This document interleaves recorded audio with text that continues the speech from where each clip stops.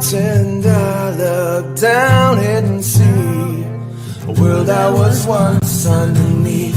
I stand on this mountain and I look down. My mind knows more than it once knew. Then I knew.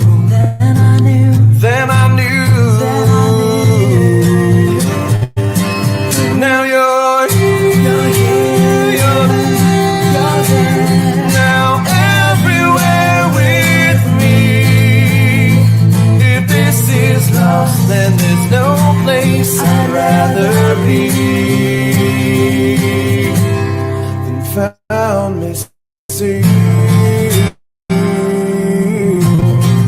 Found missing. Come down this mountain and I look around just to see that everyone used to be me. I climb down this mountain and I look around, my mind embracing more than the truth, than the truth, than the truth, than the truth, than the truth.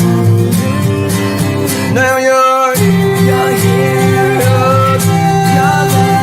Now everywhere with me.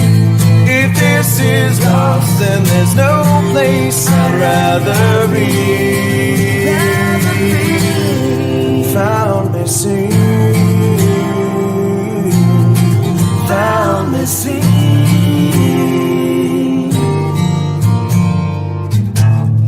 I once was blind, but now I see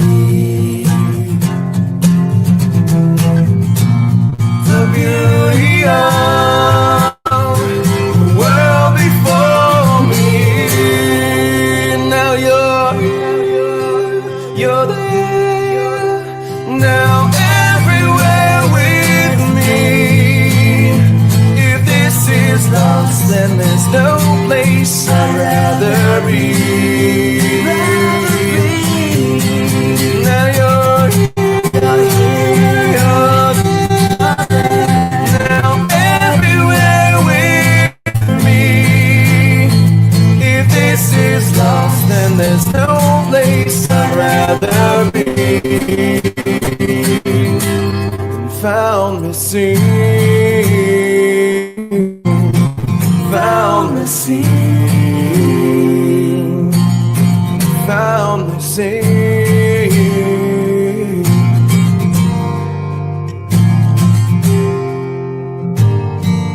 Found missing.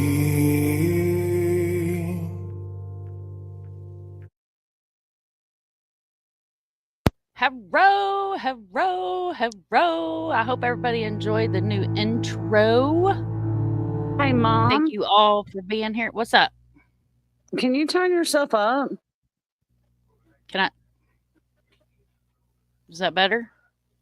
No. Is that better? No. Your No? volume is low, or is it me? Is it me, or is it... Can y'all hear her okay? I'm turned up as loud as I would go, ma'am.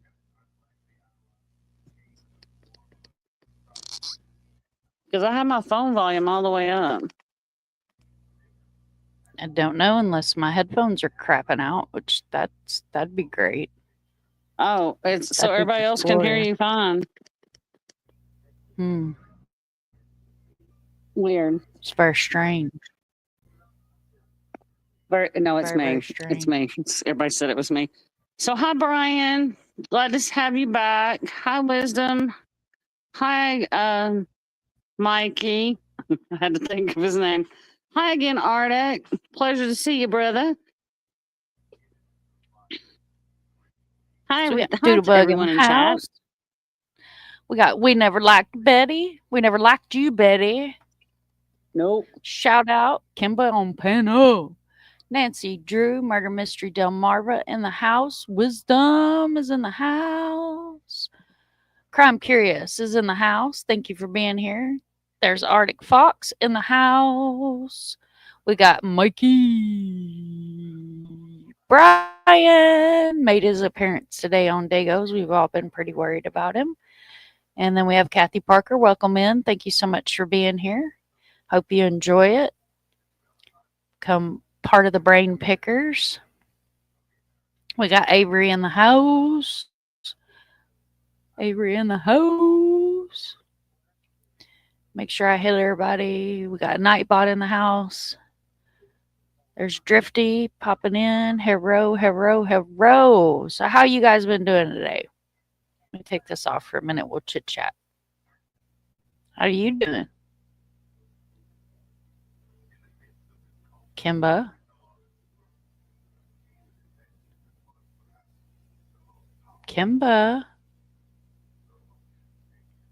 Did we lose her already? Good. How are you?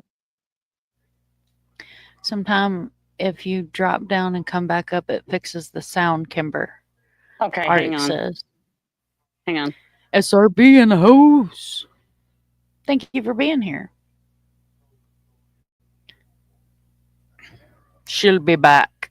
Yeah, I hope you guys like that new intro. I did update the intro with some new missing flyers. Mystery Delmarva, she gave me the go-to to use some of her flyers. I threw some of Dutchess in there, Wear Foundation, just a little bit of everybody's flyers, a couple of mine, just to add, some new flyers, get those in rotation from the last intro that we had. And hopefully that wasn't as choppy as it has been. So hopefully that worked out a lot better. The music in the background is a good friend of mine. His name is E-Rock. He is a musician. He has been at the Grammys. He is a Nashville radio DJ, has his own podcast, his own recording studio. He does some amazing things. And he's just a damn good singer. So I have full permission to use his music on my channel. So I'm definitely going to use that. Brian says, paging Kimber to the white phone. That worked because thank you, Arctic. That just blew up my eardrums when I came back. I had to turn the volume down. Whoa, oh, now she had to turn me down. Good Lord. Hello. Can you hear me now? I can definitely hear you now. I think my neighbors probably heard you. I had the volume up so loud. I was like, because at first I was like, oh my God, I can barely hear her. He is amazing. I need to grab some more of his music and put some more of his music on the channel. Maybe do like an outro with some of his other music. He's just an amazing human being, and I'm lucky to have known him. He went on America's Got Talent. He sadly didn't win America's Got Talent, but however, a producer that was in the audience, and this happens a lot of times, a producer that was in the audience noticed his talent and was like, what? We got to get him in him. I love that song. I sing along with it. I do too. Didn't you see me lean over? It's because Craig was like, stop singing. I will put a link to his channel in the description. And that way you guys can all sub up to his channel as well. And I'll also put his podcast in there and his Instagram and stuff. Catering Winch. Much respect, Mom. You're helping to make a change. Never give up. And hi, Arctic. There's Doodlebug. Nightbot's going to get put in the trash. I'm straight finna trash you, and I will use my Streamlabs. But you're very welcome, love. Doodlebug. I know. I just warned him. He better knock it off. Better knock it the hell off, or he'll end up trashing. Nightbot. It took Catering's message. Nightbot is making threats again. It took Catering's message off. Stop posting links. I don't see a link on my side, Nightbot. Nightbot's being cuckoo. Yep. There'll be none of that. I will turn his little hind end off as much as I love him. I will turn his hind end off. Nightbot's in trouble. I will not have that. Over here, there'll be none of that behavior. If there is behavior going on, it will be moi. It will not be the Nightbot. So knock it off, sir. So tonight we are going to look at the case. Drugs are bad. Drugs are bad, okay? Of Dennis Lloyd Martin. Dennis Martin went missing a long time ago in the Great Smoky Mountains. It's one of those mysterious cases. It's a cold case. It's a missing case. And it has all the bells and whistles. So I figured we'd take a gander at that tonight. And hopefully, you know, you guys will enjoy hearing the story. And possibly maybe we can get some attention on this case. So I'm going to start out with moving. Good Lord. 7-year-old boy missing in the Smokies. We're going to start out moving. And what I'll do is I'll upload this Tennessee, hopefully.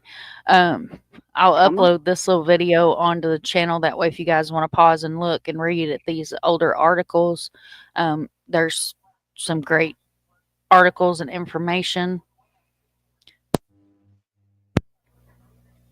Moving on up to the east side. Paula never late, always fashionably entering. Arrived. Yes, thank you. Blessing Billy in the house. Blessing Ding dong Billy burn on the grill. Thank you. Right, for at least it's not blessing attacking Mikey Billy. tonight. So, as we know, Nick Mick does these awesome, well, most of the time, they do these awesome age progressions. So, this is an age progression. This is on the left-hand side of your screen is going to be the most recent age progression. And then this was little Dennis when he went missing. I think that was the, oh, no, that's almost the end of it. I put this together a few days ago. What is on the end of this? Oh, it just talks about him missing his age and stuff like that. And missing people in America. I used their flyer to end out this slide because they do make some amazing flyers along with the Aware Foundation and Missing in America, Dutchess. There's a lot of good people that make amazing flyers, and they don't charge for them because we do have some dirtbags that do charge for them. And I'm sorry, I just don't agree with that in any way, form, or fashion. I believe it's a very dirtbag thing to do. Hi, All right, SRB. so we're going to get these links rolling in the house. In the house. In the house. In the house. How many of you guys are familiar with Dennis Martin's case? I've lived here all my life, and I had no idea until you said something. But of course, it happened, you know, so long ago that I was actually almost 4 when it happened. So that may be that could be why I haven't heard of it.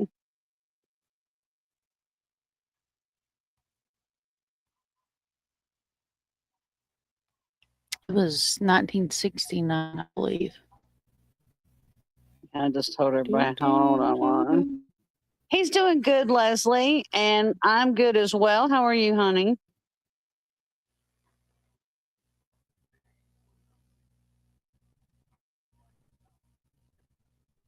Okay, so I'm pulling up all of these. Oh, it's 12 gauge in the house?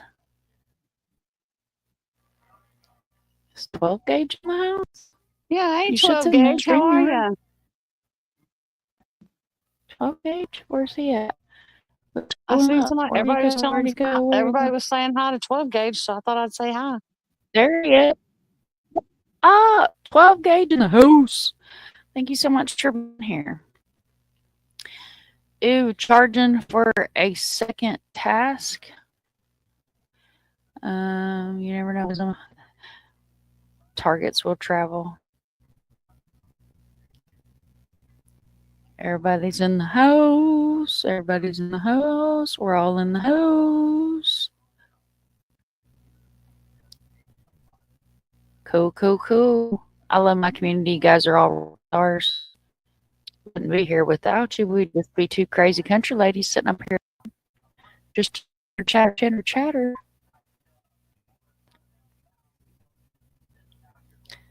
Let's see. This one. this one. All right, I'm almost there, guys. I had to run to town, so I would have normally had all this stuff pulled up for you guys, but Brian, did not. Nightbot's just being a little sassy. If it gets too sassy, Mom will just cut it off. It did that the other night. So if it gets too I will go in sassy, there and I Mom will will turn cut it his off. little hind end off. Yeah. I'll turn his hind end right on off. Oh, Don't you see, think now for it a says, second I won't? now it says, please leave your What'd it say? DNA on that light. He said, please leave your DNA on the light Yeah, that's button. all he's supposed to do. Yeah, because he knows he's He in doesn't trouble. That's why have he just said any. that. Well, y'all two country folk, country fried with a little bit of chicken fried. I think I'm here. The way Cold beer he on a has gone, Friday I'm not night. sure. A pair of jeans that fit just right.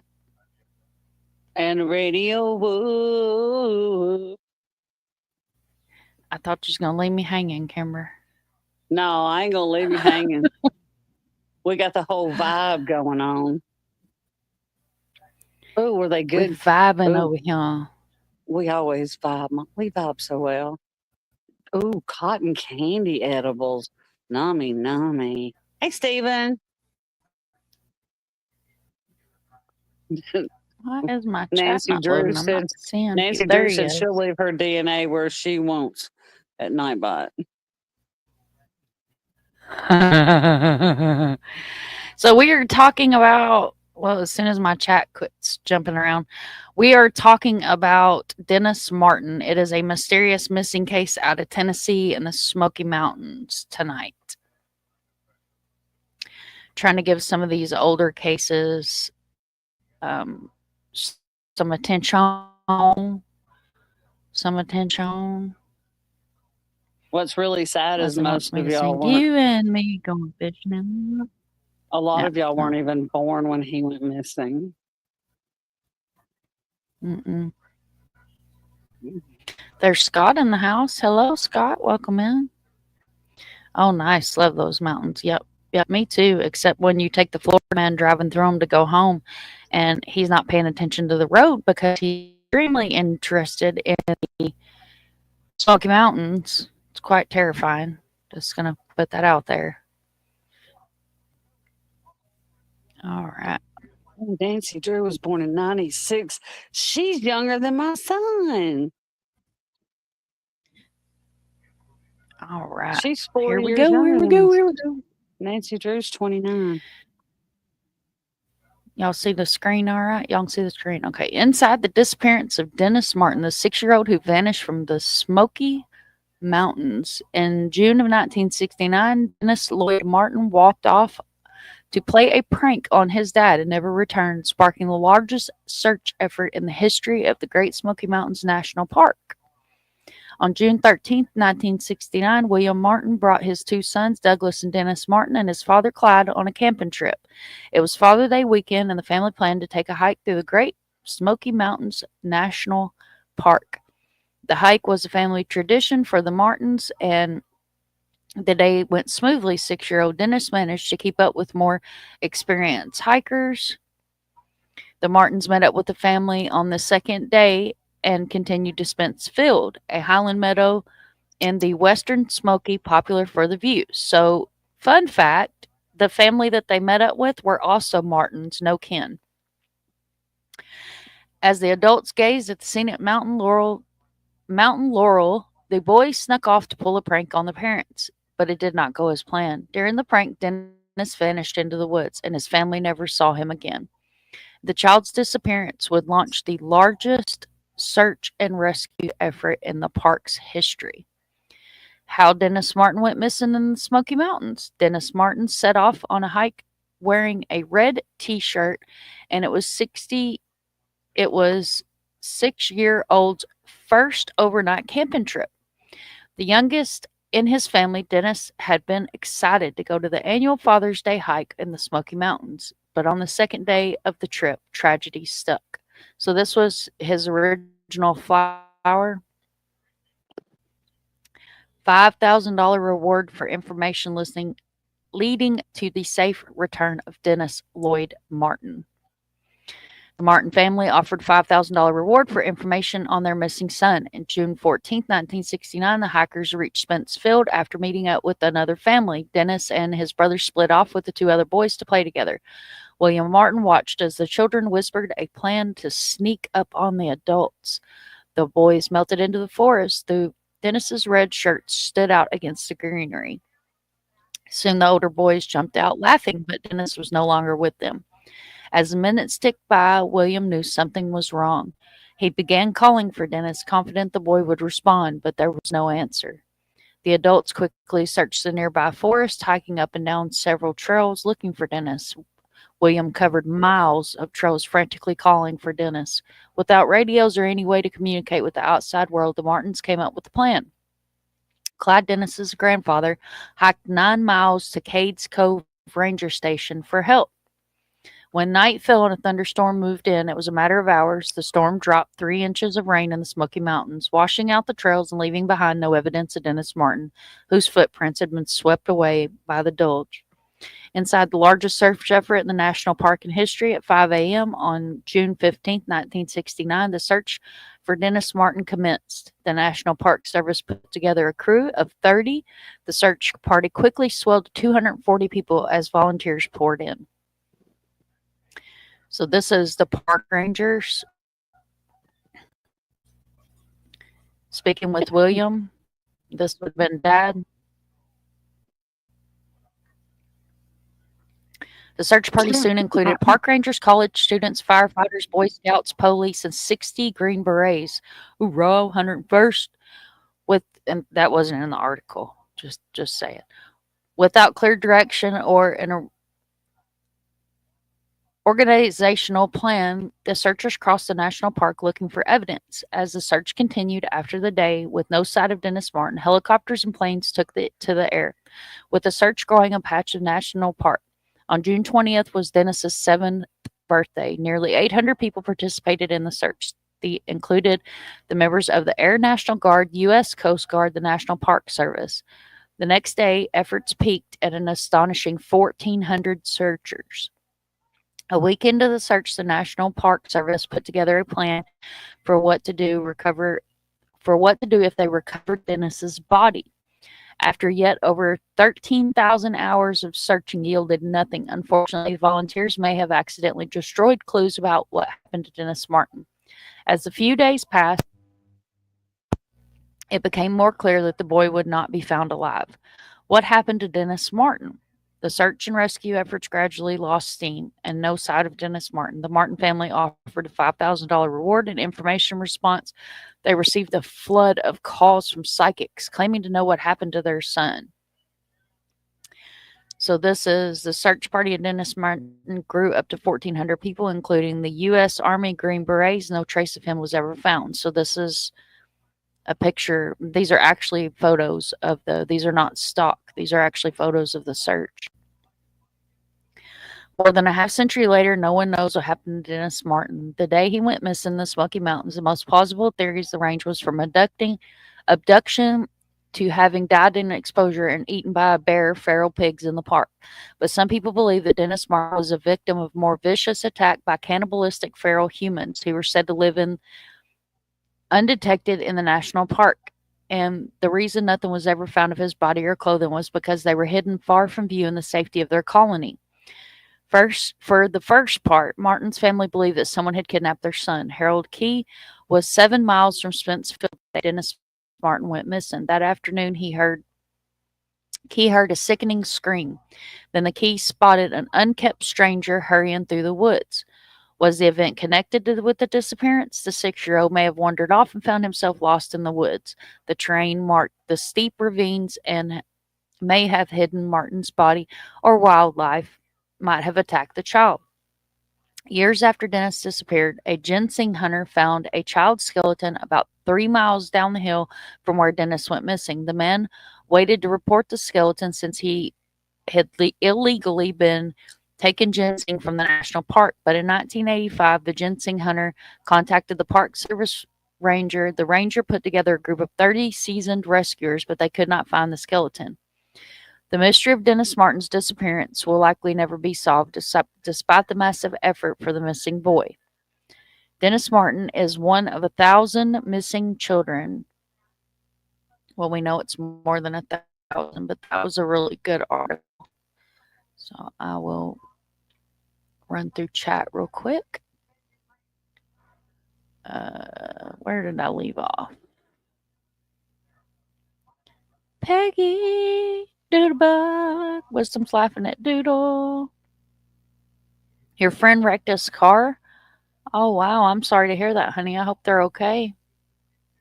Brian says he was born in 1897. I wish I had Dago's bullshit soundbite. He's in the hospital. God, I graduated high school 2 years before Nancy was born. Yeah, let us know if your friend's going to be okay. I started Medicare when she was born. Lord, y'all. He broke both of his legs. Oh, my goodness. I'm so sorry to hear that, honey. Send lots of love and prayers and positive vibes from all of us.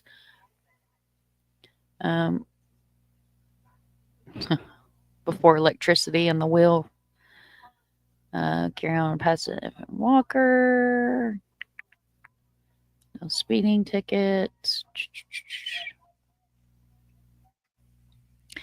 Taylor with Stitch and Bitch and True Crime and More said, I've been listening at podcasts about it.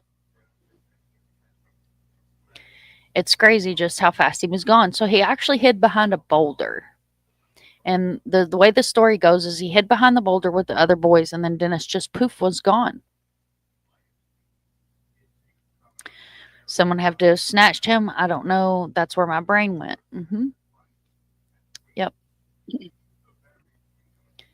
Someone could have been watching and took him and went to hide. So terribly sad. Absolutely, Kathy. And again, thank you for being here. I hope you enjoy the stream.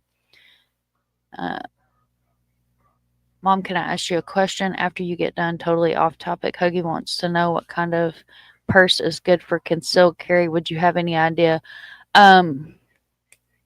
Oh, shit, Leslie, if you hadn't asked me, there's a brand name that I love. I'll start a video, and then I'll go get my bag, and I'll tell you what brand name it is. Listening while driving. Be safe, Avery.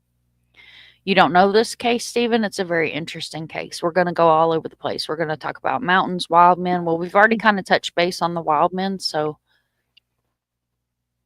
gets a little crazy. Gets a little crazy. And y'all also have to remember too that this is a time when he probably, letting the kids go, the kids sneaking off and going to go hide and scare the adults.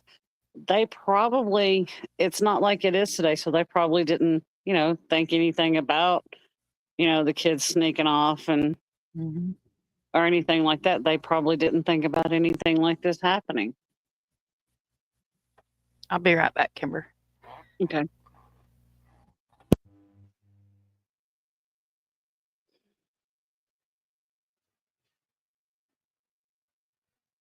So they probably did not think anything about anything like this happening.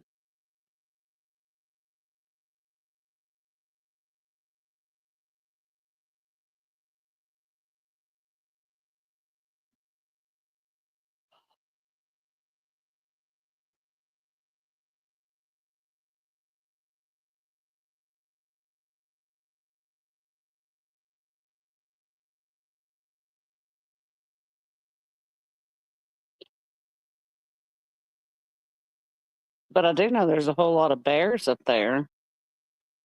But those bears are so comfortable with people now, they come into town. Yeah, that was a hefty reward in 1969, Arctic. That's what I was thinking.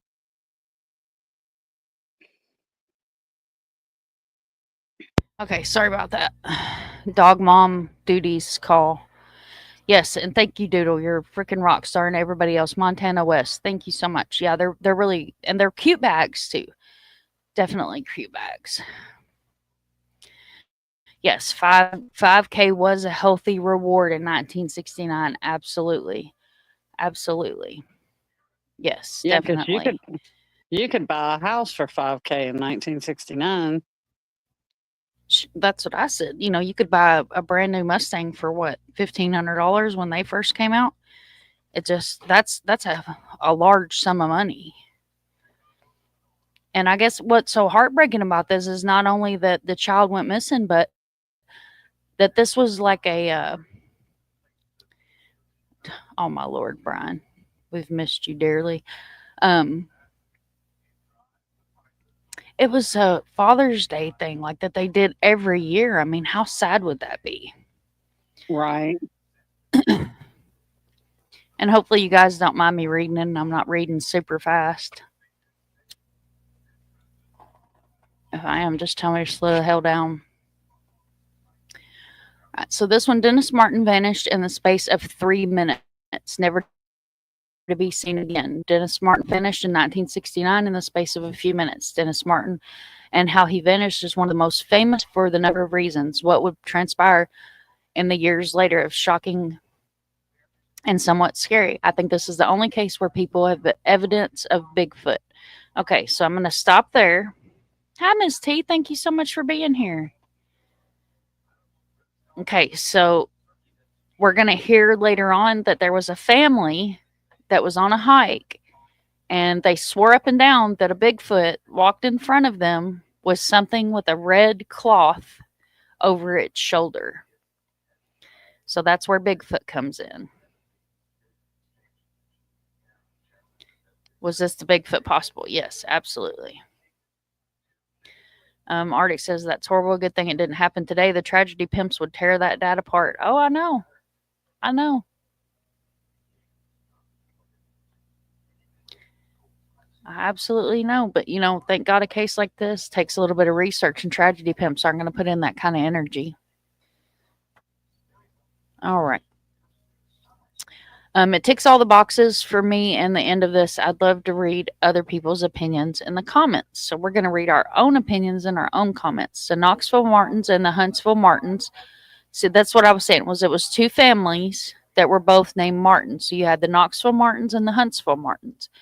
It was 14th of June, 1969. Dennis Martin from Knoxville was out on a Father's Day camping trip with his grandfather.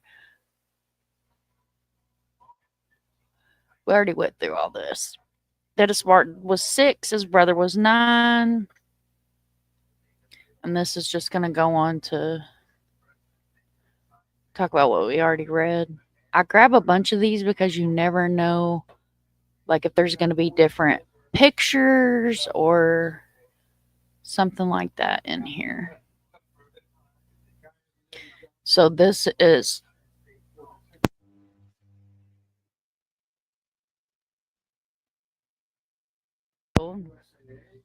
Spencefield. And this is all mountain. So you guys can see here. You know, and then it's kind of in this little ravine-y part, I guess is the best way.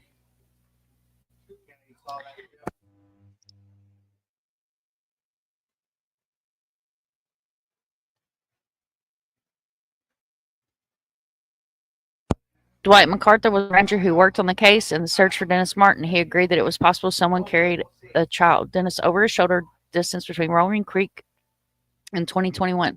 MacArthur did an interview with Terribly Vexed podcast. In this, he would state that he smelt a decomposing body along the West Prong Trail. He reported that his seniors, but he was told that the area had been searched. He was also told to search somewhere else. Here's the clip of the podcast, and then in parentheses it says, "Yes, I stole it." So we'll watch the stolen clip.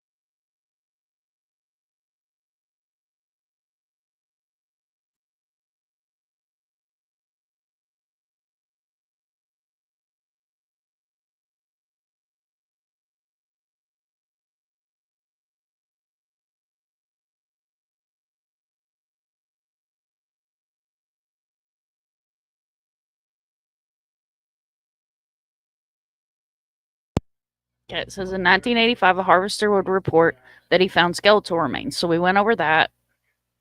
The individual thought his report was credible. If you remember when Dennis Martin vanished during the search, a footprint was found in this area. It was discounted for at the time, but is now 3 indications that something is still in the West Prawn area. Could this be Dennis? Was Bigfoot involved, or a random person who abducted him? During the search for Dennis, one of the searchers found a rusty sawmill blade. The blade was from a sawmill from a couple miles away that one of Dennis' ancestors operated years prior. And then here's some of the clips. And I'll include all these links in the description as well, so you guys can go and look excuse me, at all these links and the articles and things like that, because some of these articles are really, you guys didn't have sound. Shit, that's because I forgot. That's okay. I've got a holdover clip that I'm going to share with you guys that's going to have the full thing on there. Okay, so moving on to the next one. And as we look at these, I'm closing them out, but I do have them saved in Discord.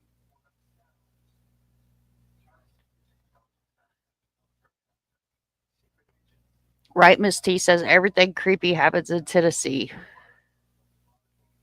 And yes, you were supposed to have sound, but of course I forgot to switch it to the right. Oh, Arctic, you're such a sweetheart. So this is another really good article. I'm not gonna put you guys through me reading this one either, but I will include it in the description. This was Dennis Martin was my cousin. My grandmother was on the mountain the day he went missing. My family searched for weeks, even months. I grew up hearing the story of little Dennis Martin and its heartbreaking disappearance. I'm deeply affected by my family and surrounding the community. Next June, and this was written in 2008, would have been the 40th anniversary of the longest intensive search for a lost person ever in the Great Smoky Mountains. No trace of the missing boy was ever found. So something else we haven't heard yet that I am going to go ahead and share with you guys is that the Boy Scouts were also involved in the search for Dennis Martin. He does have a NamUs. I will also include this in the description. And it just tells the synopsis of the story. Martin was visiting the Great Smoky Mountains. Family members on June 14, 1969. Martin was last seen between 2 and 4 p.m. the day he was playing a game of hide and seek in Spence Field in the park near Appalachian Trail. He disappeared behind a bush. It's also been said that he was behind a boulder. So when these stories are older like this, you got to think that they've been told through family, down the line, articles, different people. So it was either a bush or a boulder, because I've heard both. And the area was never seen again. And it talks about the extensive search. Okay, make sure I'm not missing nobody. So this is the Doe Network, and Nightbot should drop the Doe Network's link. They're a great organization. And again, this shows all of his pictures up here. His date of birth was June 20th, 1962. He was 6 years old. White male, 4 foot tall, 55 pounds, brown wavy hair, brown eyes, long thick eyelashes. He was adorable. He was adorable. And then again, of course, I will include this link in the description as well. And it has all the contact information if you have a tip for Dennis Martin. Okay. He also has a Nick Mick.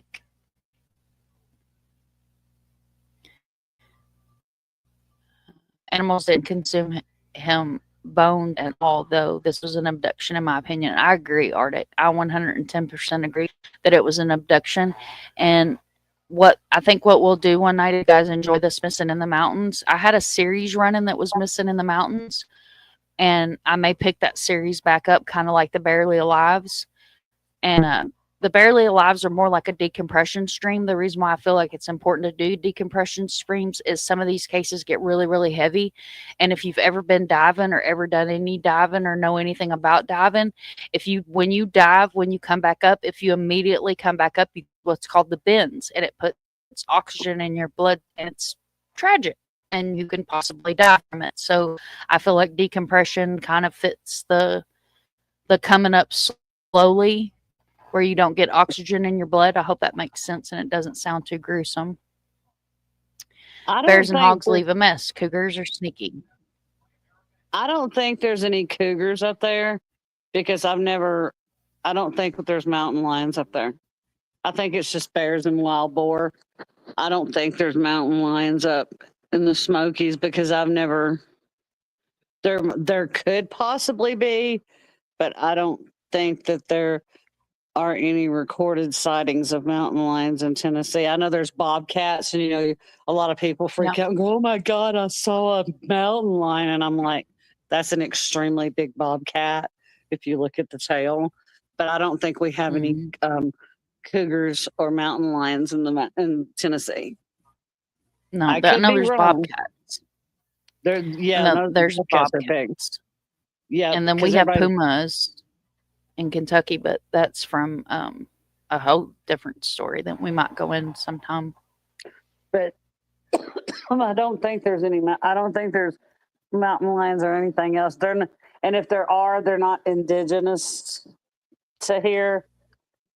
But most of what we have are bobcats. Now, bobcats can grow to a fairly large size, and a lot of people see them on their trail cams and stuff. And they go, "Oh my God, it's a mountain lion," and I'm like, look at the tail, because it's a bobtail,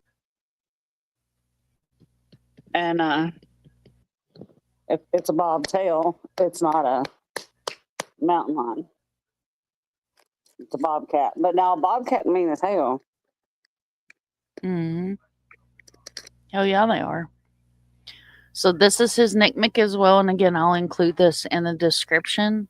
It also gives his information. It's got pictures of him. He was such a little cutie. Look at that little curly head.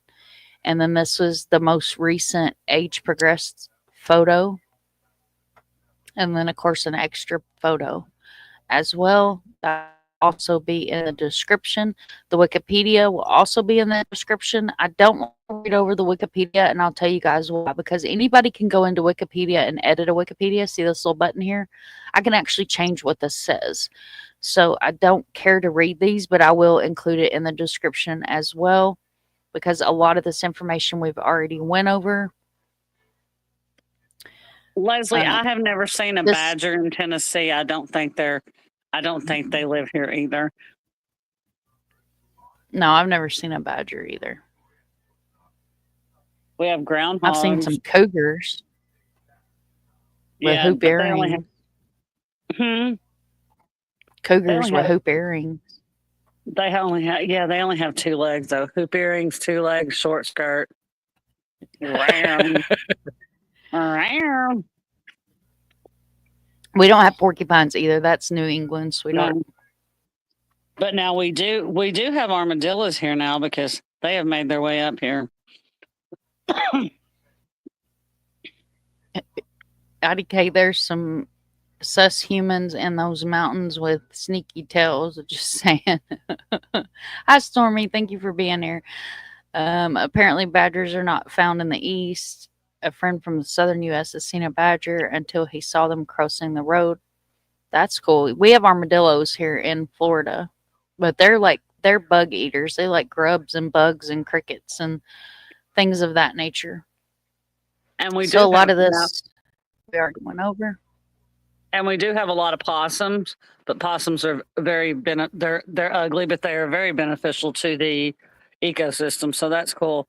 But now, and I will say this, at the time Dennis Martin went missing, there probably were a lot of moonshine still being ran up in those mountains. People were still probably running a lot of illegal moonshine out of those mountains too. So that's another thing to think about, Mom. Mm-hmm. You know? moonshiners. Ran across an illegal steel, even though the kid didn't know what it was. Boom. Wrong place at the wrong time. Yep. Okay. Okay, you guys know I love the Missing Enigma. They're full of great information. So their link will also be included in the description. And we'll do like we did with the Yuba 5. We'll kind of listen to what he's got to say. We'll stop it, commentate over it. Anybody has any questions, concerns, emotional outburst, those are all welcome as well. And I forgot, I almost screwed you guys out of audio again. Hang on, I got to move it to this side. All right, and then I got to stop and share.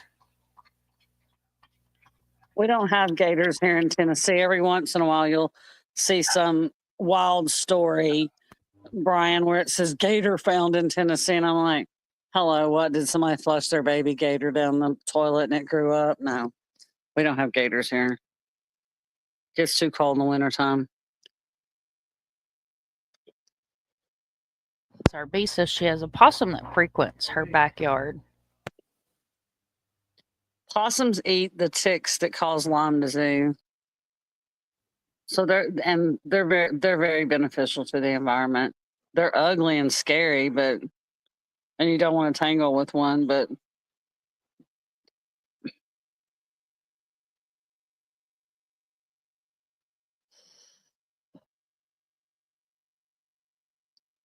armadillos can be aggressive, Peggy.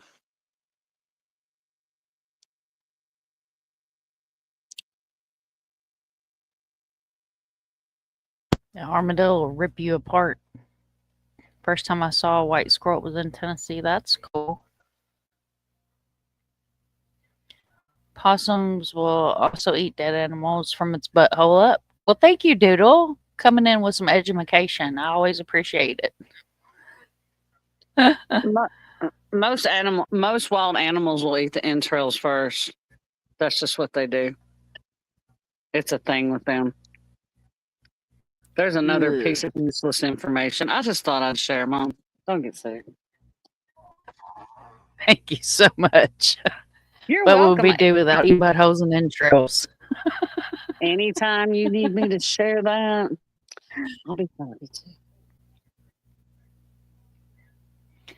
Would you like me to grab a tape measure and get back to you? Brian, if there is a gator, please don't go playing with that damn thing. For Christ's sake, make me worried. All right, so I'm going to let this play. And, of course, like I said, we'll stop, commentate it, do all the things.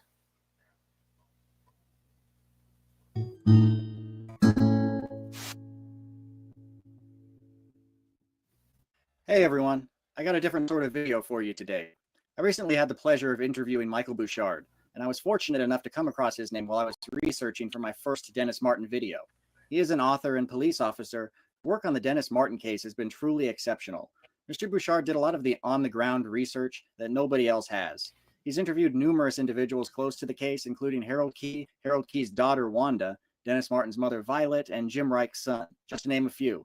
His knowledge on the case really shines through in the interview, and much as you would expect for someone who has been in law enforcement for some 38 years, he has a very skeptical, analytical, and fact-based take on the case. I think it's important for everyone to hear what he has to say.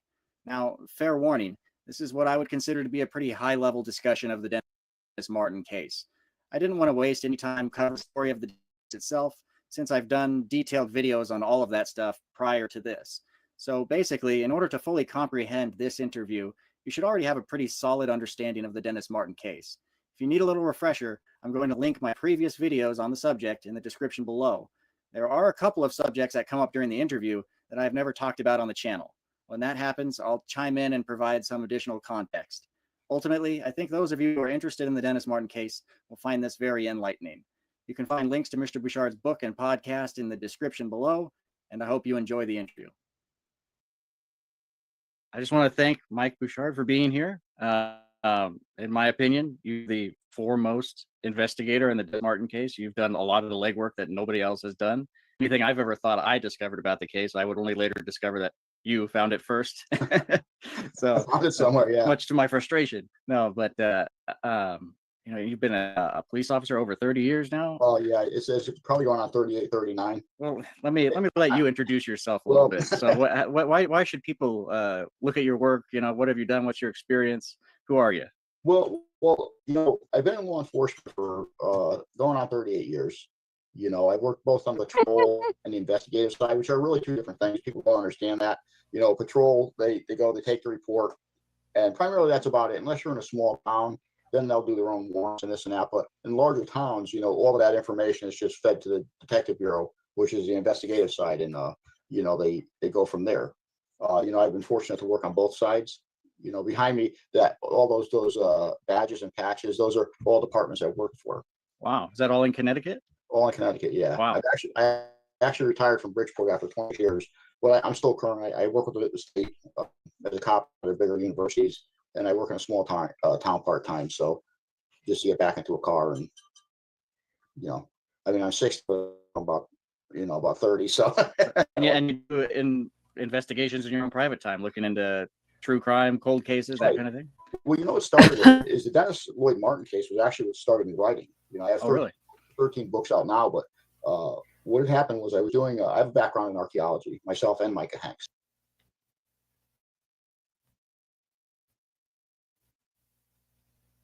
Okay, y'all, if there weren't operator error, I wouldn't know what the hell I was doing. I done started the wrong damn video. So we're going to try that again.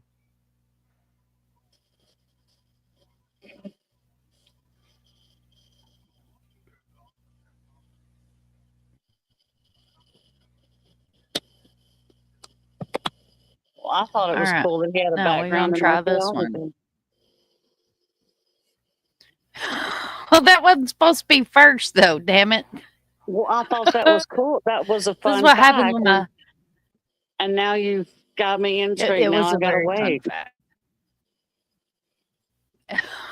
Well, see, then that just helps everybody stay till the end of the live. See how I did that? I see what you did there.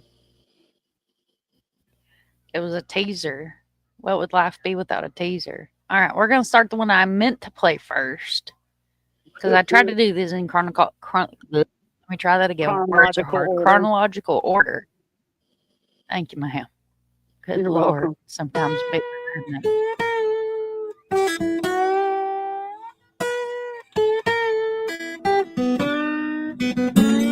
I do. I love this music. I do too. The disappearance of Dennis Martin is well known to those interested in the subject of missing people. It has been so widely covered that some may wonder why I would even bother making a video on it. I think that there are many misconceptions out there about this case. Inaccurate and incomplete information has grown to create myths about such things as feral humans or cannibals living in the Great Smoky Mountains. In this video, I want to delve into some of these claims often made about this case and see whether or not they have any validity. Because of this, I think even people familiar with this case will find new information in this video that they had not heard before. Keep in mind, this case is multifaceted and complex, with many details that are all important to achieve a proper understanding of the mystery that surrounds this story. First, I think it would be useful to anyone unfamiliar with this story to get a brief overview of the geography and key areas that will be discussed. Within the Great Smoky Mountains National Park is a location called Spence Field, which is situated right along the border of North Carolina and Tennessee. The Appalachian Trail runs straight through Spence Field, and Boat Mountain Trail follows the West Prong River north until it turns into the West Prong Trail. From here, it is a little over a mile to a location known as Big Hollow. An area called Rowan's Creek is roughly 3 miles northwest of Spence Field as the crow flies. All of these trails and areas are relevant to this story. So just for context, a hollow, for those of y'all that are country, is a holler. And as the crow flies is a normal terminology for direction and a curvy road they made by the snake. Just for educational purposes. Yep. Educational purposes. Anna, thank you so much for coming back. Anyway, sorts out the boy was with a group unlikely for an animal or human predation. For those circumstances, best guess the boy moved away from the group and was initially lost. Very good. Very good. Thank you. We will always appreciate everybody being here, and I especially thank your input. Thank you so much. Okay. I just wanted to throw that in there for y'all. 6-year-old Dennis Martin, his brother Douglas, father William, or Bill, and grandfather Clyde arrived at the Great Smoky Mountains National Park on Friday, June 13th of 1969. Their trip was part of a family tradition of sorts that occurred every year. They would typically meet other members of their extended family and hike to Spence Field. Dennis was a special needs child with an educational delay of about 6 months. He was smaller, at about 55 pounds, but was said to be adventurous and enjoyed camping with his family. He was not known to wander off. The first night of their arrival in the park, Clyde Martin would befriend another man by the name of Carter Martin and his 2 sons. These 3 Martins were completely unrelated to Dennis and his family, only coincidentally sharing their same last name. Clyde invited Carter and his sons to stay with them in their Russell Field shelter, along with Dennis, Douglas, and Bill. The next morning, both groups set out for Spence. They were planning to set up camp. Later in the day after arriving at Your the kids came up internet's with a like plan. burp, burp, burp. 3 older children went together while Ted danced in the opposite direction down a longer path. Is it glitching? Yeah. Is it still glitching?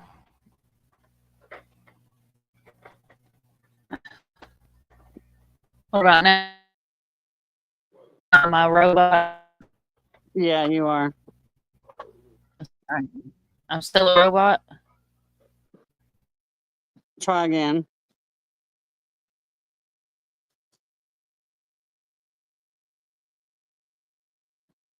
Oh. Well. Da-da-da-da. Da-da-da. She left me alone. All alone on panel. Here I am.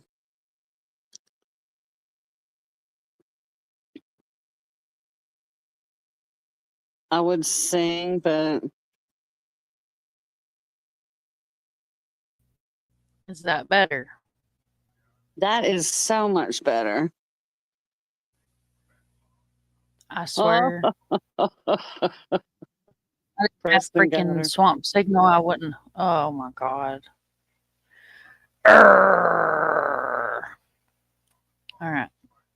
You Let's need to see. go back to when the Martins met the Martins. Okay. That's when you started kind of. Okay, so I think right about here.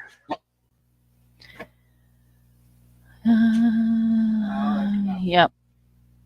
Maybe the boy thought he could do more than his friends. He'd sneak up the trail a little further and scare the adults a second time, but initially was lost. That's a good point. By the way, Mama had a great time in discussion with Barista the other night. I'm glad, Peggy. I'm so glad you guys are enjoying Barista. Just wanted to stop in and say hello. Well, thank you for saying hello, Stormy. My stinky bean. I'll be seeing my way out, y'all. Swamp signal went robotic. Yes, it did. Sorry about that, guys. Ooh, next mixtape, Robot Mom. Oh man, this kid just farted and covered. What? Oh Lord, little turd. My bean is messing with Doodle. All right. Tater's in here? I didn't see Tater. Hello, Phil. And wrong song, Mom. I love it. I had to edit that damn song out. All right. Let's try this again. I feel.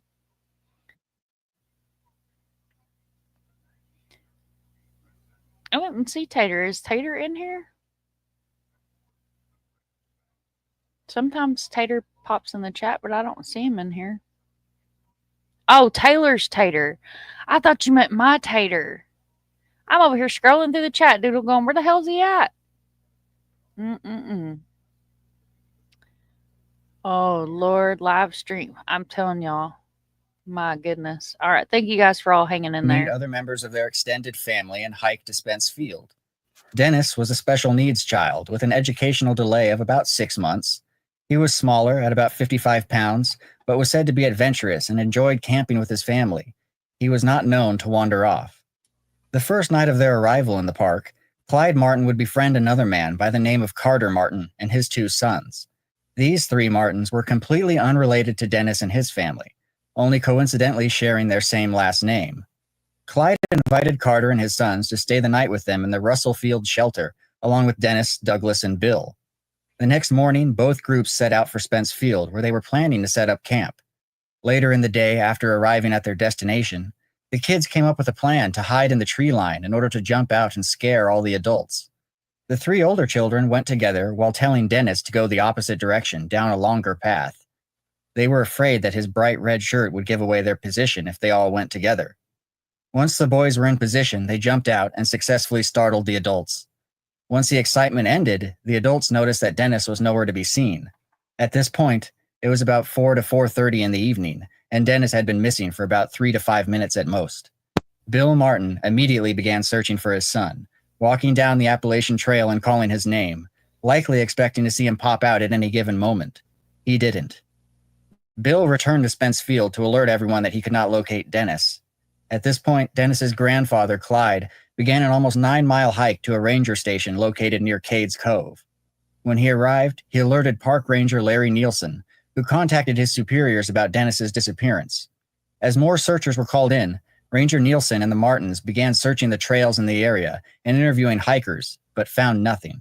A heavy rainstorm hit the area that night, causing flooding in certain areas of the park. The rain only made trails muddy and treacherous, as well as cover up scent that may have been picked up by search dogs. I agree. By June 15th, the largest search in the history of the National Park Service had begun. The details of the search efforts are extensive, and an entire video could be made of all those details alone. Here is a more abridged version. Spence Field became the search base camp, with a headquarters as well as a makeshift heliport. At its peak, records show up to 1,400 searchers. These included rangers, firefighters, policemen, and people from other walks of life. Many civilian volunteer searchers were brought in to assist, but most were inexperienced.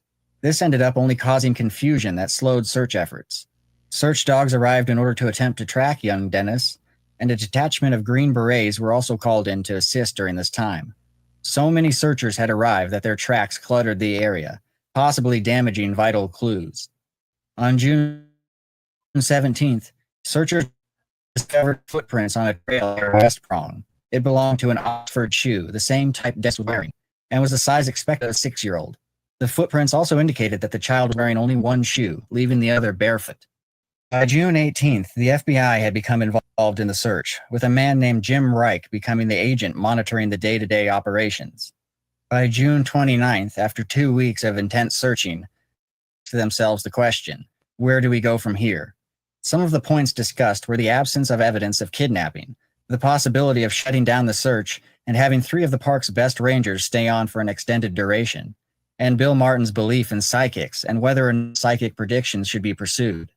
A number of predictions are listed in the NPS report. Some of them were investigated, but with no results. Most of these predictions are very vague and offer little to go on.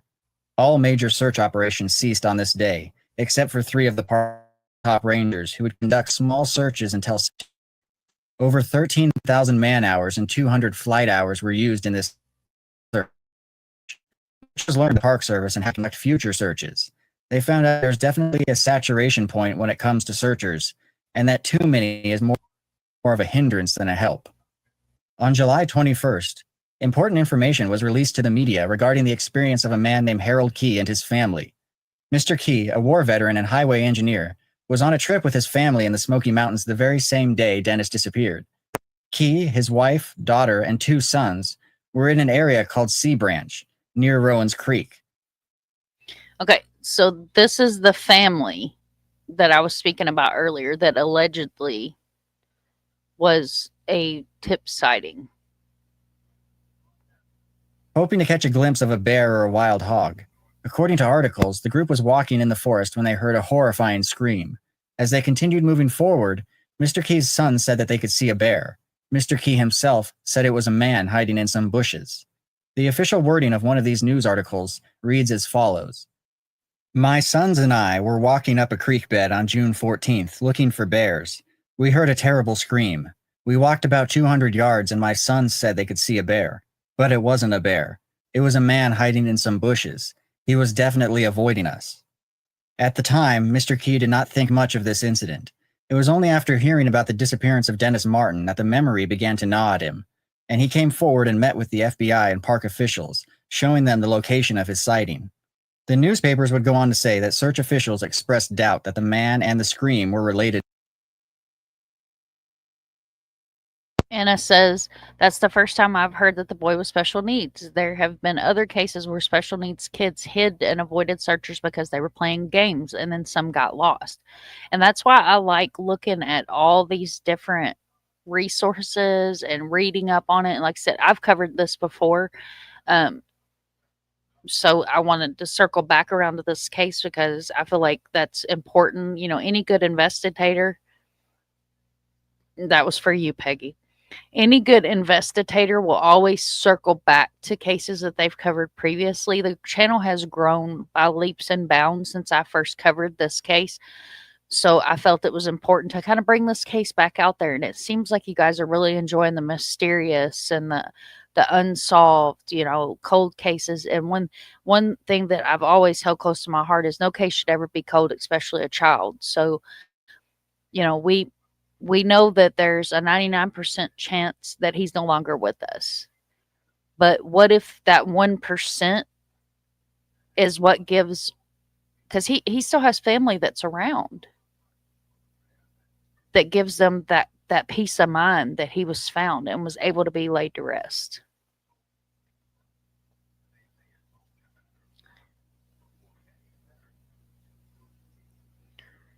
Okay. To Dennis, due to the distance between Rowan's Creek and Spence Field, which for a person taking the known trails is about 7 miles. Dennis disappeared around 4:30 p.m. according to the official report on this case. Mr. Key, while unsure of the exact time of his encounter, says he saw the man sometime between 4 and 5 p.m. This did not leave much time for a man to make the journey from Spence Field to Rowan's Creek. However, both of these times could be considered rough estimates. Afterwards, this incident would essentially be ignored by news and search officials. But Bill Martin took a deep interest in the sighting, believing it to be evidence supporting the theory that Dennis was kidnapped. Mr. Martin was also angered because he only found out about the Key sighting after reading it in the paper, while the authorities had balked at informing him themselves. Mr. Martin would eventually speak with Mr. Key and discuss the sighting, but ultimately nothing would come of it, and Dennis Martin would never be found.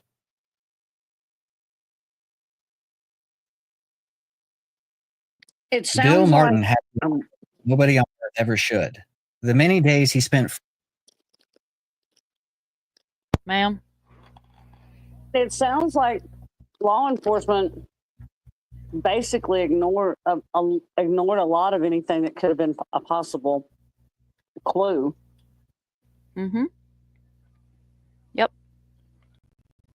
And you got to take into effect that too. This is a state park, so you know who trumps law enforcement on this land? The FBI, TBI, and FBI. The forest rangers. Oh yeah, that's right. Mhm. Forest ranger. Yep. The forest rangers trump.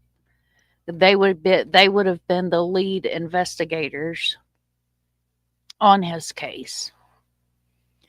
So, like, when we pulled up the article that had the links at the bottom of it, if you looked at the top of the contact list, the Forest Servicery, words are hard tonight. Their number is on the top of that list. And Arctic's exactly right. Even if he's gone, his family needs closure and he needs a proper resting place. And I totally agree with that. Yep. And Arctic, I know you'll know the little boy's name. I had it on the tip of my tongue and went to say it and it's gone. The little boy that was camping with his mom, his dad, his grandpa, and the friend, and they went fishing and he disappeared. Mr. Stevens actually went out there and searched for him. That's kind of what this case reminds me of. It's different, but still kind of the same vibes as this case. What is that little boy's name? It's an unusual name. Dion Koontz. I told y'all I had it. It was just in a file folder. There, Dior. Thank you, Arctic. Freaking rock star. Dior Koontz. All right, do you kind of get that same vibe off of this case?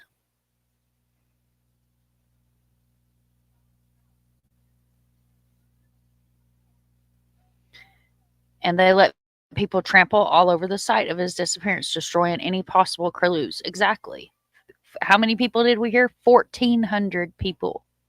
That's craziness. Yes, Dior Koontz. Thank you guys so much. You guys are rock stars. Y'all were in my head.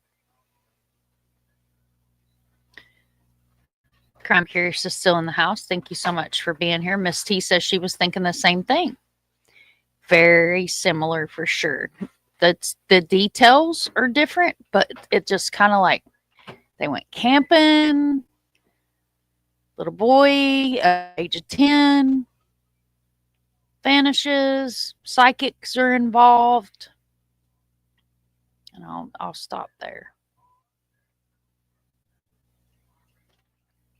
At work, mom and earbuds. Oh, thank you, Crime Curious. I appreciate you, honey. Thank you so much for being here. Okay. Fruitlessly searching for his son likely took a mental toll that is incalculable. Parents of lost children tend to blame themselves, and Bill Martin was no exception. He tirelessly searched the forest for his child, but to no avail. He had to endure the media pestering him for interviews, and authorities who did not keep him readily updated on the search for his son. Mr. Martin always held the belief that Dennis was abducted, especially once he learned of Harold Key's sighting. He believed there was no way that Dennis could have disappeared in the short time that he had lost sight of him. Authorities, however, refused to entertain the idea that Dennis was abducted. Bill Martin would not give any more interviews regarding his son's disappearance for many more years.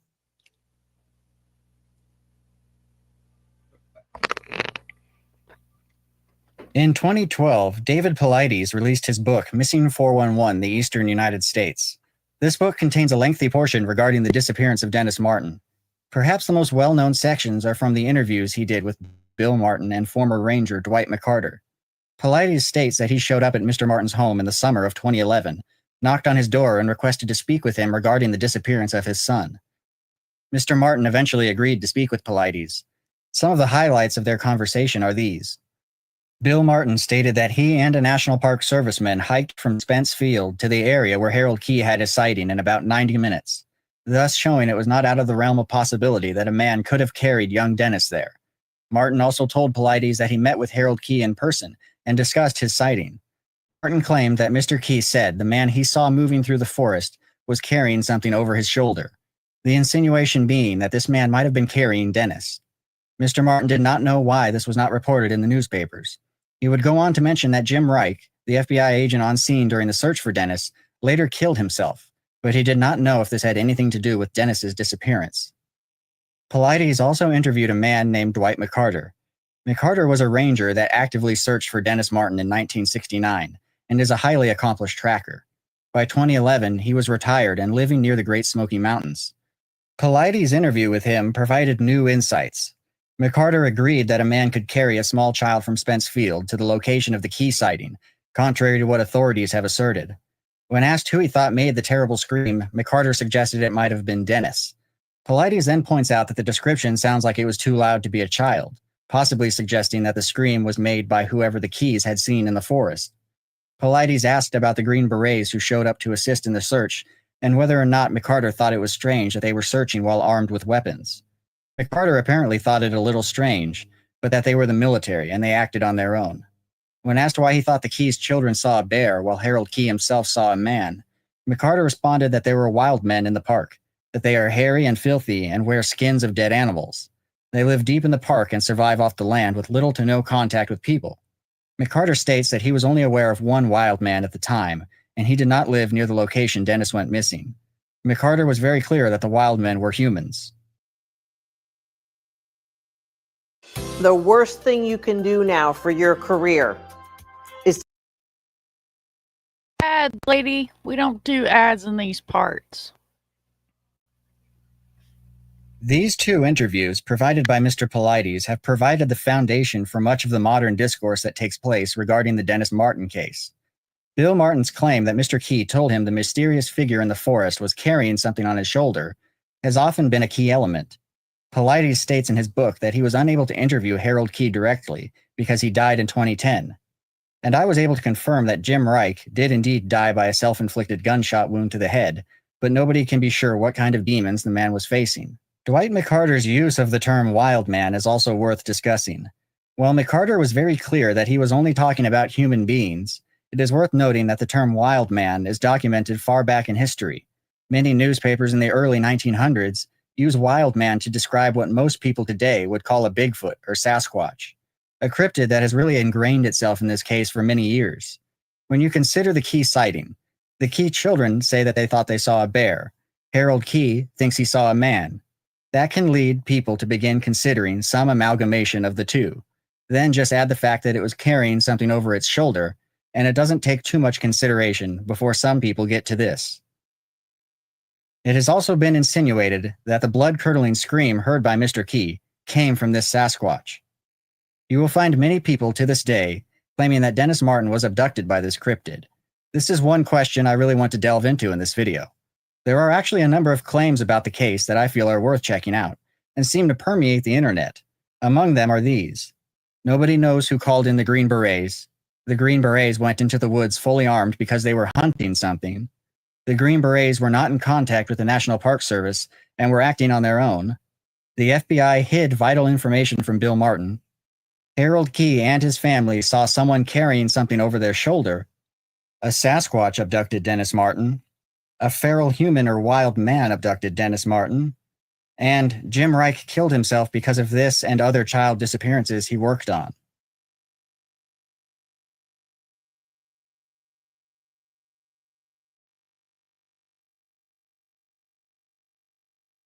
Brian, honey, I hope you're okay. And you know that all of our emails are in our descriptions. If you need to talk, you've emailed me before. Don't hesitate to email me, honey. If you want to go have a coffee, I will scrounge up the old man and we will come and we will have coffee with you, honey. You're not that far from me. So please don't get in a bad place and not reach out to one of us. Mikey's a local too, so I mean, anybody that's here would be more than happy to talk to you, or anything that you need. There you go. There's Arctic's email. You can email Arctic. We're all here for you. Thank you, Anna Dion Coots.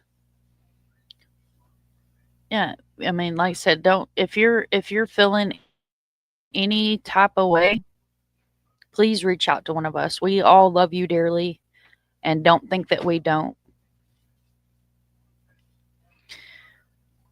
Okay, so that was some interesting information. Now, Kimber, you've lived in Tennessee almost your whole life, right? Yeah, all my life. All your life. Have you ever heard of the wild men? Okay, I have never heard of no feral human beings living in the Smoky Mountains. Now, I've heard of moonshine stills up there, and there's some people that live up in them mountains that don't come down out them mountains much, and stuff like that. But I've never heard of feral human beings living up there.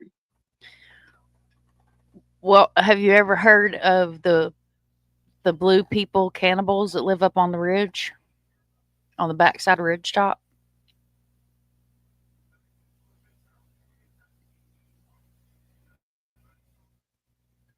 I've heard rumors. I have too. But I worked with a girl that swore up and down she saw him come out the weeds one day. I like to fell over.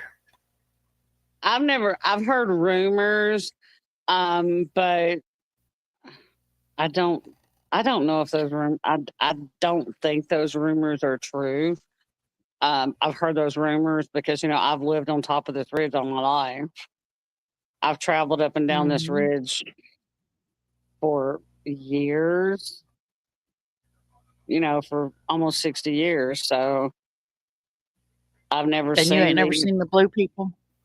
never in my life have I seen the blue people. I've traveled day, night. I've been broke down on that ridge. I've walked up that ridge, you know, at 3 o'clock in the morning to get to the payphone. That was before cell phones, to get to the payphone and ridge top. And so, and I survived it. So yeah, it's There actually, is some weirdos that hang out up there at the racetrack, but I know most of them. well, now they've cleaned that racetrack up a lot. It's now Veterans Motor Speedway. So they've cleaned that up quite a bit. But now there is a place Oh, where you wow. can go. Yeah, there is a place where you can go. That house that sits up on the hill in ridge on the ridge that used to be Grandpa Jones's. Mm-hmm. You know what I'm talking about? Okay. Yep. There's a place where you can go, and I think it goes down. You go up. There's a place where you go up his driveway, but then there's a place where you can go down. And I think that's supposedly that's where all those blue people live, but I don't think there's any truth to it, because I've actually seen a truck come out from there, and they weren't blue, and they didn't look like cannibals. So, yeah.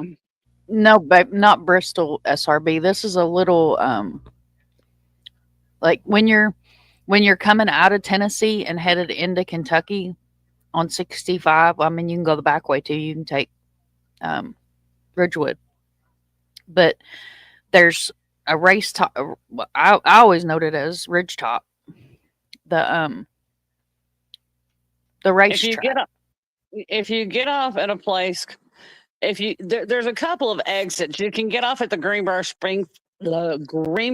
Springfield exit, and you take 41 and you come straight up 41, and you will go up the ridge, and you'll come into Ridge Top, but you'll go straight up the ridge and come into Ridge Top. And if you go the other way, you can go two ways, and one will take you up the ridge in Millersville.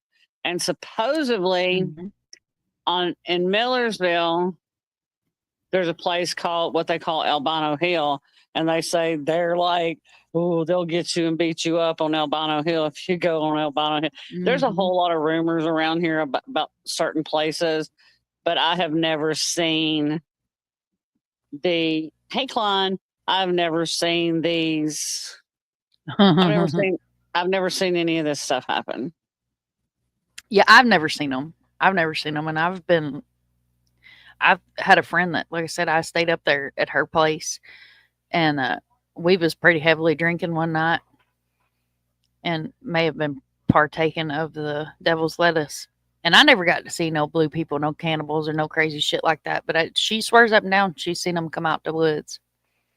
And Klein, thank you so much for being here. And he says Nancy's a snitch. She sent him the link an hour ago. That's freaking priceless.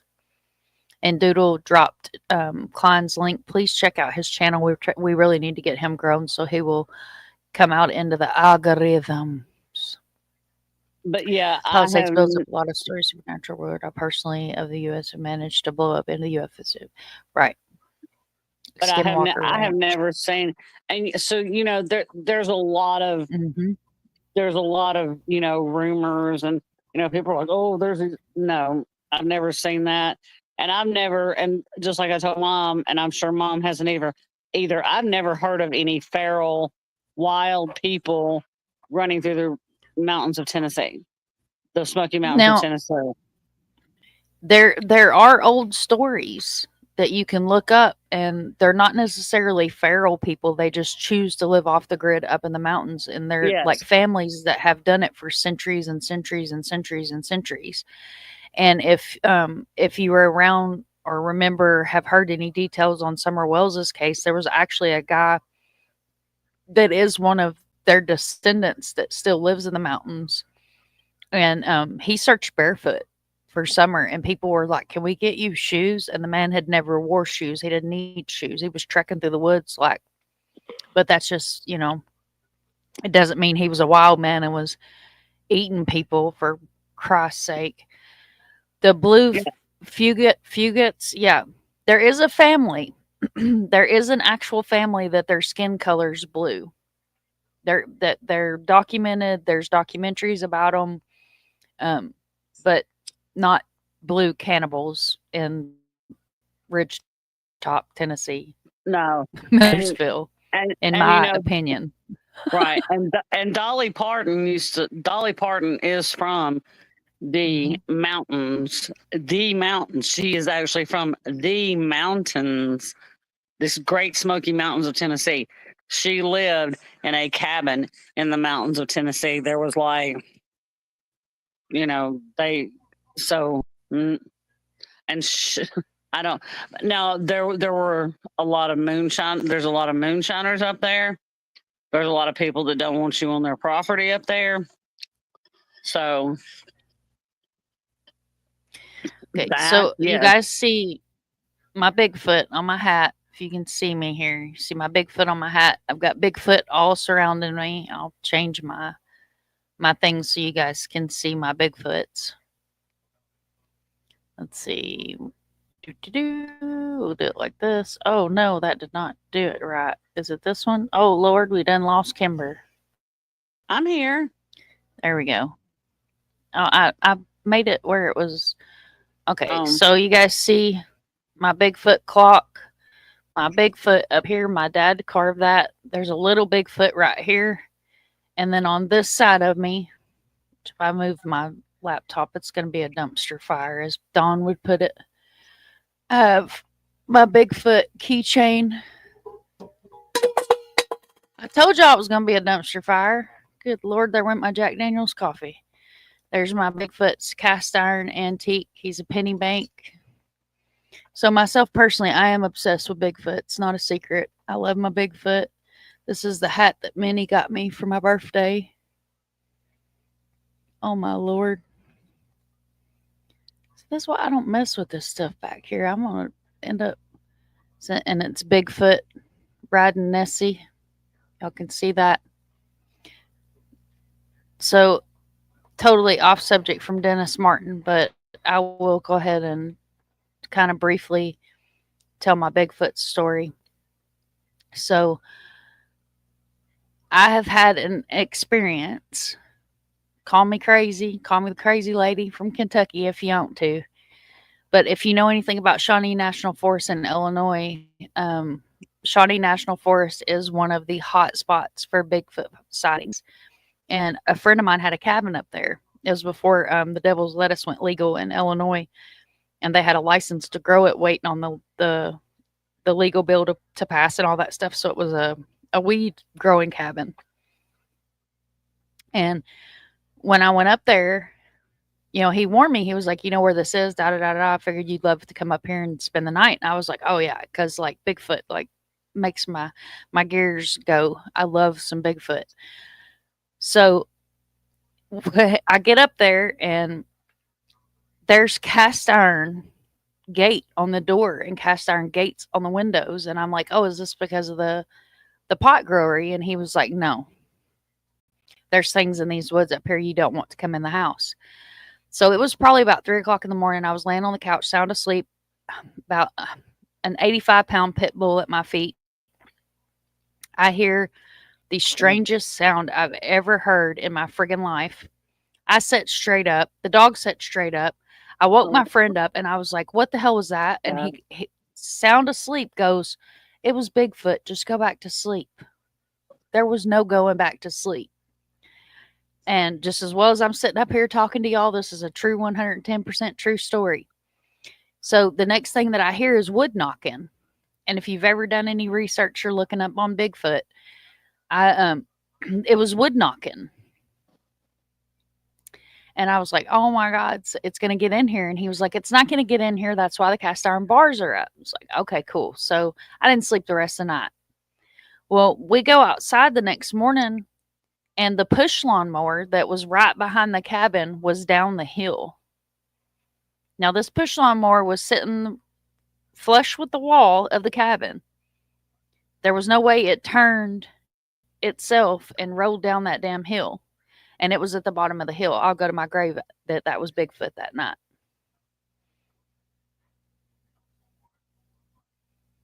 He still lives out that way. I'd run like hell. The Blue Man Group. No, they're real people. Papa Smurf isn't that bad. Oh, Lord. They were awful at Disney 25 years ago. Way too much devil's lettuce. See, I was seeing Smurfs. Oh, you left the Blue Man Group?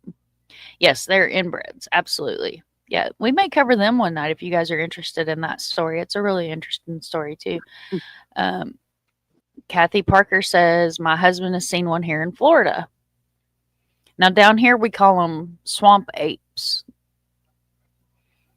And if I could ever get him on panel to talk about his experience, Craig, Mr. Monster, Mr. Sunshine, the old man, actually had a swamp ape experience when he was a kid.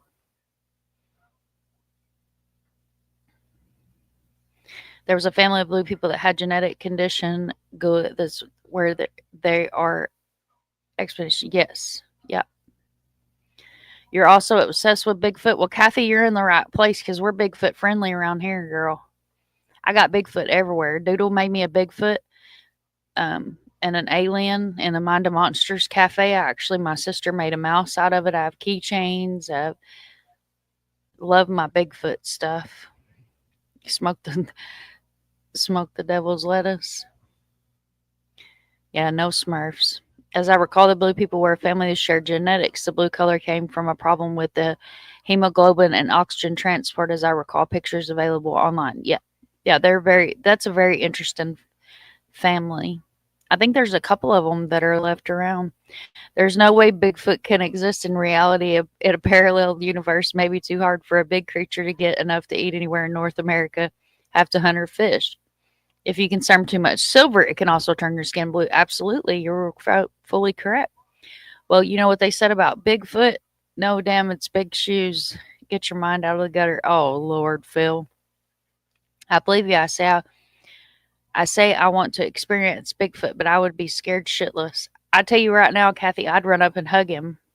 And I'd be like, can I take a selfie with you? I would, y'all.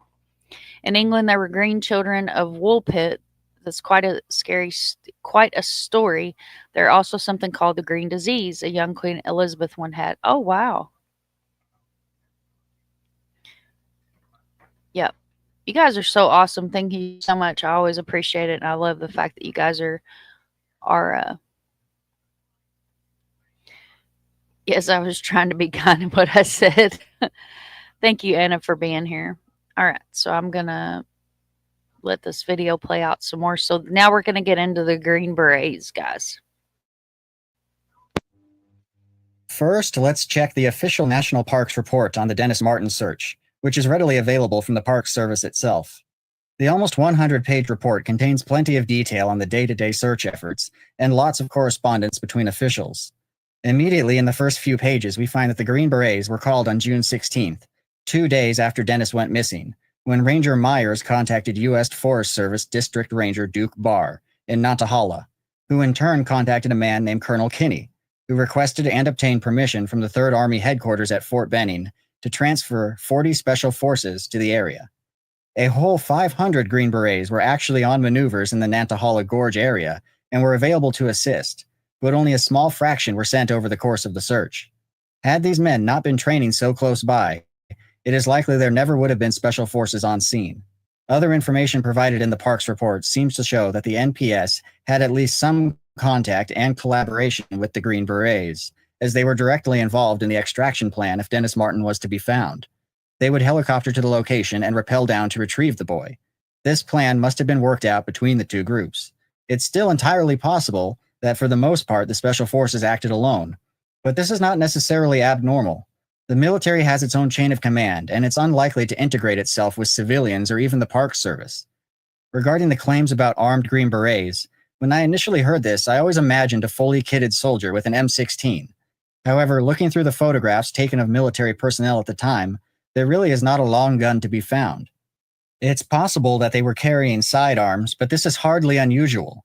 I carry a sidearm when I go hiking in areas that have bears or other dangerous wildlife, and the Smoky Mountains certainly has these animals.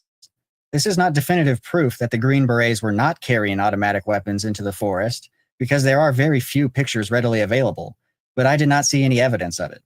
This was not the first nor the last time Green Berets would be involved in the search for a missing person.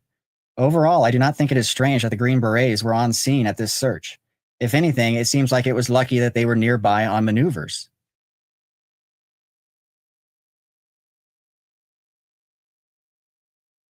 Bill Martin's displeasure with park officials and the FBI is apparent in the official NPS report, as he wrote a letter to them expressing his frustration. He was upset because he believed the FBI had some incorrect information, and he noticed small discrepancies in the official search report. Bill Martin was also unhappy that he was not present for the meeting between Harold Key, the FBI, and Park Service, when Mr. Key showed the authorities where he had his sighting at Rowan's Creek. In this letter, Mr. Martin makes reference to several phone calls he had with Mr. Key, and also the suspicious person Mr. Key saw, but says nothing about the alleged object the man was carrying over his shoulder. This is a point that Mr. Martin presumably would have been very adamant of addressing, yet it is nowhere in the letter. Why? The authorities undoubtedly did keep Mr. Martin in the dark with regards to information about the search for his son, but there may not have been any nefarious intentions behind it.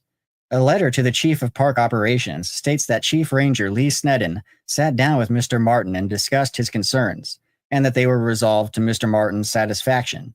The letter goes on to state that it is not the FBI's purpose or practice during the course of an investigation to inform people outside the Bureau, not even those most vitally concerned, of the case as they develop them. One can only imagine how angering it would be to have the FBI withholding information about the disappearance of your son. But that does not mean it is altogether strange behavior for the FBI to do so, regardless of how much we think it is immoral. Oftentimes, this is done to preserve the integrity of a case and not leak vital information that could be used by potential suspects. However, as far as we are aware, the FBI has never officially stated. Now, you don't say that law enforcement would keep anything close to the vest.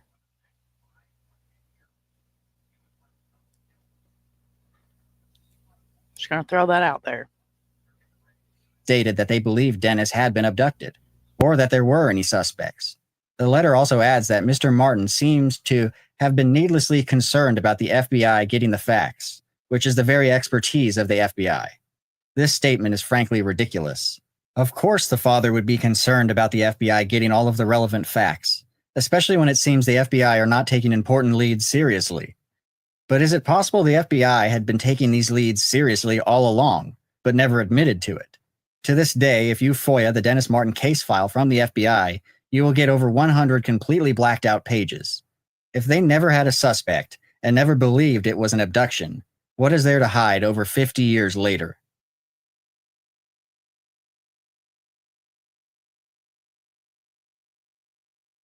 In recent years, Dwight McCarter has done numerous interviews and has openly discussed his involvement in the Dennis Martin case.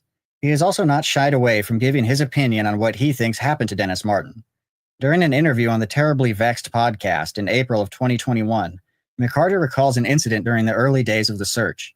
He says that he was going down the Boat Mountain Trail when he caught the scent of what he felt certain was a decomposing human body in the direction of West Prong. His fellow searchers agreed. When he alerted his superiors, he was told that the area had already been searched and that the smell was likely that of a dead crow. He was then commanded to search elsewhere.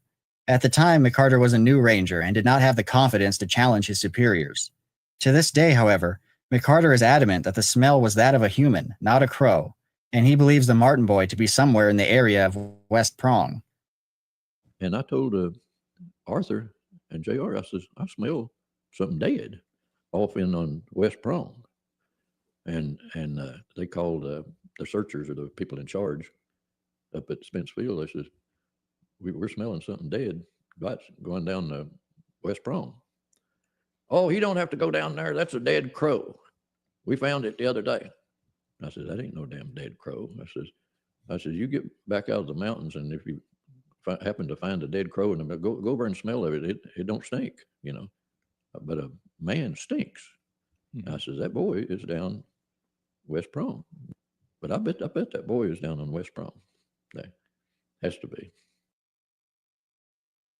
Another key incident involving McCarter occurred in 1985, when an illegal ginseng harvester told McCarter that he had found skeletal remains in the vicinity of Big Hollow, not far from Spence Field. For those who don't know, the illegal harvesting of ginseng is a problem in the Smoky Mountains. The anonymous hunter said that the remains were that of a child, and that he made this discovery sometime in the early 70s and thought it might be Dennis Martin. He was afraid of coming forward because of the illegal activities he was engaged in at the time, and his general distrust of the authorities.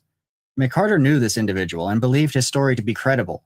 A volunteer search team was put together and went out to Big Hollow in search of the remains. Nothing was found, but many years had already passed, and the ground at the time was reportedly covered in a thick layer of decayed foliage. This would make finding buried remains without an exact location near impossible. No further searches of the area have been conducted that I'm aware of. Regarding the wild man that McCarter has become so famous for speaking of, he states the man's real name was Arlie Phillips, and that he lived in Cataloochee. This area is far from Spence Field. McCarter and his fellow rangers would refer to him as the wild man of the Cataloochee. He describes the man as living in a secluded cabin in the woods and eating out of garbage cans, but being generally harmless. The few pictures that exist of the so-called wild man of the Cataloochee show him to be a fairly normal-looking individual, revealing that Dwight McCarter's wild man is not really as wild as some would have people believe. Arlie Phillips passed away in 2010, but the myth of feral humans or wild men in the Smokies continues to be perpetuated by people online to this day.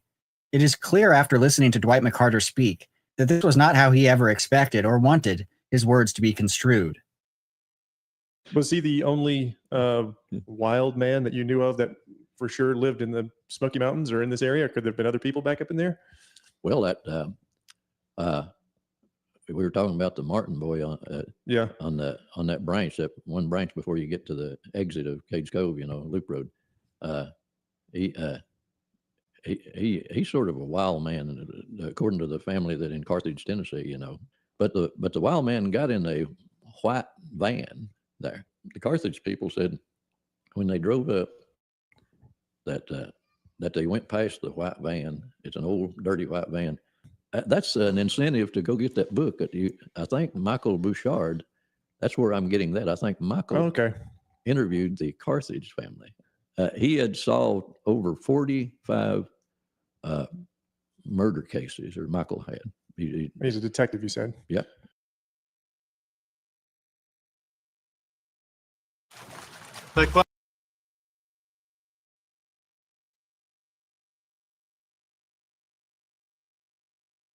I'm too cheap to buy premium, y'all, so sorry about the ads. Michael C. Bouchard has served as a police officer in Connecticut for 25 years. Today, he is also a true crime author who looks into many cold cases. In 2016, he published the book Forever Searching, Lost in the Smoky Mountains. The book is the most comprehensive piece of material I have ever seen regarding the disappearance of Dennis Martin, and also contains key information brought to light through Bouchard's numerous interviews. The content of these interviews clears up many misconceptions that have been perpetuated about this case. For example, Bouchard tracked down the family of FBI agent Jim Reich and spoke with them regarding his untimely death. Bouchard was given details regarding the life challenges Jim Reich faced, but chose not to publish them in his book, only saying that it had nothing to do with the Martin case. The other conspiracy theory was about, Agent Reich and his suicide in '93, which was all based on some people's suspicion that it was due to how the way he did, that the case of Dennis Martin's case wasn't handled the right way. So, and that had nothing to do with it. I spoke with family members and his son, and I didn't disclose the reason what led up to his suicide, but it had nothing to do with any of his any of the Dennis Lloyd Martin case. The most important interview Bouchard conducted was with Harold Key himself. Contrary to some sources that say Mr. Key passed away in 2010, he was still very much alive in the summer of 2016 when Bouchard spoke with him. At this time, Harold Key was in his 90s, but Bouchard says he was still very sharp and had a good memory of the events of 1969. Mr. Key states that on June 14th, before he and his family walked into the woods towards Rowan's Creek, He noticed an empty white car parked along the side of the road. Initially, he thought nothing of it.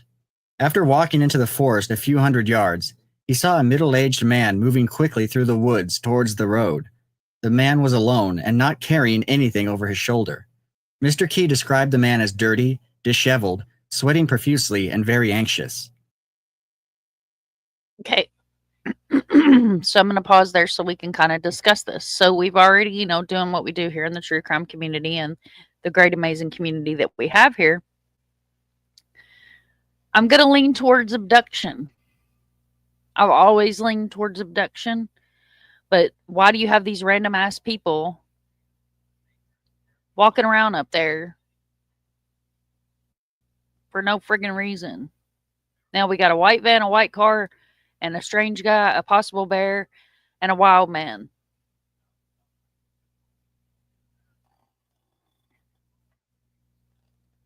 That's what I'm leaning toward abduction too, because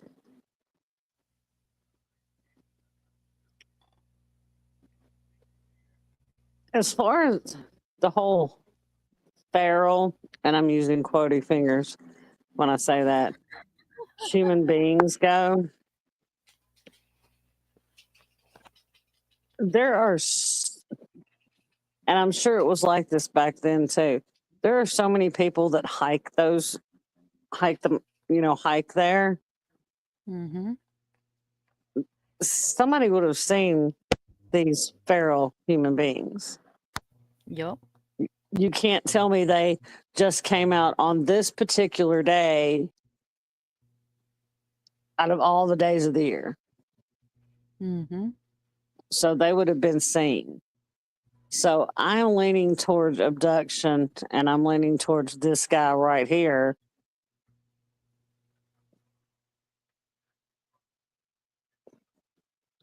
But there's just a lot of holes in everything, They said that this Mr. Key had passed away, and then this guy, Brouchard, finds him, and he's alive and well. Yep. And that's why I put mysterious, unexplained.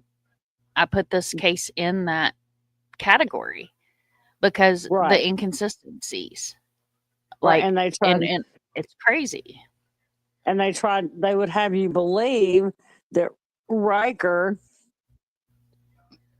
of course, Brouchard just dispelled that, because the way they were talking, they would have you believe that Riker, the way they were talking at first, committed suicide because of Dennis's case. Yep. Because of Dennis's case. But Brouchard talked to his family, and that was not the case. And of course, Brouchard is polite enough not to reveal the reason, and we don't know what that reason was. Could have been depression from something in his life, not necessarily related to Dennis's case. Could have been, he could have been ill and in pain. He could have been ill and in pain and just wanted to, we don't know. Yep. And it's like we've heard Mr. Steve talk about the people that do these types of investigations. Mr. Steve was a homicide detective. They go through extensive therapy. Like, therapy is on hand because of what they go through. So again, to speculate that he took his own life because of the secrets, which it is weird. I'm not going to sit here and say that it's not weird that the FBI, even to this day, how many years later, pages are redacted. Why? Why are the pages redacted? But this is one of those cases that it's very strange. It's unexplained. And Arctic has a good point. Is it possible the dirty man seen carrying something over his shoulder is the same man, empty-handed, running, sweating, that killed Dennis and buried him, and that's why he was never found? That's a very good point. This happened in 1969, Chris, so I'm not sure if it's connected to the redhead killings or not. Dennis was alone when they lost track of him or sight of him. He was alone. He was on a camping trip with his dad and his grandpa. Yeah. Yeah, absolutely. And at first I found it strange that the kids told him to go another way. But then when they said because of the red shirt that they were afraid that they would notice them sneaking up on them, the adults would notice them sneaking up, then I realized. So I guess being young boys, they probably didn't think anything about telling Dennis to go another way. Yep. And he was tiny, y'all. He was tiny. Yeah. 6-year-olds are not that big anyway, but you're talking a 50-pound little boy. He was a tiny little feller. And that part of the mountains, like Nashville's a karst zone, so there's a lot of underground caves and stuff, and you have to be really careful. Like, especially if you're out trekking through the woods, you have to be really, really careful. And off of Brick Church Road, we used to call it Turtle Park when the kids were little. I can't think of the actual name of the park, but that's where the kids would catch turtles, and we would take them over there and set them free because it was a really pretty park and it had a stream running through it. And you had to be careful because it is a karst zone, and that means that it's limestone, so there's caves and openings and stuff like that are underneath. So I mean,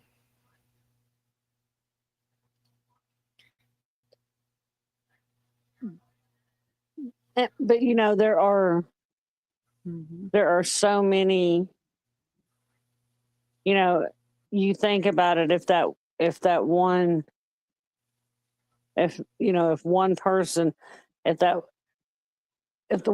one detective had went down there and checked, instead of going by, oh, it's a crow, blah blah blah, or if that guy that was hunting ginseng that time and said he found a child's skeleton, if he hadn't have been worried about, because I know that at one time wild ginseng was worth a fortune. Yep. So if he hadn't have been worried about, oh, what are they going to do to me, they probably wouldn't have been worried about him because hunting ginseng will get your ass thrown in jail quick. But they probably wouldn't have been worried about him because they would have been worried about the investigation into what they were looking at. And he really didn't have to tell him he was out there hunting ginseng anyway. I was out here hiking, he could have used something else. But if I was hiking, I was bird watching. I mean, right. Shit, I can come up with 10 other excuses. Right. But if he had told them that back then, is it, could they have, got those bones? Could they have found out if it was Dennis or not? Is it a possibility? Yes. And like Arctic said, he deserves to be found and have a proper burial. He deserves that. And if the family deserves to know what happened. I agree. They definitely deserve that. I'm sure that. Oh, you guys are talking about Idaho 4.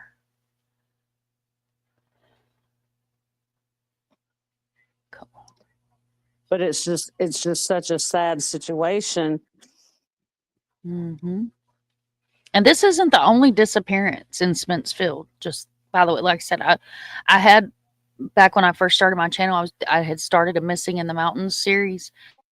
And I think we're going to revisit that because you guys will be amazed at how many people have gone missing in Spencefield or in the area of Spencefield. And this part of the Smokies. Like, people just vanish, never to be found again. I'm not talking about they disappeared, they went missing, and 10 years later their bodies were found. Like, gone. Like, vanished into thin air. And I hate that word and using it in a missing case because people don't just vanish. But in the Smokies, they vanish. And see, that's just like mostly, because, and I mean, it's possible that he could have come up on a bear. But what if he came up on a bear cub and, chased a bear cub and the mother, Yep. but Mama bear because, came along. Mhm. right, because black bear, they're not that likely to attack. We know that. They're not that likely to attack. Mhm. And I they're mean, not they like can, grizzlies.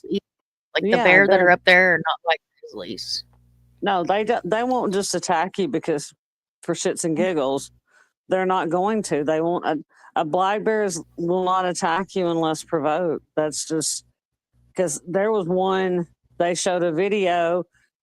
Unfortunately, the black bears in the Smokies have gotten so used to people that they will go into town. There was one that went into a candy store back at Thanksgiving, and he was getting him some taffy. He had his head in one of the containers and stuff. But the unfortunate part about that is they have gotten so used to humans.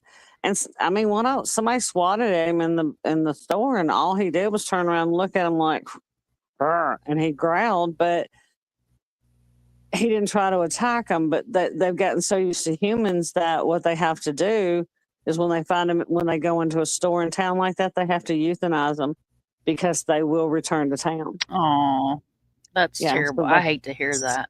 I hate to hear it too. So, but yeah, they won't attack unless provoked because they're not like grizzlies. And I mean, I don't want to find out. I don't want to meet one and find out if they would actually, because No, I'm good on that. They're like, they won't attack unless they're provoked. And I'm like, well, I don't want to meet one to find out.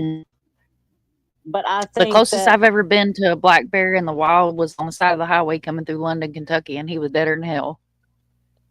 But now I do know that a grizzly will, but there's no grizzlies up there. There's black bears. No, there's no grizzlies up there. And it says a woman left the Appalachian Trail to go to the bathroom. She got lost. She survived about a month, 2 miles off the trail. Searchers never found her until she was dead. Wow. That's crazy. That makes me so sad they have to euthanize them, Kim. Yeah, if they go into town and but see what was so stupid is they left the door to the candy store open, and and I just figured they take them. I just figured they take them back. They take them out of the store in Gatlinburg and they release. They take them back up to the mountains and release them. Oh no! And then I was furious. Doodle, I made eye contact with a little bear this morning and it ran. He ran. I about peed myself.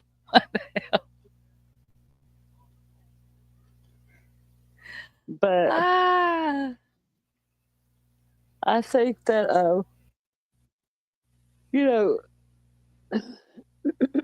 I think it was I think it was a case where he was abducted. Yeah, I do too. Black bears are common now in Massachusetts. As a child, you would never have seen one. That's interesting. I didn't know that. Generally, bears avoid humans. They are scared and run away, but sometimes they don't. Bears are unpredictable, especially if they get used to human garbage dumps. Absolutely. Miss T says she's seen them in Sevierville. Sevierville is where Dolly Parton's from. Love me some Dolly. Jolene, Jolene, Jolene, Jolene. Okay, sorry. Well, if a bear gets my chickens, we gonna battle. Yeah, because Doodle was excited about coming to Butt Nugget Dealer earlier. Just gonna put that out there. We used to run across black bears all the time, trail riding. Typically, they wound up eating blackberries or raspberries, and they wouldn't even pay attention to you. So we no longer have the waste cans at the back of the house. They're now at the end of the half-a-mile driveway because they like to come up and they like to get in the trash cans. And then also there's a camper over here on the back side, and we have one that likes to pull the window unit air conditioner out of the damn camper. But so far, so good. We've only had a coyote experience, a Florida panther experience, a yard full of armadillos. I've seen one gator cross the driveway. I've seen one otter cross the driveway, and then we had baby gators up here.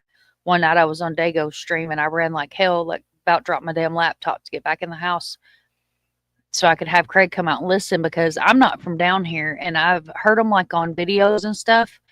And I ran in here and I got him, and I was like, I think there's baby gators in the yard. And he come out there, and that's what they were. So I was done with the back porch at that time. It was enough for me, because Mom ain't doing nothing that can eat me. Some lost kids walked and even toddled for miles, lost chances, and Dennis went the wrong way and kept going to the outside basic search parameters. That's very possible, because generally they search for what, 7 miles. Have y'all ever heard about the monkeys in the Appalachians? Yes. The monkeys, you better watch them monkeys. The monkeys here in Florida got herpes, so be watching them too. Just gonna put that out there while we talk about monkeys. And they said we had a dingback congregation. And the Green Berets, they're like, well, the Green Berets were armed. There's bears, and so, and they didn't. And the Green Berets may also have went in their arm, because, what if somebody had taken Dennis, and so. Mm-hmm. And they're Green Berets. Come on. And they're Green Berets too. Though folks used to tell me stories about them there. Yeah, they're there's a channel on YouTube. I'm not gonna say her channel name for my own personal reasons, but there's a channel on YouTube that her brother actually caught one of them, had it for a pet as a while. What is a pet? Fun bear pet. They're not gorillas, they're chimpanzees in eastern Tennessee. Oh Lord, monkeys have herps. Yeah, the monkeys have herps down here. Mm-hmm. I didn't know we had chimpanzees in East Tennessee. Mm-hmm. Yeah, definitely. The monkeys here in Florida, if you're ever here in Florida and you encounter a monkey, and we've even had them be at the courthouse steps in Orlando, and he's in bed.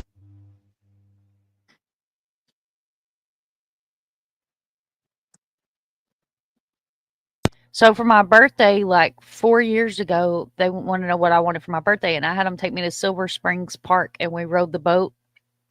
And there's wild monkeys up there too. They weren't wild. They were brought there for a river experience, and they got loose. I warned those damn monkeys to stay away from Justin's monkey, and they didn't listen. Now they got the herps. What the hell? Oh my God. Not monkey boy. Oh, crematorium makeup fucker. All right, let's finish up this video. That's a street monkey. That poor baby not so monkey. much of her owner. That baby monkey needs an enclosure. Her needs some room to climb. Girl, we need proof of life of that monkey. When's the last time you seen that damn monkey? We need proof of life. I'm gonna need you to show proof of life there, monkey boy. Black bears are faster 9 foot. The gate that the racehorse can maintain their initial burst of speed is longer than soon trails off. Well, that's terrifying, Phil. Thank you for that. Number of missing pieces of remains found after years of disappearance. The environment in the Smoky is not great for preserving remains. Exactly. And I'd like to go to the body farm. And I know that sounds really weird, but I would love to go to the body farm. I live here in Florida. There's a body farm up there in Tennessee too. I would love to go to the body farm. I would be so intrigued. They'd have to drag me out of that place. Yeah, because it just the different. It is. You want to go to the body farm? I want to go to the body farm too. They put the bodies in different elements. They do in a grave, out of a grave, under stuff, under leaves, just out in the elements. And these are people that have donated, of course, their bodies to science. And they just do it all different ways, and then to see what happens. Very interesting. And yes, Doodle, I remember Turtle Boy. Me and him went head to head on Twitter. He don't talk to me, but at least he's got big enough balls not to block me. That did that weird yell. La, la, la, la. I don't know how you did that. See, even Mikey said, man, those monkey in Silver Springs will throw shit at you and steal your lunch. They're savage little fuckers. Let me tell you what. You don't mess with something that does that. I remember that one time that monkey was on the loose, remember, in Tampa? They're all the time. They're everywhere down here. They're everywhere. Like we've actually seen them in the backyard. Me and Tater saw one in the backyard one day on top of the shed. I about shit myself.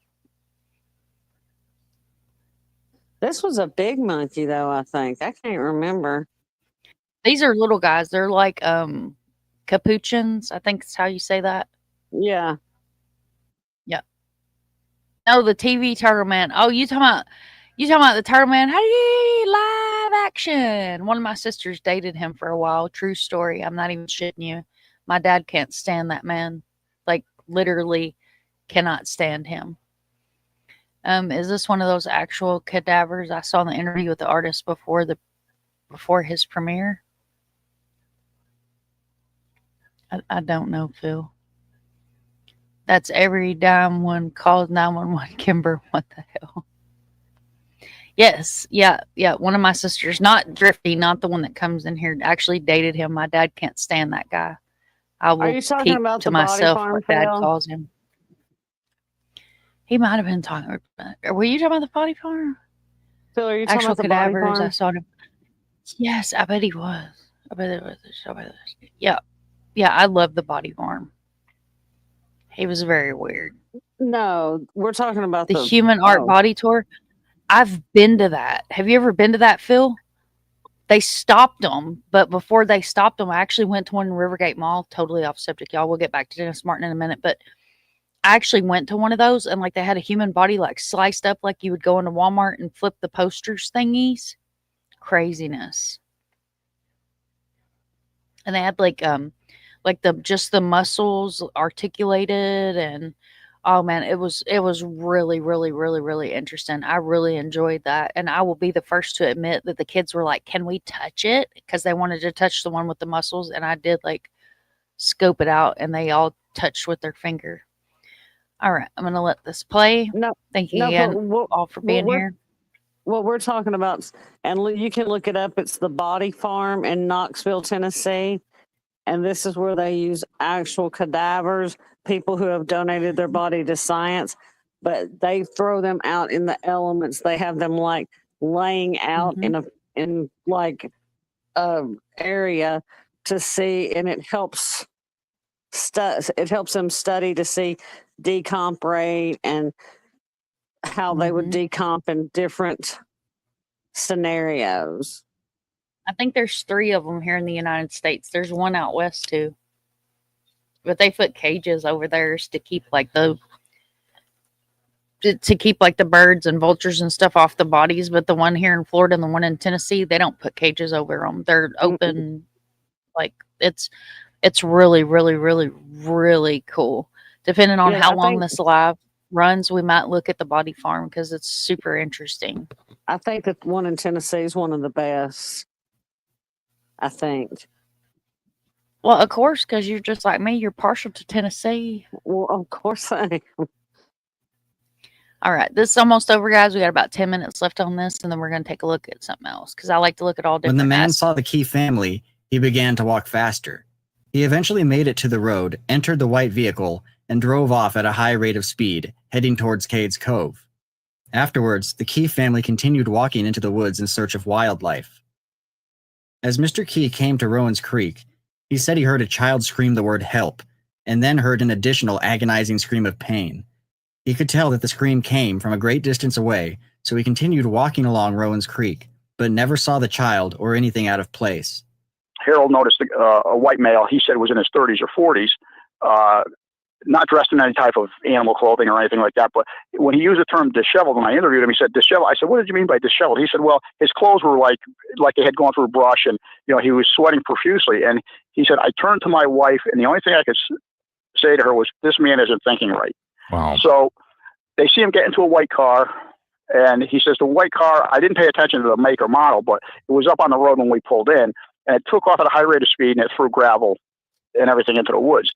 What wasn't told in any of these stories, because this was the first interview that Harold really had after that with anybody, was that Harold said that he specifically heard somebody up in the mountain range scream, help. Bouchard also interviewed Mr. Key's daughter, Wanda Key Grandstaff, who told him that her father was a World War II veteran, a very tough man, and that had he seen someone carrying a child over their shoulder, as has been perpetuated, he would have gone after the man. Mrs. Grandstaff also stated that the information in newspapers that reported her brothers seeing a bear or man hiding in the bushes were incorrect. Her brothers never saw anyone, but one of them did hear the screams. The reason for this was that Mr. Key was walking far ahead of the rest of the family when the incident occurred, and Mr. Key's sons were focused on playing along the trail. Mr. Key was adamant that he only saw one man in the woods that day, and he walked out of the forest and drove off in the white car. Mr. Key told Bouchard he never used the term moonshiner or wild man to describe the person he saw, contrary to some reports. Harold Key also spoke to Bouchard about the very strange experience of receiving a phone call at home from an unknown individual. This person apparently told him that the missing child was none of his business, and to not talk about it. He says the following day, FBI agents Jim Reich and Wallace Estell came to his home to interview him regarding his Rowan's Creek sighting. Wallace Estell was the second FBI agent involved in the Dennis Martin case. Apparently, he was more in charge of dealing with the Martin family, while Jim Reich dealt more with the day-to-day search. I was able to confirm that Wallace Estell was an FBI agent in the Tennessee area at this time. After the FBI agents finished interviewing Mr. Key, they told him not to talk about the incident with anyone. The FBI agents later went on to meet with Mr. Key a second time when they met him at Rowan's Creek. Mr. Key states that while driving en route to Rowan's Creek, he was intercepted by the FBI and then taken there. This is confirmed in the official NPS report. 2 years later, Mr. Key would receive a telephone call from the unknown individual, telling him that the case is closed and to forget what he's heard. Harold Key says that he never again spoke to anyone about the incident until Bouchard interviewed him in 2016, because he feared for the safety of his family. The only reason he agreed to the interview was because almost everyone related to the case, including the FBI agents, were now dead. Mr. Key believed that Dennis Martin was killed and his body was left in the woods. Some may be asking themselves, why did Bill Martin tell David Paulides that Mr. Key saw someone carrying something on their shoulder? It is hard to know for sure. Mr. Martin never mentioned this detail in his letter to the Park Service or in any newspaper interview from 1969. Sometimes parents of lost children push the abduction angle because it's one where their child may still be alive somewhere. And who can blame them? The fact is, Harold Key has never gone on record, in 1969 or in 2016, stating that the man he saw was carrying anything. His story has not changed much in the 50 years that have passed. Underreported newspaper clippings from 1969 reveal that Mr. Key did in fact tell reporters that the man he saw entered a white car. Mr. Key would have no reason to hide particular facts in the late stages of his life. Why did he talk to you, by the way? Well, what he told me when I had talked to him, you know, he was, even for 93, he was very sharp and he was very direct to the point. Southern hospitality, unbelievable. And he said, listen, kid. And at that time I was 50 something years old. He said, let me tell you what, kid, listen. He says, I'm 93 years old. The two FBI agents that investigated it had passed away. He said, most of the people that were involved in the case passed away. What the hell are they going to do to me if I tell you? Yeah. I would strongly encourage anyone with an interest in the Dennis Martin disappearance to read Mr. Bouchard's book. The information is concise and well-sourced. Additionally, you can listen to an in-depth interview with Bouchard regarding this case on the Micah Hanks Program podcast, which I will link in the description. If you had to look at all the evidence that you have diligently gone out and sought after and retrieved, what seems to be the most tangible lead in terms of what might get to the bottom of what happened to Dennis Lloyd Martin?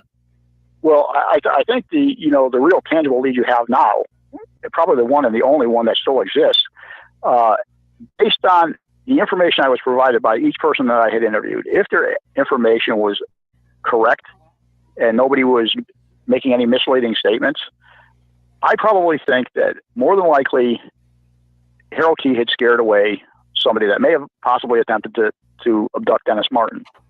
I believe at that point, Dennis Martin wandered off, ended up in the area of the Big Hollow, and had passed away from exposure.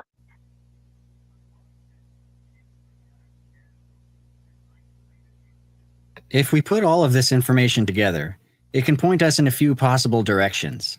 Dwight McCarter believes Dennis Martin is somewhere along West Prong. The footprint possibly matching Dennis was found nearby, and the skeleton allegedly discovered by the ginseng hunter in Big Hollow is close to West Prong. Could Dennis Martin have gotten lost, followed the West Prong before finally succumbing to exposure or some other cause in Big Hollow? Mr. Key's sighting in Rowan's Creek is still incredibly important. I think we can be certain at this point that the man Mr. Key saw was not a Sasquatch or a feral human, unless they drive white cars. However, this man may have been a suspect. Mr. Key did not think to get the license plate, make, or model of the vehicle, so we have little to go on. There is an interesting letter sent to Chief Ranger Lee Sneddon in the NPS report. It's from a police chief named Hugh Wells, saying he received an anonymous phone call from a woman stating that she had seen Dennis Martin not long after he disappeared, riding in a white vehicle with a bald middle-aged man driving it. She was positive that the boy was Dennis Martin. I mentioned this letter only in passing. It could be something, or it could be absolutely nothing. Many anonymous tips flood in when a child goes missing, and most of them turn out to be irrelevant. It is interesting, though, that the NPS put this specific tip in the official report. Mr. Key was not able to pinpoint the exact location of the scream he heard, only that it seemed to come from a great distance. Did the scream come from Dennis Martin? If it did, then was he injured? Is it possible that Mr. Key walked in on an aborted kidnapping? Today we have more accurate details than ever, but many questions still remain. It does seem that the two most likely places Dennis could be found are either in the Rowan's Creek area or in the West Prong Big Hollow area. It is truly unfortunate that a more thorough search of Big Hollow was never performed. If searchers had used cadaver dogs, maybe they could have found something. As time continues to pass, any body located in the area is only going to be covered by more and more foliage. It is likely we will never know what truly happened to Dennis Martin, whether he simply became lost, or he was abducted or attacked by a wild animal. However, there still may be a chance that his remains could be found and provide some answers. This could at least give the Martin family, who has had to endure the unimaginable, some amount of closure.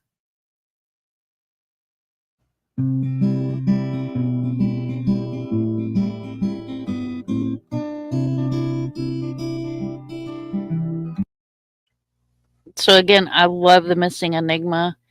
Always amazing video. A lot of this we already learned over the research and articles that we read over at the beginning of the live, but it's always nice to show some love to a fellow creator, give them that view, hit that like button. I thought I hit it on this one. I don't know what the hell's going on. There we go. To hit that like button, show some love, and be supportive. And look who is in the house. Walt Harris. Hi, sweetheart. Thank you so much for being here. Doodle, if you want Spanish moss, you can have that shit. You know, Spanish moss. Fun fact. So bed bugs actually live in Spanish moss. So fuck Spanish moss. That shit is horrible. They say that how it got started was people would pull the Spanish moss down out of their trees and they would stuff it in their mattresses to make their mattresses soft whenever back in the olden days. And that's how those little bastards were created. I'm so glad to see you in here, Walt. You make my heart smile. I'm so honored to have you over here. That chick would drag home a dead animal. Mikey, I don't even know where that came from. What the hell?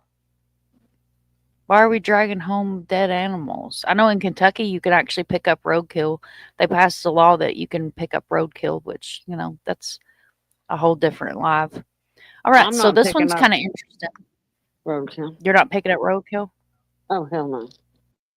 No. Mm. And just a fun fact. So if you're ever in the country and you buy a critter from a country folk, make sure they leave a foot on it. Make sure they leave a foot on it. Just going to leave that there. All right. So this is kind of an interesting interview. This was from 7 years ago. And you guys are going to recognize this name. So that's why I wanted to throw this into our Dennis Martin Missing in the Mountains Mysterious Smoky Mountain Disappearance. At 73 years old, It's happy whatever bird it is. Dwight McCarter has spent his entire life in these It mountains. may be a wren. Wrens do a lot of calling like that, you know. While the retired ranger can name every plant and creature, his real talent is tracking. My grandmother taught me to look for the white. She says, follow the white. It's where the child or the adult stepped on, and it's real fresh. One of the top man trackers in the nation, McCarter has assisted in more than 100 searches in the Smokies, but it's the first person in his logbook that's never been found. Every Father's Day, the Martin family, the extended family, would go to Spence Field and camp.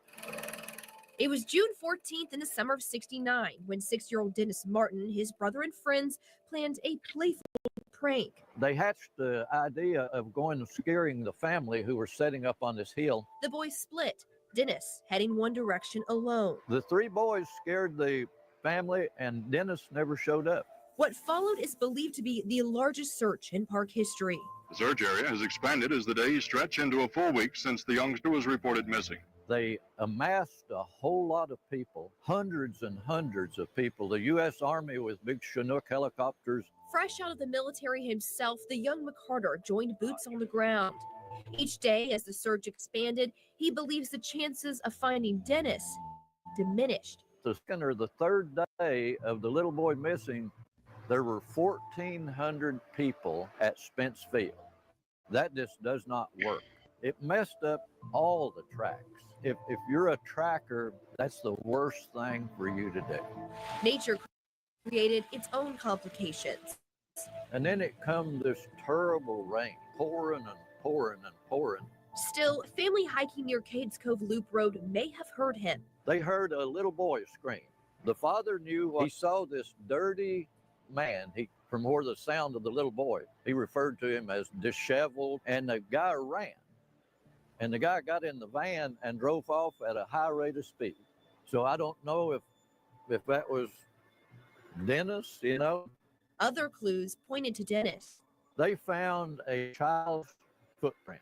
The FBI disregarded it. And psychics around the country sent in their suggestions on where to look. Nothing. He's never been spotted since. Just a few days into his disappearance, Dennis had a birthday. Today, he would be 55. And if there's any trace in these woods, McCarter says Mother Nature has hidden it away. For every year that the remains lay in the woods, the Great Smoky Mountains Park layers up 1 inch of debris. And Dennis is lost in '69. How many inches is that? This is 2017. Where would you look? You know. In the Great Smoky Mountains National Park, Leslie Ackerson, WBIR 10 News. McCarter says they learned important lessons from the mistakes made in the Martin search, and those changes have helped find many children since. Dennis Martin's disappearance is still an open case. If you have any information, you can call the park with the tips on the number on your screen. At 73 years old, it's happy whatever bird. Okay, so that might have been interesting to see that little clip. Hope you guys found that interesting to kind of see that clip. So this makes me ask questions. Well, Taylor, you ask all the questions you want to. That's why we're here tonight. Thank you so much, everybody. I hope you guys are all enjoying the show. I hope you guys are all enjoying the show tonight. And Phil said, I said this earlier and got no reaction, so I'll try it once more. A stormy without a cherry is like a sundae without toppings. Aw, Phil. You always have the best things to say, sir. Okay, so now we're going to take a different road, down a different route. Get your boots and your flashlight, because we're going down a rabbit hole. I love to get my boots and my flashlight. Y'all see Nightbot said, welcome to my rabbit hole. Grab your boots and your flashlight. Remember to be respectful and positive. All right, y'all. Here we go. Everybody got their shit kickers and their flashlights ready. This guy's name is South Force 10. He will not show his face in these videos for his own protection.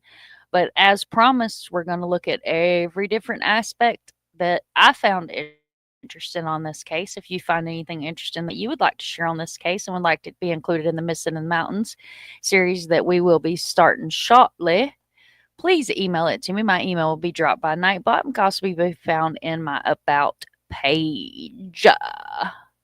Here we go. In the great words of Mario.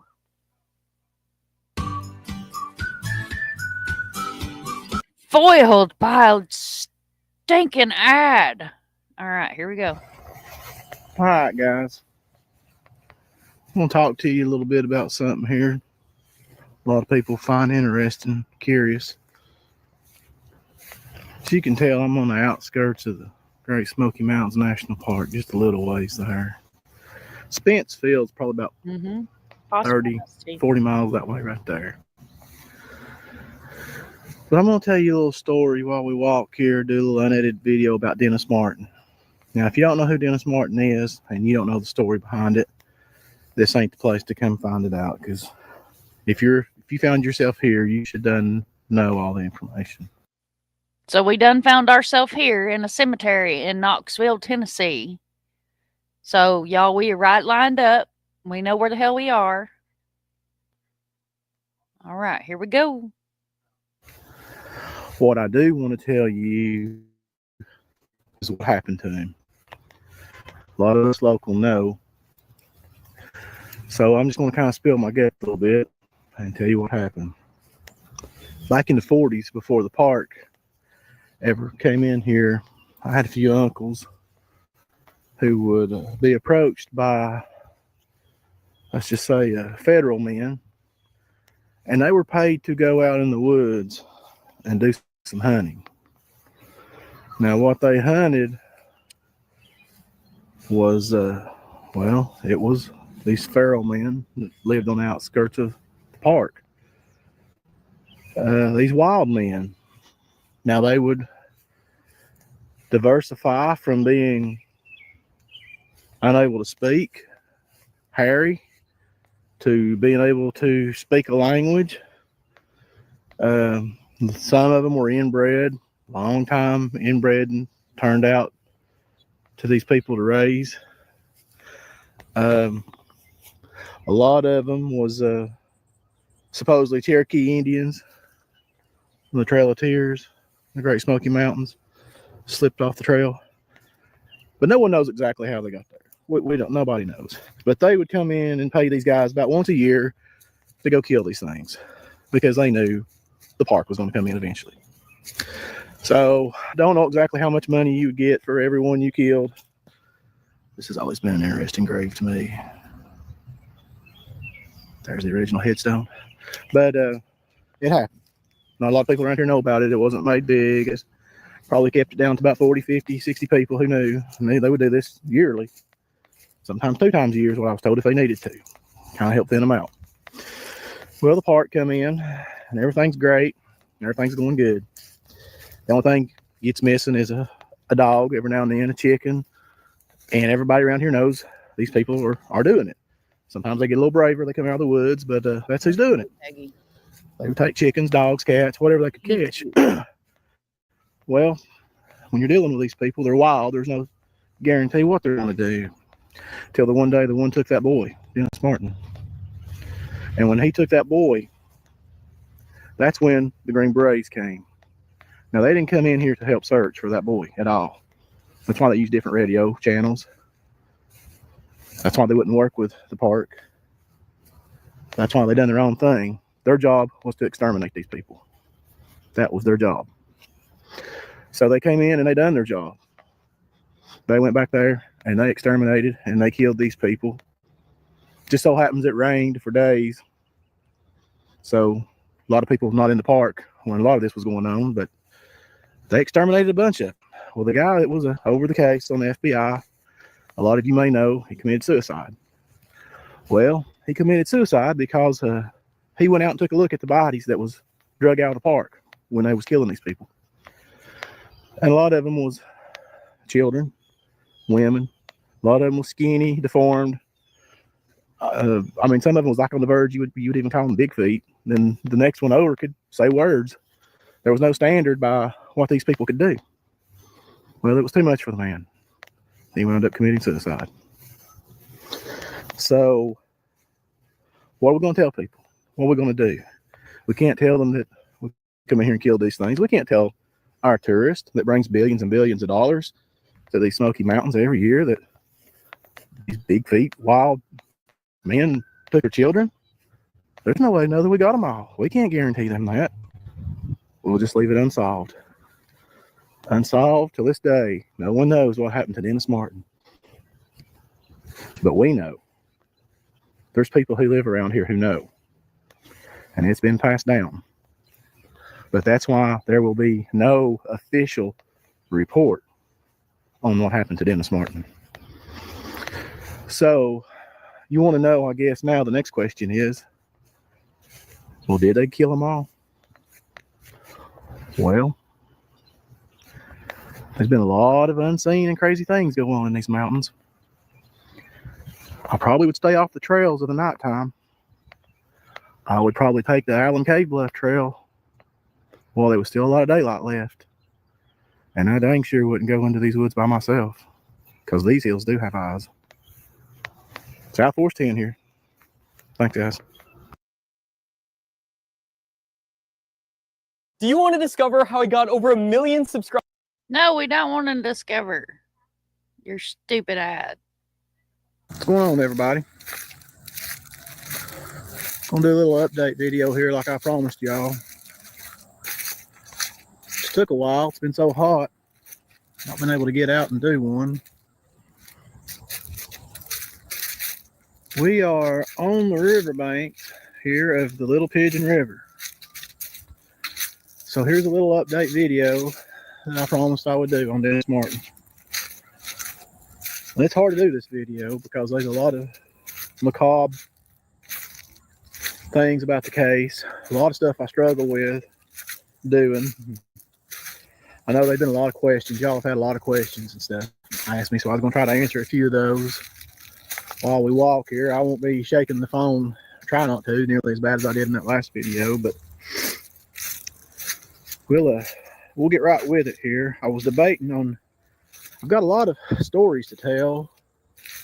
Now all these were passed down to me from the stuff with Dennis Martin, from hunting the Bigfoot, from a lot of other stories, just mountain folk and mountain laurel.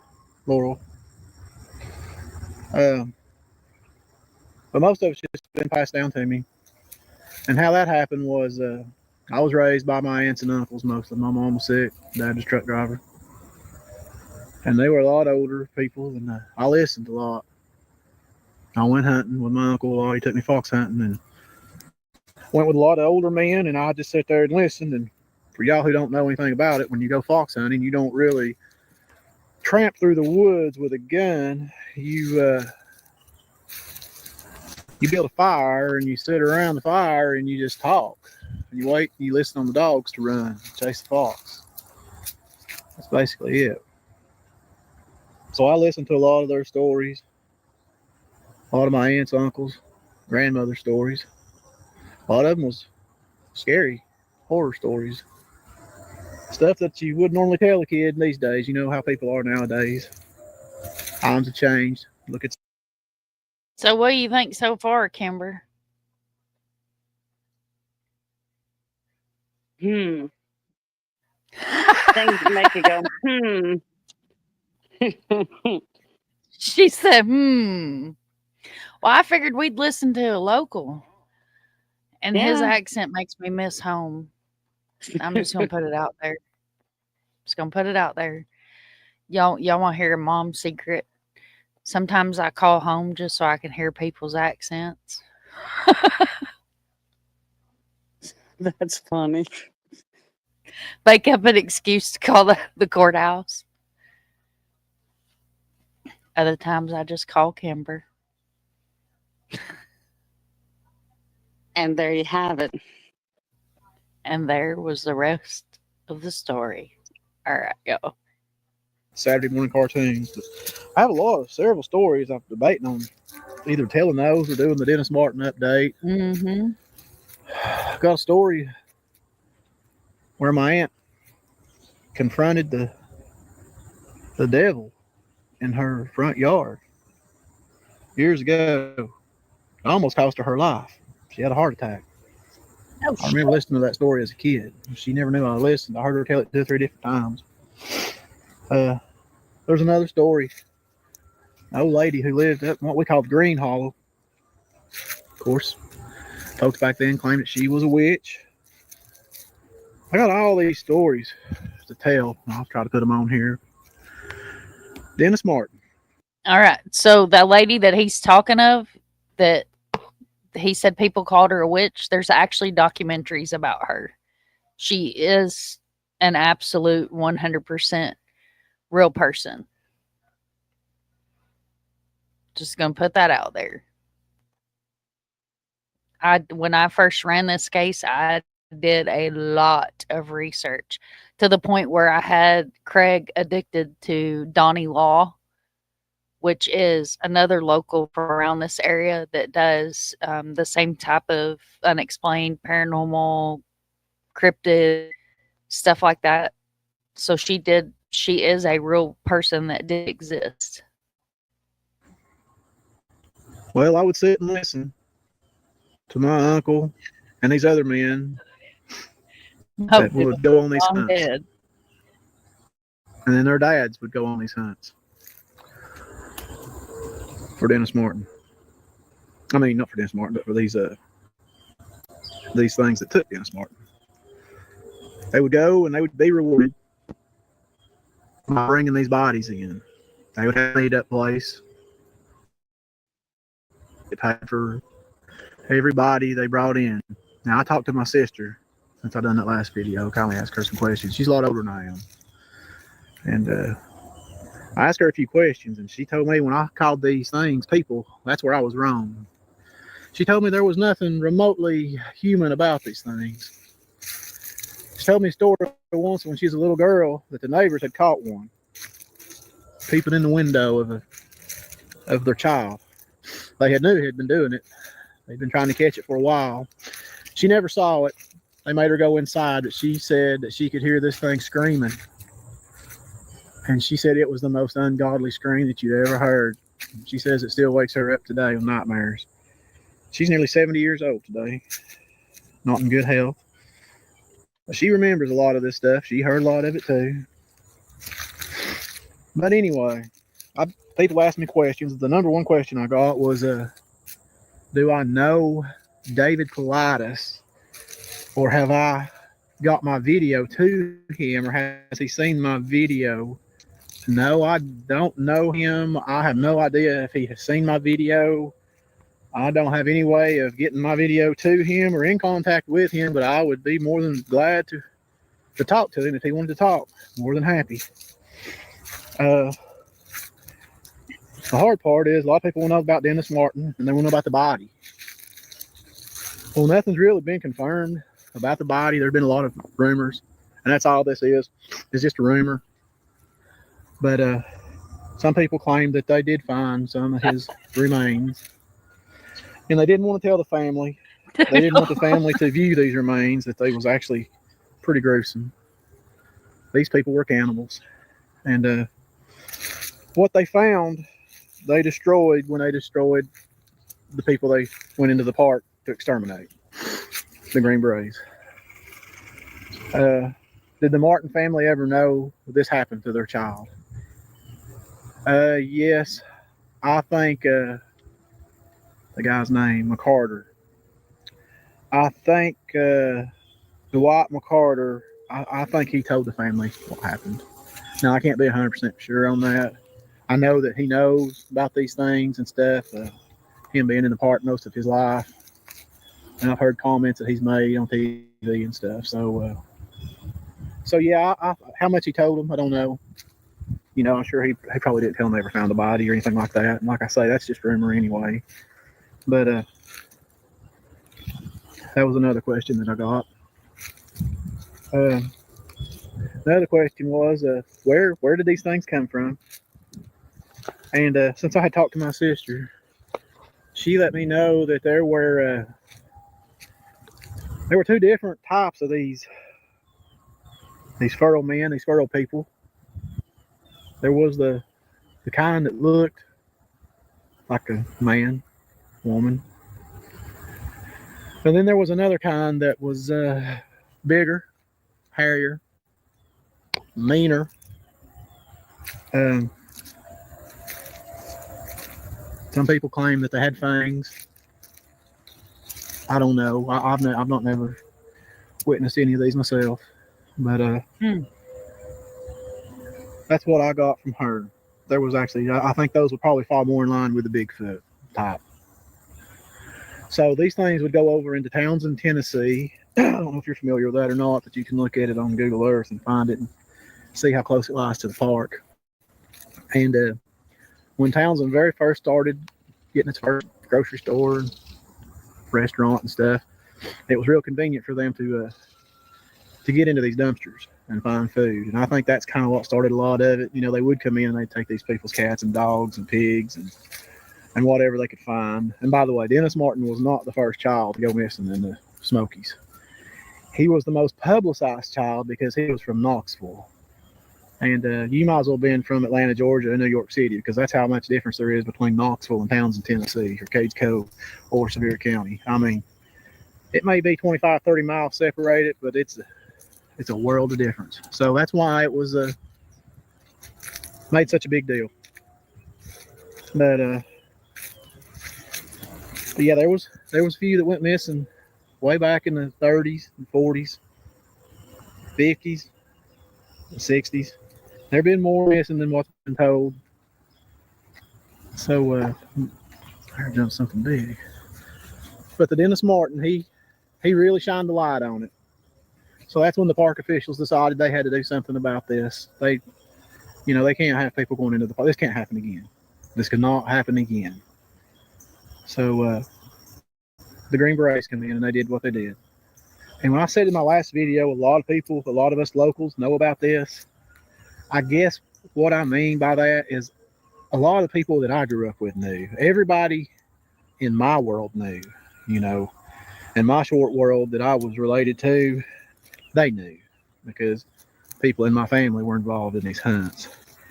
No, not everybody on the street, walking down the street of Sevierville, Pigeon Forge, knew what was going on. So that's another thing somebody asked me, if everybody knew that this was happening, then, how did the Martin family not know? So that's another question I got asked. But no, it's just everyone that was in my world, everyone that I knew when I was growing up, some of the neighbors' kids, their parents was in on this too. Everybody lived in that little holler, they was all privy to this information that went on, and probably the next hollow over, they had no idea. So no, not everyone knew. Welcome, Princess. Everyone couldn't know because this was such an illegal thing they were doing. Thank you so much. You couldn't tell everybody. So, and by the way, these videos aren't for everybody to listen to. If this upsets you or you're part of the Martin family and you don't already know this information, then don't listen to it. Don't play it any further than this. If this disturbs you, you don't believe it or whatever, then, I'm just telling you the things that I was told as I was growing up. They had no reason to lie. They had no reason to make this stuff up. They talked about hunting these things a lot more than just with what happened with Dennis Martin. He was just a small part of the conversation. But I just passed on what was told to me when I was growing up, sitting around the fire, listening, when they would describe it. And they would describe how the park wanted to come into this area, but was afraid to because they had heard the stories of these beasts living in these woods, and they wanted them cleared out before they moved into the area. So they did. They cleared them out. God. But one got brave one day, and they're stealthy, what I've been told. You could be standing right beside one in the park, and unless you smelled it and stunk real bad, you wouldn't have no idea you were standing there beside it. So Okay, so I'm gonna put my 2 cents in there, and I'm sorry for anybody that doesn't go hunting.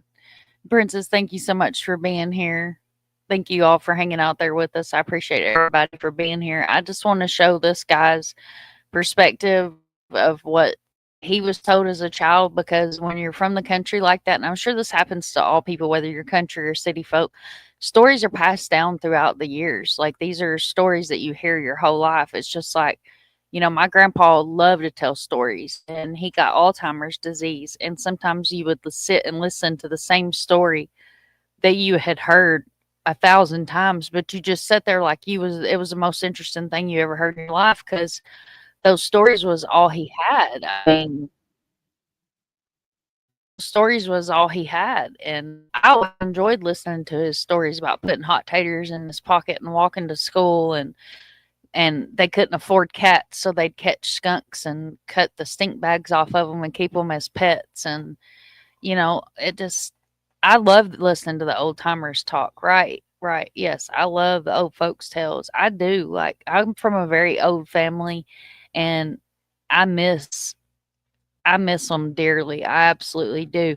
But I'm so thankful that my grandpa told me all those old timer stories and educated me on the stories of when he grew up. And then I got to hear stories, because he was born in 1900. So I got to hear stories from the cowboy days. So it was very, very interesting. Princess says another thing to think about is the stories of Bigfoot, Yeti, abdominal snowman. They all look indigenous to their native homeland. Right, absolutely. All right, so we're almost done with this one. I'm sure Dennis Martin probably never seen this thing coming. And from what I've been told, it probably snapped his neck the moment that it's picked him up.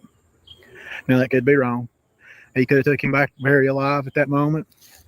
I know there was another family that seen one of these things running. They could describe what they saw, but it was kept out of the news. It was kept out of the media. So that right there should tell you something. I think the family's name was the Keys family.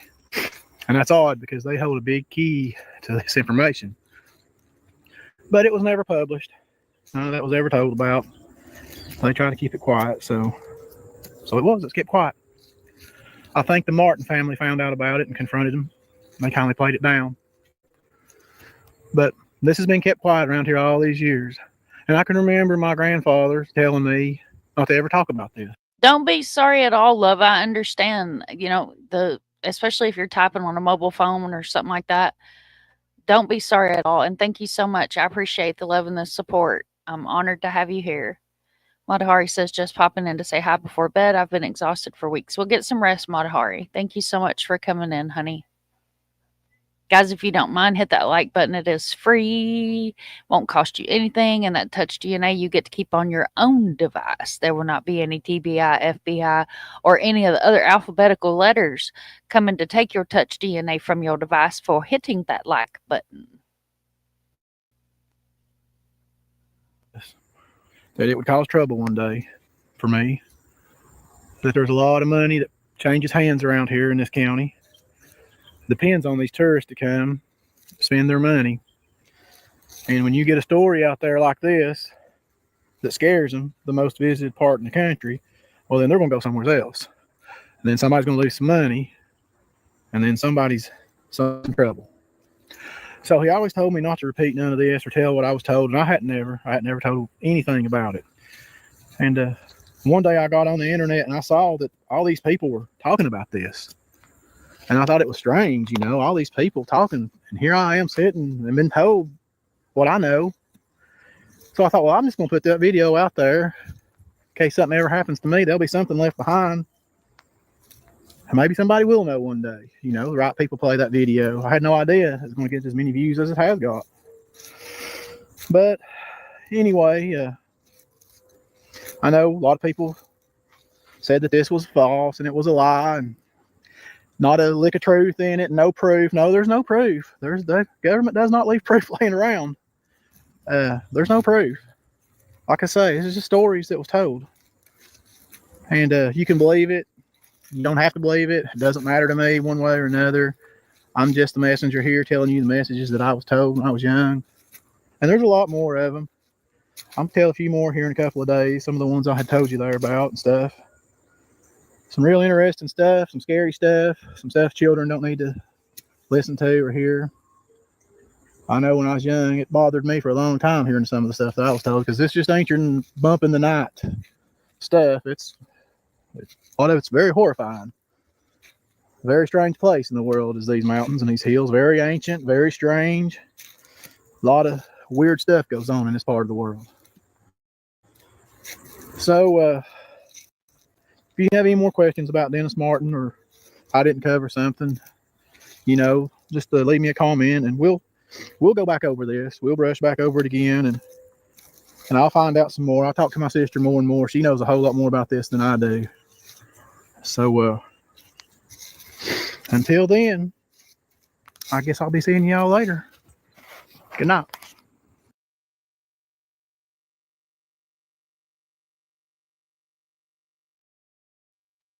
Ah, shit.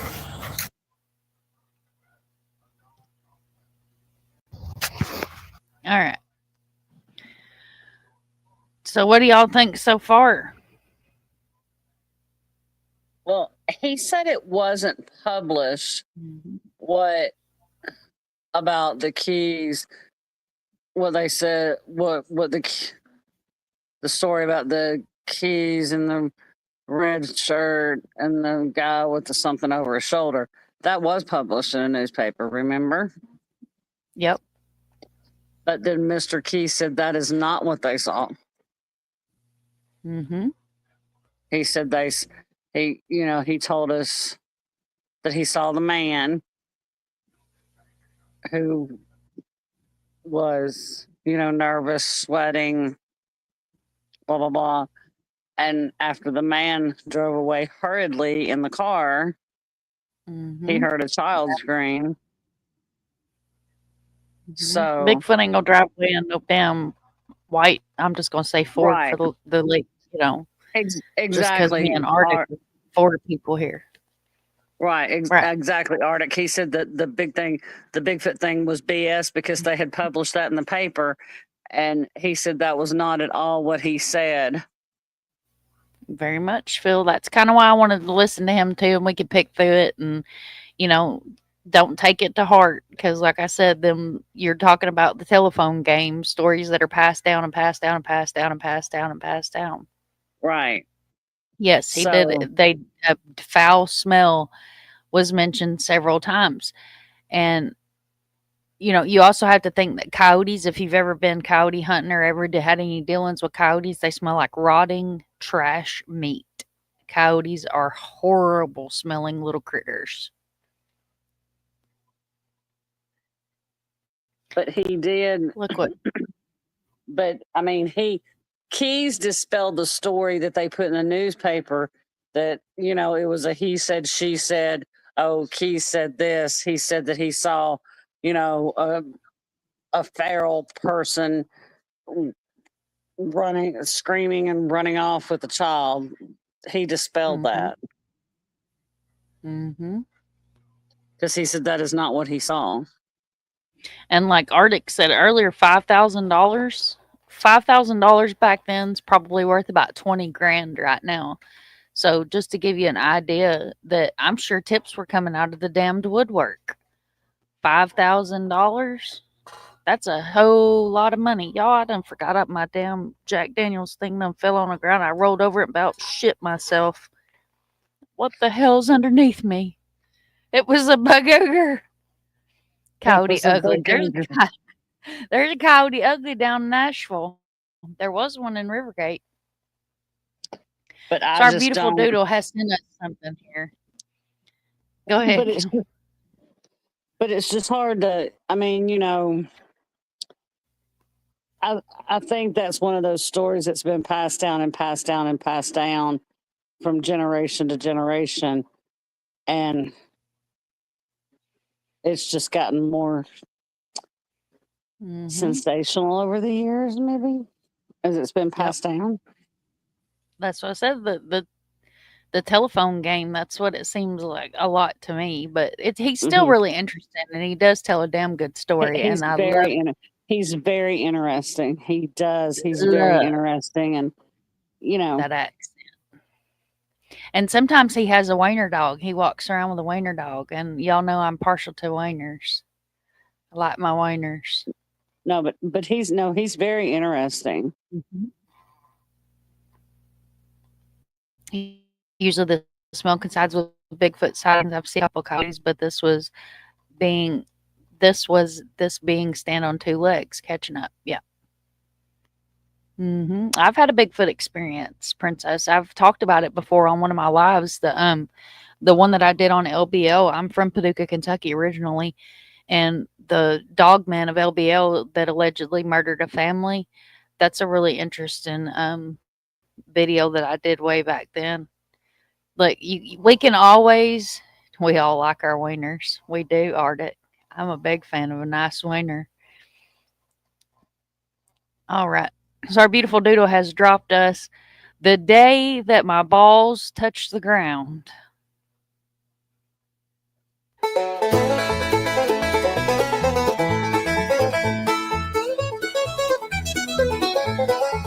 Back in my 20s, I was wild and free, swaying through the years like a big oak tree. Never thought that gravity or father time, my jeans fit me snug, oh, I was in my prime. Oh, the years roll by, they take their toll on a man and his pride, on his heart and soul. But the saddest tale I'll ever recount is the day that my balls touched the ground.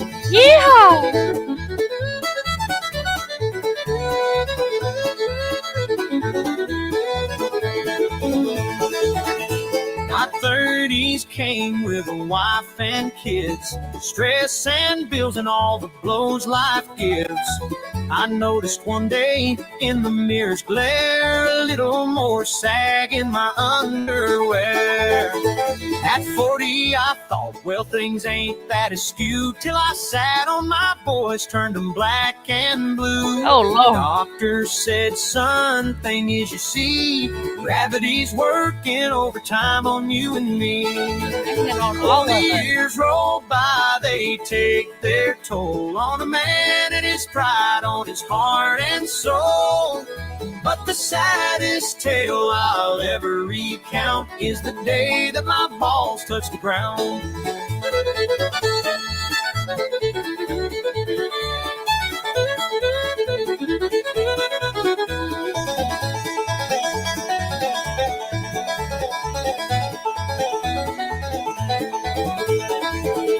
At 50 I'd squat and they'd swing so low, like a trapeze artist in a bad circus show. Tried tighty whities, then boxers again, but nothing could stop that sagging, my friend.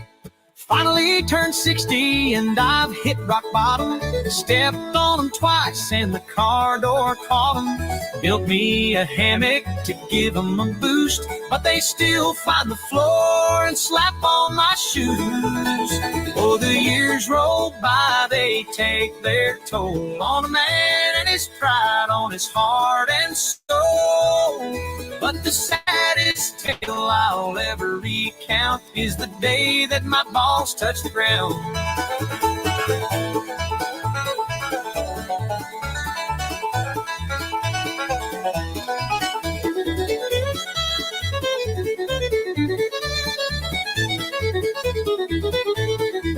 They say you measure a man by the mark that he leaves. Well, mine's etched in the dirt among the trees. Through the highs and lows, I've carried the weight.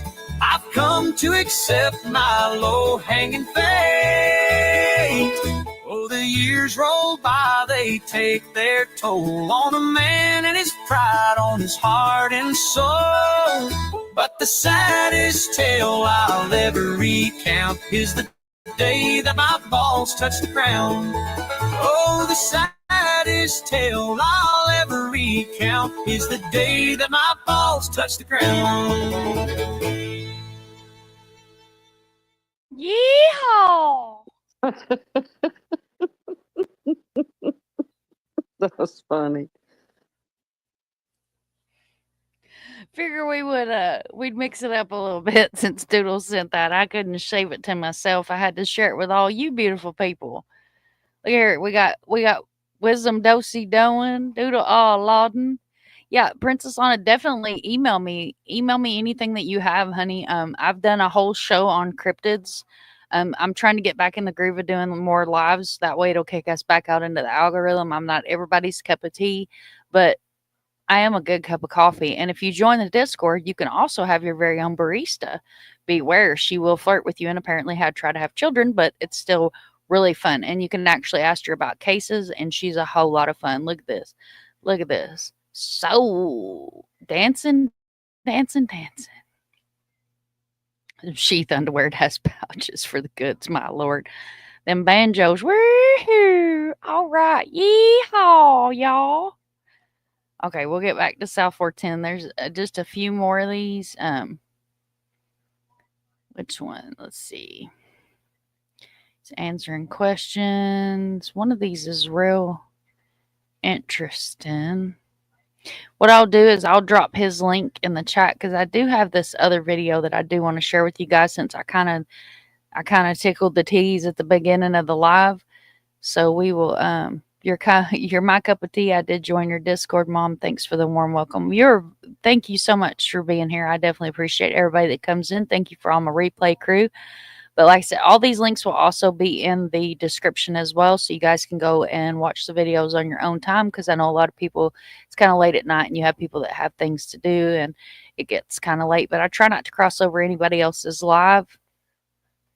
So we try to make sure that we set the time. And I'm sorry about my heating pad, y'all. For many of y'all that know, I was in a semi-wreck and I broke my neck.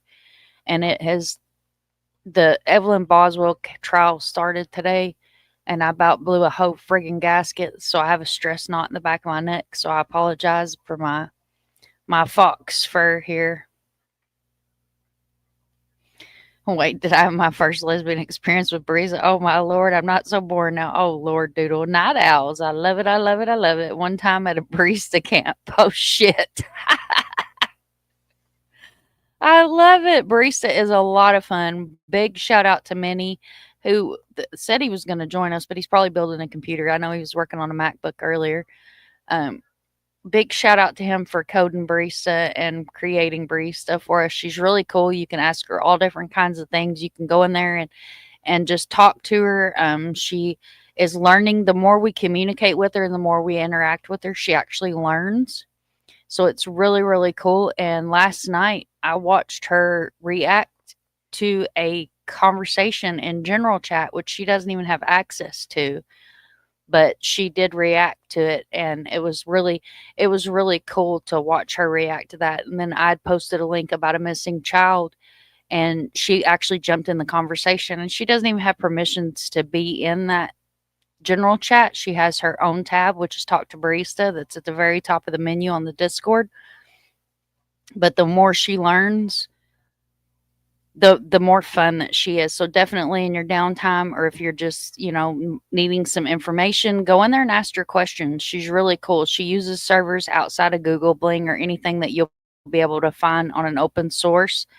So her information it's really cool to have her.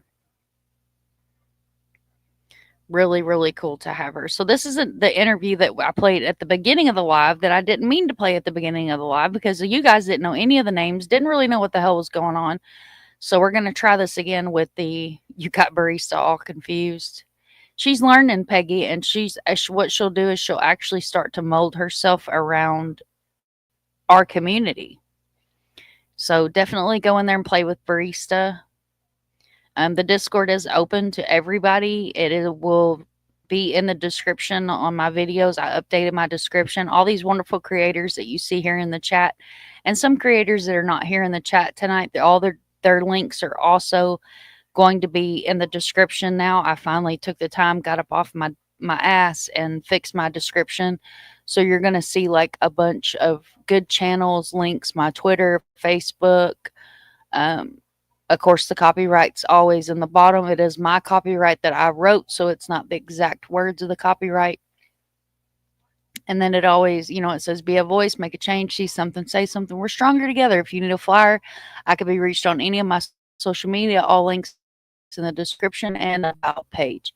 If you have a missing, murder, or any other reason that you would like to speak on my channel, please reach out. My door is always open. What happens in the dark will always come to light. And then it's got Monkey Michael Vaughan's description on there, which will stay in my description of my channel until the day we bring him home. And then it says sub up to some of the best chats on YouTube, amazing drama-free channels. And then below that, you're going to find a bunch of really good links of chats that you will see myself frequent and a lot of these other amazing creators that are here in this chat. She does love Doodle. She does. Minnie was cracking up today. We went and got him his care package today, so he's super excited. She is married off. She has us married off, and a baby pirate named Tandy is on the way. Oh, my Lord. Mikey says we appreciate everything you do, and I appreciate you too, Mikey. Thank you so much. Whether I've laid my eyes on you guys in person, talked to you in a chat, you always mean the world to me. And I am honored to say that I've actually met Mike in person. Mikey was at Vlada Castle's vigil that we had at UCF. And it was amazing to have a member of our community actually show up there. And, you know, everybody that was in the live that night, because I streamed it. It was amazing. Make sure you hit that subscribe button, the like button. I don't have it set to subscribers only tonight because this was not anything that was going to bring in trolls or anything like that, which we usually do pretty good without trolls over here. But I am almost out of StreamYard hours. So all my fun clips that I bring up on the side won't be here. But tomorrow night, because they did an update on Streamlabs and all my shit's gone out of my Streamlabs and it's very frustrating and I won't be able to pull comments up on the screen or anything like that until I get it figured out. So if Kimber's going to be joining us tomorrow, you can catch me and Kimber through the Restream app tomorrow. And I'm planning on running Vladic's case tomorrow. I've got the body cam footage. I've got some other good information for those of y'all that know it's a case that's very, very close to my heart. And I'm starting my circle back. So that's what we're going to do is we're going to circle back to some cases. We'll have some decompressions. We'll do missing in the mountains. We may do another cryptid scream. And FarQ, which I know a lot of you guys know her from around the streets. She was my very first mod. She lives in Australia. And they have their own form of a cryptic over there. And it's a creepy looking little shit. But she actually goes and hunts for cryptics. So fun little fact about FarQ. And I've got some pretty cool pictures that she sent me. And we may see if we can't pry her up on panel and have her come up and talk about her cryptics as well. So I'm going to play this video. I hope everybody's enjoying the show tonight. If you have any questions, if you want me to stop, comment, anything like that, make sure you chime in. Kimber, you still awake? I am here. Kimber is going strong with us tonight. I am here. Good night, Arctic. Thank you so much, honey. Thank you. Thank you for being here. Good night, guys, if you're not Arctic. what you doing with your life, make sure you go sub up to ArcticFox. He is an amazing advocate for the missing. Like I said, all these great advocates, Doodle, Wisdom, Mikey, they're all can be found in the description. Kimber has her channel where she posts missing flyers and information on missing people as well. So definitely make sure you shove up to all these amazing folks. We're going to get this next video rolling here. Share the screen. And this is the interview that we started out with. Kimber was saying she was very interested in this guy's background. This is the gentleman, Michael C. Butchered, and I probably butchered his name. Boucher. Thank you. You're welcome. That's what I'm here for, to vibe and Kimber's finish your here sentences. Kimber keeps me straight, and we be vibing up here. We be jamming to the balls hitting the grounds and the everythings. All right, here we go. In the great words of Mario. Well, you know what started it is the Dennis Lloyd Martin case was actually what started me writing. You know, I have 13 books out now, but what had happened was I was doing, I have a background in archaeology, myself and Micah Hanks. And, you know, We'll never forget you, Taylor. certain things about it. And I had sent a friend of mine, and this is kind of a coincidence, Jim Martin down in Florida. I sent Jim Martin a copy of a report I was doing, and I wanted him to edit it. Taylor, I put you in Nightbot. Give me just a second and I'll get Nightbot to drop your link because I forgot which emoji I made you. And he sends me back the edited portion, and he sends me this old newspaper clipping of this 7-year-old kid that disappeared. And I didn't even look at the date. So at that time, I was trying to get one report done. So I just kind of put that paperwork down, and the article down. I never really looked at it. And about 6 months later, I'm sitting here, I've got almost everything done on my desk, this and that. And I pick it up, I'm reading it, and I go, as a cop, none of this sounds right. It just sounds like there's issues with this. Yeah. So my first fatal mistake was I went online. And I'm going to be honest with you, the only two really accurate podcasts out there on this case are yours, the Missing Enigma, and the Grayling Report done by Micah Hanks. Those are the only two podcasts, honestly, that are even worth listening to, because I listened to hundreds and hundreds of them, and what they are is they're just refurbished junk that's been bolstered, manufactured with misleading facts, and a lot of that has been done, I call it baiting. It's to lure a listener in or the audience in to buy book, to this and that. Myself, I don't do any of that. The Dennis Martin case, actually, when I started looking into it, I noticed that there were so many, I'm not going to say lies, but misleading facts in the case, just to sell books and to make everything, embellish it like it's some big mystery, that I said, this isn't right. So I said, you know what, I'm going to look into this on my own time. And I interview everybody. I don't, why should I believe what this person says, that person? I want to talk to the people that were there. So I talked to Dwight McCarter. I talked to Harold Keyes. As a matter of fact, I was the only person that ever did an interview with Harold Keyes. Yeah, that's what it's. Yeah, and very luckily too. I checked again. He passed away in 2019, and as far as we know, you're the only one who really did a in-depth interview with him. Right. Now I talked to obviously James Reich was dead, but I talked to his son, got background on that. I talked to Violet Martin, who asked me not to contact any of their family members because she just didn't want to rehash what had happened. So that was kind of a significant part. And actually I talked to Richard French, the person that they consider the mysterious man. He's a suspicious person all over the place. Yeah. I was able to talk to Carter Martin, the other Martins. Right. And it's interesting because he actually has a book that he wrote about the case. It's kind of like his diary of the case. He's never released it because Bill Martin had asked him not to. Really? Yes. A lot of people don't know that, but he has that out there. Not to get too far off into the weeds already, but I get a lot of emails from people that have this theory about that whoever went missing that day, that it was a targeted kidnapping and that they basically got the wrong person. Like someone was supposed to be kidnapped, a child most likely, and that it was accidental that they took Dennis, and that they were really going for one of the other Martins, because there's this rumor out there that I think one of the other Martins from the other family worked for a nuclear power plant or something to do with nuclear codes or something. I get this all the time. Well, no. Do anything about that? I do know all about that, and it's positive. That's all fake. Okay. That's because I haven't found anything substantiated either. Carter Martin taught in Huntsville, Alabama. He was a teacher. Clyde Martin was a teacher. Martin's father. They became friends. They just happened to have the same last name. Right. And think about it this way. So you're going to go kidnap someone, right? How would you know that this person was going to be randomly in this part of the field at that time of the day taking this path? You wouldn't. So plus there's no facts or anything of evidentiary value to support any of this stuff. I mean, even if you take a look at this thing I was reviewing, like the new book I'm writing, I'm already a couple months in, I'm already at page 196 on it. Mm-hmm. Because in the book, I'm actually telling people why, this stuff is either valid or invalid.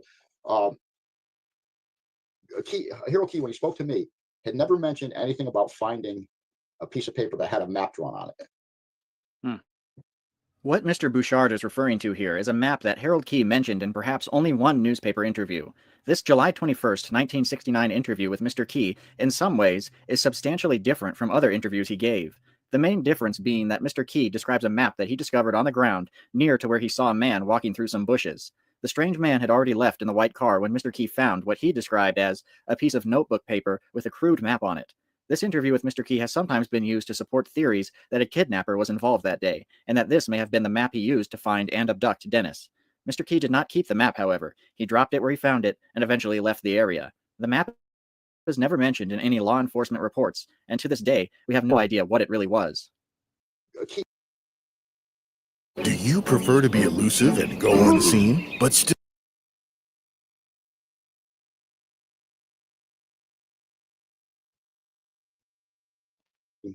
a piece of paper that had a map drawn on it? So I said to myself, well, that's interesting, because why wouldn't that be included in the FBI file, even if it was scratched out, because a person's name wouldn't have been on it. So, and how did Harold Keyes know that this is the guy that dropped it? Because Harold Keyes wasn't in the area prior to the guy who dropped it. So that piece of paper could have been there for a week. You see, these are the things that occur, that people all of a sudden come up with these conspiracy theories, and really they're baseless. I mean, Harold Keyes didn't know if the paper was there or not. We don't even know if that paper exists. Right. Because he never mentioned it to me. And do we even know where this rumor kind of sprang up from, or is it just one of the things that got out of the weeds? Actually, we do. It sprang up from a newspaper article that Harold Key did one on the 21st of July, 69, and the 22nd. Now, if you take both of those and compare them, they're not even close to the same thing. Yeah. You know, and this is uncommon when a person is a witness. If you take 10 witnesses to say a car crash, you're going to get 10 different stories. And the things that you can't remember, your brain automatically starts filling in things. So he says he found this thing that had a map and a campsite on it, a piece of paper with a map on it. Well, where is it? Right. It's only mentioned in one article, newspaper article. He never mentioned it to me. And if the FBI had gone back there, like they say he did, them and the Ranger Wildermere, you know, Estelle would have been the officer in charge, or the FBI agent who was in charge of the investigation. Wallace Estelle. Wallace Estelle would have been there. Reich would have been there. Right. And you know, Wildermere would have been there, and then obviously Mr. Keyes would have been there. Why didn't you mention this map? And I guess this isn't totally uncommon necessarily, because in some of the old newspapers, that's where the initial thing comes, where, you know, there's an old newspaper where I think it's one of Mr. Key or maybe his kids are saying they think they saw a bear, right, or something like that. And you spoke to, I spoke to Harold and his daughter Wanda, right? Wanda Grandstaff, yeah. Right. And now Wanda says that she never heard anything. However, in another article the day prior, it said her and her mother heard something, but this was coming from Bernard. It wasn't coming from her. So there's a lot of different versions of the story. But did you ever ask her by chance whether or not she, you know, why it said a bear and all this stuff, or did she just say she doesn't know? She doesn't know, because she didn't see it or hear it. Interesting. So the newspapers are just kind of. Yeah, I think, you know, it's a little bit of a bait and switch. And I actually kind of think that maybe he did one later down the road, or actually probably the first one he maybe did. I'm wondering if that, by the looks of it and reading it, it sounds like the article was more diversionary. You know, and that's something that the FBI used to do a lot. They used to take a newspaper article out to divert people from, because at that time they had started a criminal investigation. They had started a criminal investigation on the 24th of June 24th, which was 10 days after. So. Oh, really? Right. So I didn't know they actually officially declared, like, you know, they were investigating a crime. I think I've often said that they didn't do that, and that's why they kind of hung back a bit. Well, they were pretending to hang back, and really, I think they were kind of forced to do it. Yeah. Because, you know, Bill Martin at the time was obviously upset. He was sending letters to congressmen, senators. He was sending letters all over the place. So, you know, one of them, they get in a Hoover's ear. You know, Hoover doesn't want to look bad, so he starts, you know, feeding all that. You know, somebody better do something down the line. So they started an investigation, but, you know, they really had nothing to go on. I mean, it was just, you know, personally, I don't believe there was a crime committed. I mean, I know the person that I will refer to as DP has a lot of theories, but people have to realize where some of these things, like the term disheveled, that came from Dwight McCarter. The term wild man came from Dwight McCarter. But like Dwight said, he said, well, I meant disheveled. I didn't mean he had animal skins on. I meant he was dirty. So McCarter was one of many people you talked to. Oh, yeah. And did you talk to him directly about some of the things that he supposedly said that are reported in, like, missing 411 and stuff? Did you ever ask him? Yeah, he laughed. And I remember because I was outside working on the boat engine while I was interviewing him. I was underneath the boat, you know, kind of swearing up a storm. And I said, hey, let me ask you something.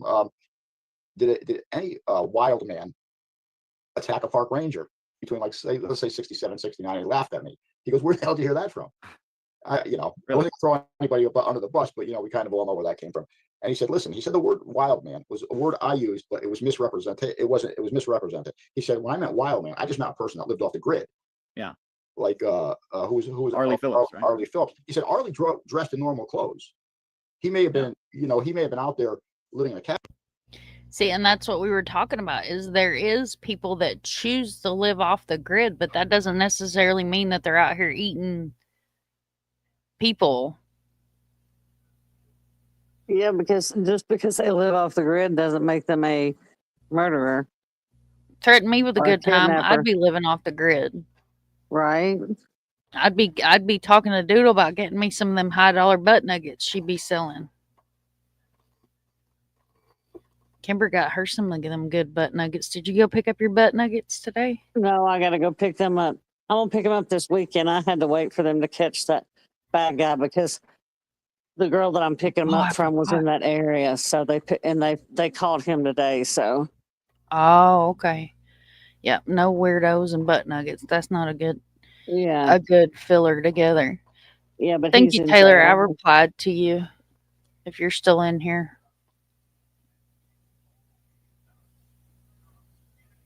Cabin, but by no means was he wearing animal skin clothes or anything. He says, so a lot of these, and again, you take the term disheveled, you take the term wild man, when you add all of this misleading facts in there, what does it do? That base an audience in, and there's a lot of baiters out there. And I'm going to tell you, and I call them out all the time. I call them used car salesmen. They're the ones that put the sawdust in the transmission to make it sound like the car runs better. Yeah. But you have out there, we have Dave Pilatus out there. We have George Knapp, George Norrie, Art Bell, Jeremy Corbell, just to name a few. What they do is they bolster these stories with such misleading facts, all to give people a wow. You see, people have this romantic thing about scaring the hell out of themselves. They like to be scared. They like to everything is an unknown because it's some type of it's just something they have with that type of they want to feel like there's a mystery out there. And Right. that's what kind of got me going on the Dennis Martin case, was because there were so many misleading facts that people were believing all of this stuff. And what they were doing was they were circumventing that a 6-year-old boy had gone missing. The tragedy had nothing to do with what these people were talking about. These people were talking about, facts that weren't even true. Right. Dennis Martin had nothing to do with it, besides being the plot for it. But they went off on a tangent. Like here's an example. And Micah Hanks, and this is, I'm going to tell you a true story. Micah Hanks one day emailed me. He didn't know who I was. I didn't know who he was at the time. He goes, I read your book, and I got to admit, I got suckered in by Dave Pilatus. I said, what do you mean? He said, I listened to, what is it, Midnight in the Desert? He said, I was infatuated by this story. Bigfoot coming out after him and all this kind of horseshit. And so I said to myself, okay, I got to go online and listen to this thing. I think it was Dave Pilatus and Art Bell. So I listened to this stuff, and it was like, I was just sitting there going, who believes this stuff? I mean, the military and the Green Beret, Special Forces Green Beret, this is suspicious. There has to be something else going on. No, they were in a training practice over the line in North Carolina. They come over here to help search, because what the military Special Forces Green Beret do, they're searchers. Actually, they're hunters, but they're searchers. Well, they were training nearby at the time. Right. And what I've always said is that if they weren't training so close by at the time, they probably would not have been involved. No, and you have to realize too that one of Bill Martin's neighbor was a friend of Howard Baker, Senator Howard. Okay, so I have questions. So I respect this gentleman and I appreciate his input. But if they were in the training, then why the hell was the Boy Scouts there? Right. Because that's documented that the Boy Scouts were there too, and the Coast Guard, and the National Guard.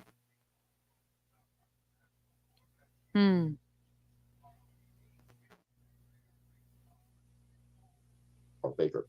He called Baker up and said, hey, this is what we got. Baker sent 300 additional military personnel there. Violet Martin didn't want the military there. She told me she didn't want the military there. Right. And I think that's even bears out in some of the files. It probably does. The National Park Service, you have to realize at that time, they weren't certified police officers, and they didn't want to look like they were turning down help because, political correctness, even though this is kind of a newer thing we use nowadays, they didn't want to look like they were, hampering anything. So they just went along with it. But, in one of the books, and I think it was one that you probably mentioned, or something I had heard, was the military had gone in there because he had been captured by Bigfoot, Sasquatch. I hate to tell you, there is no such thing. Only in your mind. Okay, there's no such animal, anything that's anything like that. You may have a hybrid bear that stands on 2 feet. You will not take that from me. I believe. And if I want to believe in Bigfoot, by George. But here's the problem. Hybrid bears that look different than normal bears only go down by elevation. Hybrid bears are at a higher elevation. When they get to a certain elevation, they will not go any farther down. Don't know why that is, but so for something, you know, that's hybrid, that may everything walks on. Deer walk on 2 feet. When they're picking apples out of an orchard, when they're fighting, all 4-legged animals will stand on 2 feet. They'll be bipedal. It doesn't make them Sasquatch. Well, I think one of the things that I get even more than Sasquatch with relation to this case is that that the Green Berets were there to eliminate a group of wild men or cannibals or something. Well, and you know, my position on these things has always been, I'm open to anything, but you got to have evidence to support it. Well, and there's not really any. Here's an evidence to debunk it. I've looked at over 13 or 14 pictures of the military there. Now I took a magnifying loupe right here, and I looked at those pictures. None of them have firearms. Right. How are you going to protect yourself against a group of wild men if they're so vicious as everybody claims? You're not. Right. If they eradicate means kill, what are you going to do? Stone them to death? Right. You see, these are the facts that need to be debunked because people get sucked into this stuff. I mean, see, here's the difference with somebody. I have the law enforcement background, but I also have an archaeological background. When I'm looking at the ground, I'm seeing totally something different than anybody else is seeing. You know, what I'm seeing is totally different than what everybody else is seeing. So when I look at these pictures, I'm not only looking as a cop, but I'm looking at them as an archaeological perspective too. Does this make sense? And if it doesn't make sense, it doesn't make sense. I mean, the fact of the matter is, Dennis Lloyd Martin walked into the woods because of his physical size. He probably got entangled in the brush, or just kept walking. And the only really, if you West Prong, right in the direction of the Big Hollow, where were the only bones for a person ever found, a young child that was never found? The ginseng hunters, right? The ginseng hunters.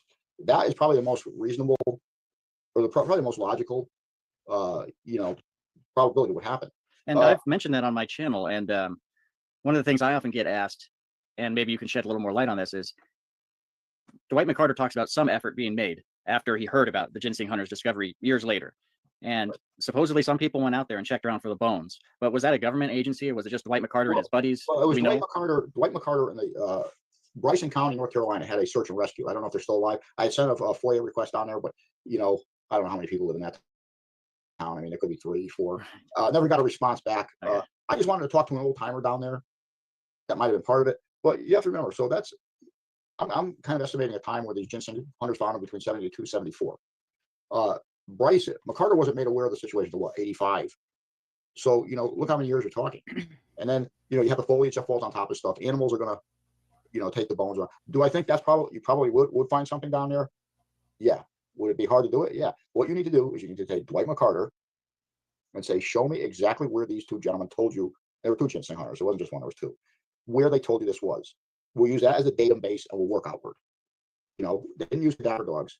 You see, DNA dogs, like the dogs that they were using in the field, those are no-scare dogs. What they're doing is they're setting for trace DNA. Anything that as you walk by the brush, your DNA gets, you know, knocks off or hair follow.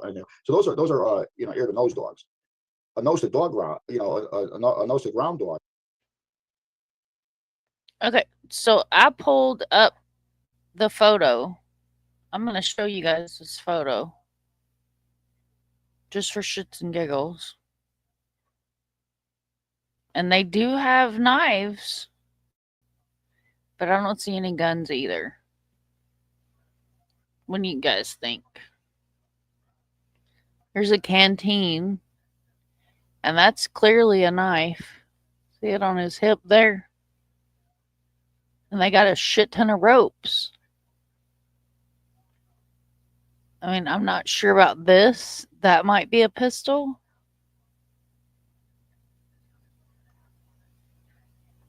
But even like the knapsacks laying on the ground, I don't see any weapons.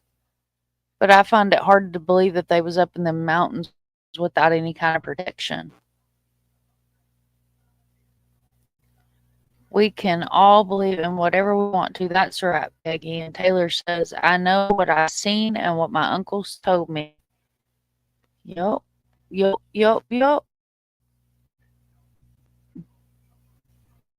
I just wanted to show that for a second there. I had it up on my second screen, y'all. Pull this back up. Is smelling for any fumes or that is released from a decaying body. Now they can smell almost to 25, some feet down. So if there's any part of Dennis Lloyd from there, they find it.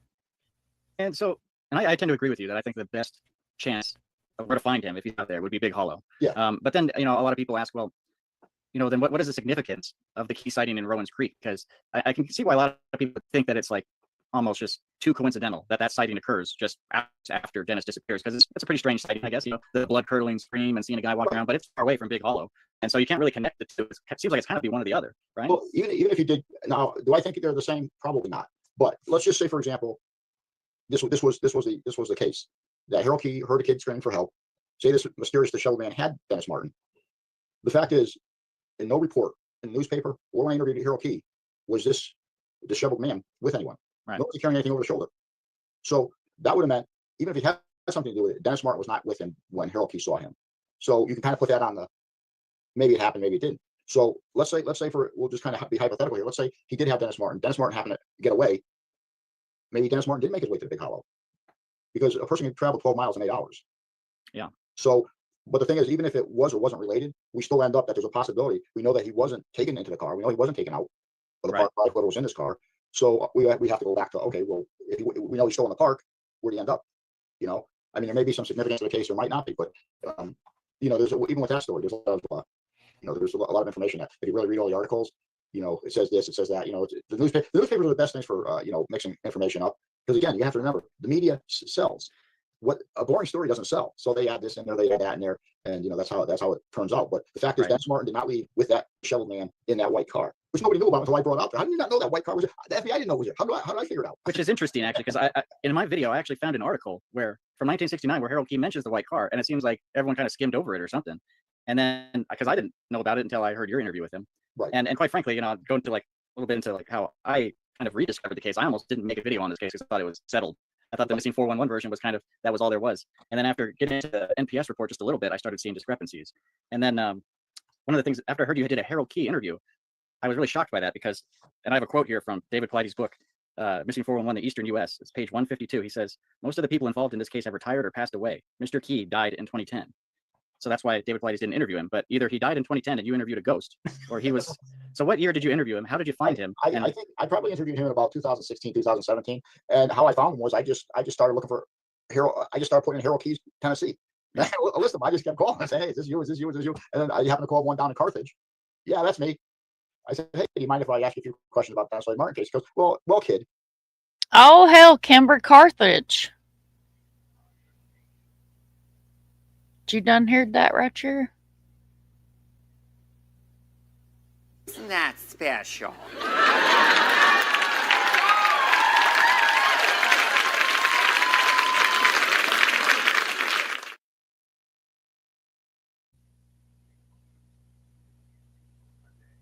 Kimber, you still going strong with us? Kimber. Y'all, the Kimberfoot might have struck again. Thank you again, guys, for being here. Thank you for everybody on Replay Crew. I appreciate all you guys for spending your evening with me. Tomorrow is Friday. Friday. We love Friday. Yep, I think she passed out on us. We'll just let her sit up here and nap. And at that time, I was in my 50s. We didn't welcome him. He was in his late 90s, He says, yeah, I'll talk to you about it because what are they going to do to me? All the FBI agents are dead. He says, I'm 90-something years old. What are they going to do to me? Right. So, he was very sharp. I mean, he knew when I asked him a question, it wasn't like he was sitting there trying to think of an answer. He just boomed right away, answered questions. So, and I asked him specific questions. Was the guy carrying anything? No. Were there only one or two people going to the car? Just one.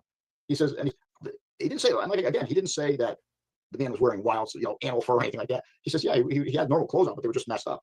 But that could have been from a lot of reasons. I mean, let's face it. Maybe he parked his car and had to go. Right. Could have been anything.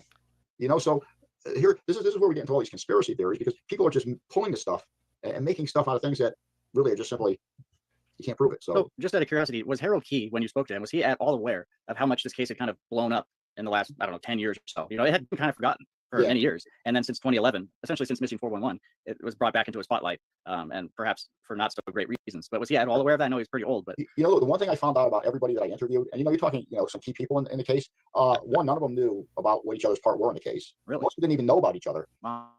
Second, they just went on and never thought about it again. Wow. Yeah, and Harold Keyes was no different. His situation was a little different because a month after coming back from Gatlinburg hotel where his family were staying when they had been up there, he got a phone call saying, "Don't talk about the case. Just keep your mouth shut. Don't talk about the case." Anonymous phone call, right? Yeah. They pretended to be anonymous, but we know who it was. Probably the FBI. It was the FBI because who was at Rowan's Creek with him? Right. The FBI. Right. So and just to clarify, that's when they set up a meeting with Harold Key so that he could show them where he had the sighting. They intercepted him on the way there, right, and then drove him there, and he showed them around, and we don't know exactly what took place there, but he showed them around. Right. But even that, I mean, why would they intercept him? That's so weird. I don't know. I mean that's just, unless they want to put him in a car and say, "Hey, buddy, keep your mouth closed," because at that time, that was in July. You have to remember, they had started a criminal investigation on June 24th, so they didn't want anybody saying anything about anything. And he said to me, like 2 years after that, I got a call from the guy, somebody that says the case is closed. Keep your mouth shut. Well, who says the case is closed? Only people in law enforcement. The average person doesn't say, "Yeah, the case is closed." That's a slang word that law enforcement uses. Yeah, the case is closed. Right. Welcome, Scott. Thank you so much for being here. They when they got this jailhouse story, that that seems to be redacted all over the place. And honestly, I've dealt with a lot of those people. You know what? Just cut that out as a wash, because they all lie. They all lie. So you're talking about the FBI files now, which got released last year thanks to you. Yeah. Once again, I thought I had discovered something when it just appeared one day on the FBI's website. Mike, you were the one for pestering the FBI long enough into getting it out there. And really, the only significant part of the FBI files was a potential suspect, something resembling a suspect, but it was so vague. It was some jailhouse guy said he heard a thing, and he said he would testify and that he'd take a polygraph. We don't know if he did either of those ever. Doesn't sound like he did, but so much was redacted. Right. But so after seeing those files and hearing about that guy, your position hasn't really changed much, would you say? No, it hasn't, because even that jailhouse confession, like I was working on some cases up here in Connecticut, older cases, 68 to about 78. We were up in the Vernon area, Vernon, Connecticut. There had been eight females who had disappeared. Mm-hmm. I actually tracked down who was responsible for it. Oh, wow. And you have to realize, and even in the Dennis Martin case, other police departments do not want you finding their suspects. This is just how it is. I mean, take it for what it's worth, but they don't like people nosing into their cases. Me, I'm a little different. I'll take any help. I think in the Dennis Lloyd Martin case, after the closed case in 81, the file should have been open, because let's face it, there's more civilians out there that know other people, that know other things, and there should be a specific amount of time that case can stay closed, and then the information become available to the public, because that's really how you're going to catch these people. Right. The only people that the only people are going to have links are the public. Because they hear something, they know somebody knows something, but if they don't have any information with their, it makes it really defeats the purpose. There's too much hush hush on that stuff. And there wasn't really anything too much that we didn't already know in the FBI files that they released. Right. And I think they still are holding back some like 30 pages or something. Yeah. Well, I just sent another Freedom of Information. Actually, I sent two of them. I sent one for the stuff they didn't send.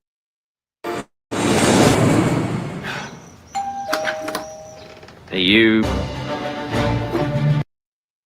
Shop up to 50% off supplies in my. Oh, what the hell? We got hit with two of them? That's wrong. Damn fools. Why'd you send me it? Right. See, what I did was I fought them on the exclusionary rule, because if you notice, everything that the FOIA, everything that they refused to send or redacted was from FOIA. It's exclusionary.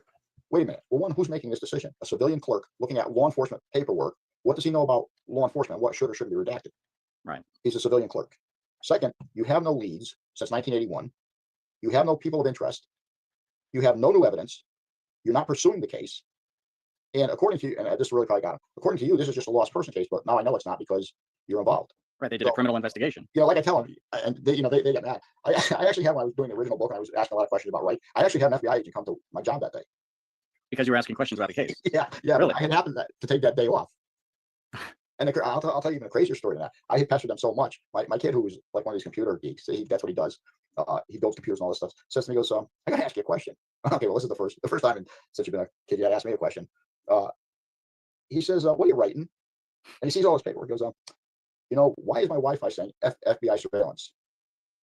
Oh, wow. I said, shit, I don't know why it's saying that. And he goes, there's no telephone wires up on the top of the hill because there's this car that's been sitting up there for a while, and it's a dead end street. That's crazy because you see, it's this kind of thing. It's this kind of thing that makes people come up with conspiracies and stuff because they wonder why is the FBI doing this to somebody who's looking into this old case. Well, I'll tell you why, because I wasn't looking into the case itself. I was looking into the FBI agent himself. Okay, so you were looking into Jim Reich, right? And he killed himself, right? And I was asking a lot of questions. I mean, I wanted to know, when he started.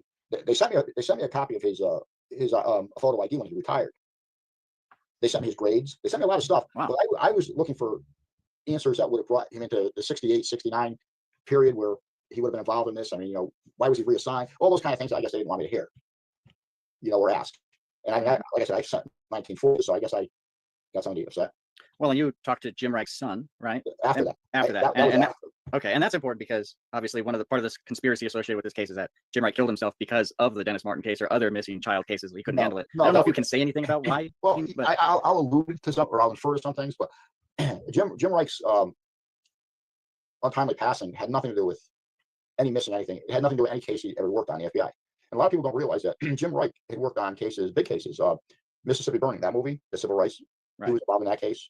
The Jablonski murder of that union boss, he was involved in that case. 1950 Brinks armored car robbery, he was involved in this. So he's a pretty big name. He was, and a lot of people don't know that. Yeah, I didn't know that until you told me about it. Honestly, they didn't know that. But his passing had nothing to do with any involvement that had to do with the FBI. So you'd say it had more to do with some personal issues in his life. It was, and it's sad, but there had been other family members that had kind of followed suit, but it had absolutely nothing to do with the cases themselves. And I know that came up in a certain book, which I don't listen. I don't just need to shred the book or the author up. However, if I read that book, and I haven't read it because just the stuff I've seen and the comments I made, I would need a set of waders or hip boots to read that, and probably a lot of Tylenol and coffee. But but see, this is the problem. I mean, you take a tragic case like this, where there's so many conspiracy theories, just like that movie, The Gone Girl, this big movie. Everybody, I did the original book. I have the 5,127 page report at my desk here in my office. It was all fake. This is what I'm talking about, media and syndication and stuff like that. They do not want my version, even though it's out in the book. They do not want my version on any type of video or movie screen. I mean, people have offered. I've done episodes on Hours to Kill, a lot of different crime shows and stuff like that. They do not want that one released because they made a ton of money on that movie. Now, could you imagine picking up a book and everything in the movie's fake? Well, I think it's probably true for a lot of cases. There's certain vested interest in making money, and even with the Dennis Martin case, an argument could be made that keeping the mystery and paranormal elements in is more attractive to an audience. I mean, I can completely understand that. Like, which would you rather hear? Like a straightforward, no beans and taters? And I used to read a lot of books, so I have to say that sometimes the book's better than the movie. Most of the time, the book's better than the movie. And when you read a book, you get to play the movie out in your head and in your imagination, and you see what you're reading in the book. So, I mean, I can kind of understand both sides of it. I mean, he would want the recognition from doing the legwork, but then on the other hand, I don't know. I'm torn on that one, y'all. The realism aspect of it and what we really know or what we can really prove. But, I think both are interesting. It's still an interesting case and unsolved, Right. The Dennis Lloyd Martin case, that's what this goes on, is mystery, the unknown, paranormal. And I'm going to be honest with you, I wrote this book a couple of years ago, and I think I have a copy of it right here. Is it this one? No, I'm gonna have to find it. I'm gonna take a couple. I'm sure our friend won't like it. But it's Creatures of Folklore, Fact or Fiction. Oh, I haven't seen that one. I put his friend on the cover. But none of this stuff exists, okay? Bigfoot doesn't exist. Think about it this way, right? Why don't we find Bigfoot? Well, the common rumor is because they bury their dead. Well, if you watch one of these TV series, which totally insult my intelligence, Hunting Bigfoot, okay? You've done 100 episodes. You found absolutely nothing, right? As far as I've heard, So you're throwing stones, hooting and hollering. If any type of bipedal species had been around hundreds of years ago, they would have learned to manufacture stone tools at minimum. But since they weren't even at the level where they're throwing stones and hooting and hollering, banging on sticks, culturally, they would have not had a religious practice because they wouldn't have been that far advanced. So if you have no social or religious background, why would you bury something? It's not a dog. You see, so here again, and you spend all this money. These people spend all this money, all this. Where's Bigfoot? Listen, where my relatives come from, if there was a Bigfoot, one of them would be mounted on some of my neighbor's walls over the fireplace. I'm quite sure of it because somebody would have whacked it. You know. Well, now that you bring this up, I think it's actually interesting to address. I don't think Bigfoot was ever mentioned in association with this case until after 2011, because that's when the Missing 411 came out, and in it, David Paulides talked about an interview. Right, Peggy? The books are usually better than the movie. And I stand on that hill. Like, generally, the book is better than the movie. And I don't know if it's the mysterium part of it, where your brain generates the scenes that you would see from reading a book. But, I mean, that's just my opinion. And no disrespect to this guy. I thank him for everything he's done and doing the legwork and whatnot. Interview he did with Bill Martin. He said in that interview with Bill Martin that Bill Martin said that he talked to Harold Key, and Key told him that the guy he saw moving through the bushes, whoever it was carrying something on his shoulder, and the implication was a child, baby Dennis. And now Bill Martin had passed away by the time you got around to doing your interviews, correct? Right. So you didn't interview him, but you interviewed Violet, who his wife, right? And when you talked to her, did you ever this topic up, the carrying something on the shoulder, the interview with David Paulides? Did you ever talk with her at all about the interview? Actually, I had asked her directly. I said, listen, it has come to my attention that at some point in time before your husband passed, a man, I didn't use anybody's name, they come up to your house and talk to your husband about this case. And she says, well, let me tell you this. She said, I would have known if anybody came up to my house because my husband never talked to anybody about this case. She said, the only person that ever came to my house was Richard French, and I didn't like him. And so, and if you think about it, if Bill Martin found out about Harold Keyes by accident, because he read Harold Keyes' statement in the newspaper. Right. That's where William Martin got his information of what he said in a newspaper article. He never spoke to Harold Keyes. He read it the same. He read that information the same way he found out about. He opened a newspaper and found out. Well, so as far as you know, he never actually met. No. One of the reasons, I never thought to discount the interview Paulides may or may not have done Bill Martin, I guess. But one of the things that always stood out to me was that if Harold Keyes told Bill Martin that he saw someone carrying something over his shoulder, well, Bill Martin wrote many letters to the NPS, anyone in charge of this case, with complaints saying, this is why I do a better investigation, essentially. And never once did he ever bring that up. And you would think if that was something like that's an important thing to bring up, if someone actually told that to you and you had a witness who had actually seen that, to say that, oh, they were carrying something, that's huge. That would be the focus of any letter. And it's never mentioned. And we have numerous letters from Martin. Have you considered all that too as well? Well, I did. And if you think about it, let's just say, let's just look at it this way. Any newspaper interview that Harold Keyes had done with the newspapers, even the interview he did with me, he never mentioned anyone carrying anything on their shoulders. Right. Never. So why all of a sudden is he going to tell Bill Martin somebody was carrying something over the shoulder? Well, the fact is Bill Martin got all his information from newspaper articles. So Bill Martin only knew about Harold Keyes when he read the newspaper. And then he questioned the FBI. And quite honestly, the FBI wasn't the FBI and the military. Let me debunk some of this confusion about why information wasn't being transferred or passed along. Law enforcement agencies, especially during an investigation, will not relay information to anybody but another law enforcement agency, a prosecutor, a defense attorney, or an attorney, because legally they can't.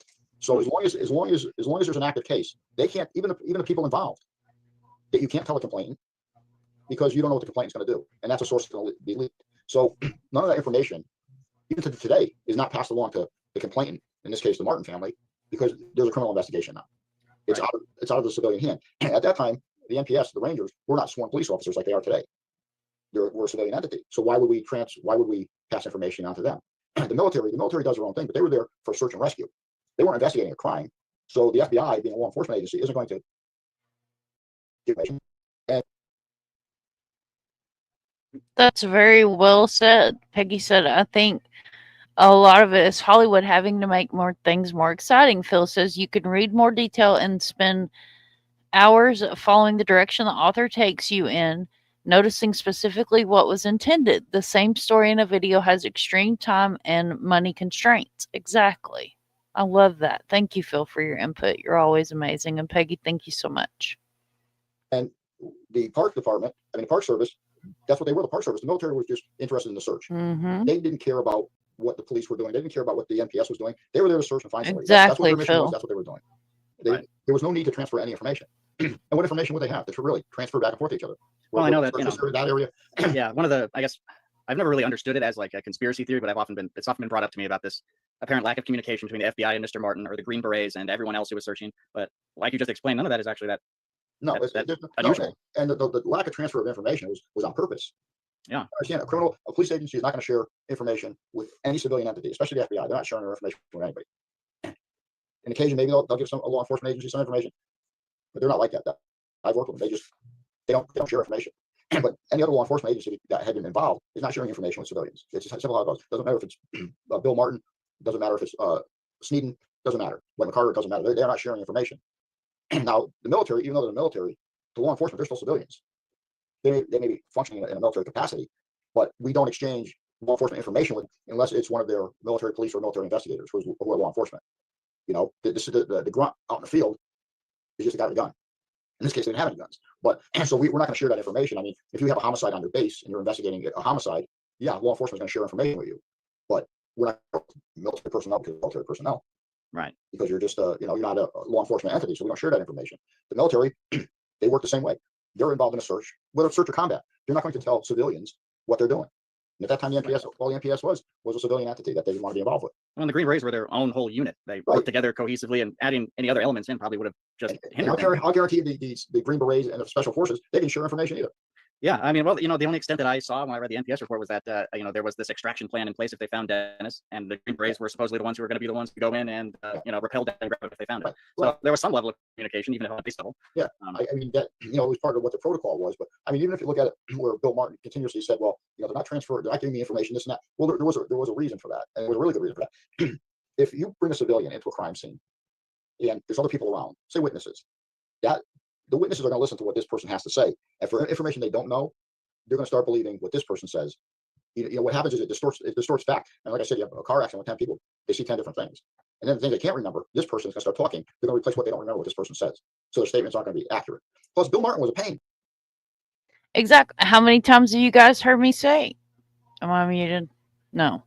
How many times have you guys heard me say that your worst witness is an eyewitness? Those of y'all that have been around know that I scream that from the mountains because everybody, there was an eyewitness. There was an eyewitness. Your worst witness is an eyewitness. Because you have a matter of seconds for a memory not to be distorted in the human brain. And I'm not talking out of my ass. That's like legit. You can Google it and look it up. You have a matter of seconds before your brain starts to distort that memory. That's why that is the worst witness. Phil says, I've been out of school for quite some time. I mean, and I struggle to graduate, but I put then Phil up against that. Average high school student today with half brain tied behind my back. Love you, Phil. You're awesome. Yeah, eyewitnesses are not reliable at all. I don't give a damn. I don't give a damn. I mean, look at all these letters he sent. Listen, I get it. Right. I'm not trying to be unsympathetic, but is that the person you would want wandering around your crime scene? No. Right. And he was known to be out in the field all the time. Right. So this is not what you want when you're trying to, take statements or survey crime scenes. You do not want somebody under your foot. Yeah. Because it's actually counterproductive. Just like Richard French. I mean, Richard French, everybody has him as a suspicious guy, this and that. Richard French is an individual who was mentioned in the FBI report as a suspicious person hanging around the search area. His name was redacted from the report, but Mr. Bouchard was able to discover his name from interviews with Violet Martin. Mr. French spent a week with Bill Martin in the Spence Field shelter and participated in the search. No evidence has ever been presented that implicates Mr. French in the disappearance of Dennis Martin, and authorities quickly ruled him out as a suspect. If you're a web designer, here are 4 Wix Studio features you gotta know. Just like Richard French. I mean, Richard French, everybody has him as a suspicious guy, this and that. Richard French, when I interviewed him, actually supported everything that Bill Martin did. They have French as the bad guy. But French said to me, he says, listen, he says, I know the guy didn't do it. I mean, there were a lot of conspiracies that Bill Martin was involved in a homicide for insurance money, this and that. Right. And he says, I know he wasn't. I said, well, how do you know? I said, I stayed for a week with them up at the site up there. And he said, this guy would go out every night and he would come back crying. He says, nobody that killed somebody is going to come back crying. Not like this guy. So, and then he says, I got curious. He says, so I went over the house one day. He says, I went in, I had heard the kid had been born, in the basement. He says, so I managed to get myself down into the basement. And he said, I worked in construction for years. He says, that cement floor had never been touched. And correct me if I'm wrong here, but Richard French and his kind of interest in like going into the basement like that kind of put him on the Martins' radar, right? Like they started getting suspicious of him, conversely, right? Well, you know, it actually started prior to that. You see, the Martin says that they never knew Richard French, and maybe they personally didn't know him, but they knew about him. See, when he was young, you got to remember, he was about 20 in the 20s when this happened. He was the town. He caused a lot of ruckus in town, right? And they all know who he was. He drove a big white Galaxy 500 car. You know, which is notable because white car seen driving away from Roman Street. Him and his wife were always going at it, you know. So the Martins, being from a middle class suburban area, they're like, whoa, wait a minute, we're and even French told me, he says, yeah, no, she was always politely rude to me. So, and she told me she didn't like him. Yeah, and I think they become suspicious of that because he didn't arrive. See, he didn't arrive to the park until about 5 days later. When he heard about it on the news, he wasn't there like that day or the next day. He was there 5 days later. So. And of course, the Martins were suspicious of everybody. They were suspicious of him. And like I said, well, what about this woman from Florida? They said you're away. He goes, oh, the crazy woman, the clairvoyant. Oh, he says, yeah, we were with her for only about 2 hours, and he says nothing ever panned out, so we just left. Right. So there was no link or association with those two. Now that you bring that up, I think someone, at least one person, maybe two, emailed me about when the FBI files came out. There was a little mention in there. I think it might have been from a clairvoyant or something that led some NPS Rangers or something to a pair of shorts that they found in the Russell. Was it the little Russell shelter? Yeah, it was a Spencefield shelter. Shelter. And they were actually found like in the back of the shelter under a rock. Right, like hidden there, placed purposefully. And a lot of people, or a few, I guess, emailed me thinking that might be significant. Did you have any thought? Yeah, that's not significant. Okay. No, that's absolutely not. Listen, I mean, let's say there's a lot of reasons. Exactly. And if you look at the FBI report, they say they were weathered. Yeah. If they're under a shelter, how weathered are they really going to be? Okay. There's a lot of reasons that explain it. Miss Martin stated in one of her the articles that I read and I researched that she was shown the underwear and they weren't Dennis's. So right there, you know they're not Dennis's underwear. Right. So maybe somebody had an accident and just hit him. Some little kid hit him. I mean, you find clothes and all kinds of things out when you're hiking. It could be just anything. And then think about it logistically. Okay, the Spencefield shelter. Dennis would have been in the Spencefield shelter with his family, and then he goes off and disappears. So why all of a sudden is his underwear going to show up hidden under a rock in the shelter? Come on. Right. People just make this. It just doesn't make sense. I mean, come on. I mean, Jesus. I think that people really want to be able to solve a mystery, and I think when they hear any little tiny thing, because in a report they'll throw in everything sometimes, whether it's relevant or not, and because it's in there, I think some people think that it's relevant or and it can be very irrelevant. And, well, the problem is a lot of these things that they're chasing are just irrelevant facts. There's mystery built around them to keep that like you said, that paranormal, that mystique around it, so people are drawn in. But what we really have here is a lost child case, which the FBI didn't want to even be involved in. The only reason they got involved in it was because of being pressured into being involved in it. When I was talking to Harold Keys, he says one FBI agent was asking me questions, the other one was bitching about he had to go to a wedding later that day and he didn't want to be here. So I mean, they couldn't really put that much significance of it, right? I mean, so what's that? So what they've done is they've convoluted this whole case into this mystery, and it's not really a mystery.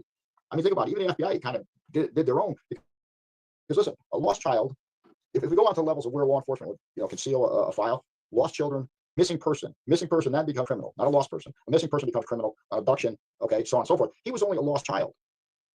Right. So my question is, why did you, if he's just a lost person, and not Peggy. why see me, I'm bad. I call it, why are you hiding stuff? The national office, I don't think people pick up the phone for me anymore.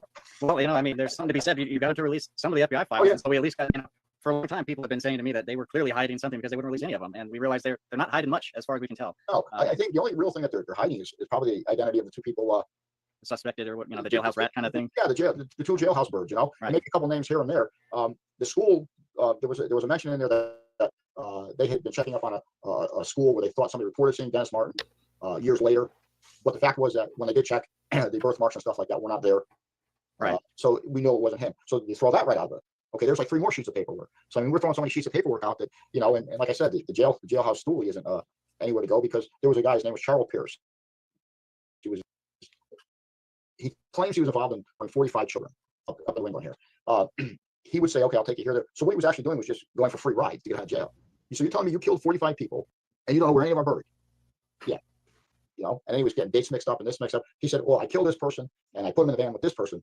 Well, that must have stunk because this person here, you put him in the van with, had been dead for 10 years prior. So, he was just going, and I'm sure these stoolies are the same way. I mean, they're probably not the most trusting people. That's probably why they're, swinging a 10 can and a 10 cage. I mean, just putting that out there. So, well, we're getting a little over an hour here, so I'll start wrapping it up a little bit. But I think we'll have you. Maybe we'll do this again when you release your book, because I'm sure that what you said on here will I get a lot of questions for you. and I apologize in advance for the people that I'm going to thoroughly offend, because whether offended or not, I think it's important everyone keep an open mind to sometimes you'll read something and you find an author you trust, and then all of a sudden someone says something different and you're offended by that. But I trusted this author, and you need to. I think people should be open-minded enough to really look at the evidence, even if it goes against someone that they believe for a long time. Well, it's interesting because if you think about it, both myself and Politis come from a law enforcement background. So he's saying one thing, which it's unfortunate, but a lot of the stuff, maybe I'll use the term misleading. Misleading. I'm not gonna, but it's misleading. And I'm sure, just like everywhere else, it's you just add additional listeners and stuff, keep that mystery to it. But in fact, in the Dennis Martin case, there's really not much of a mystery. I mean, it really had no criminal aspect to it.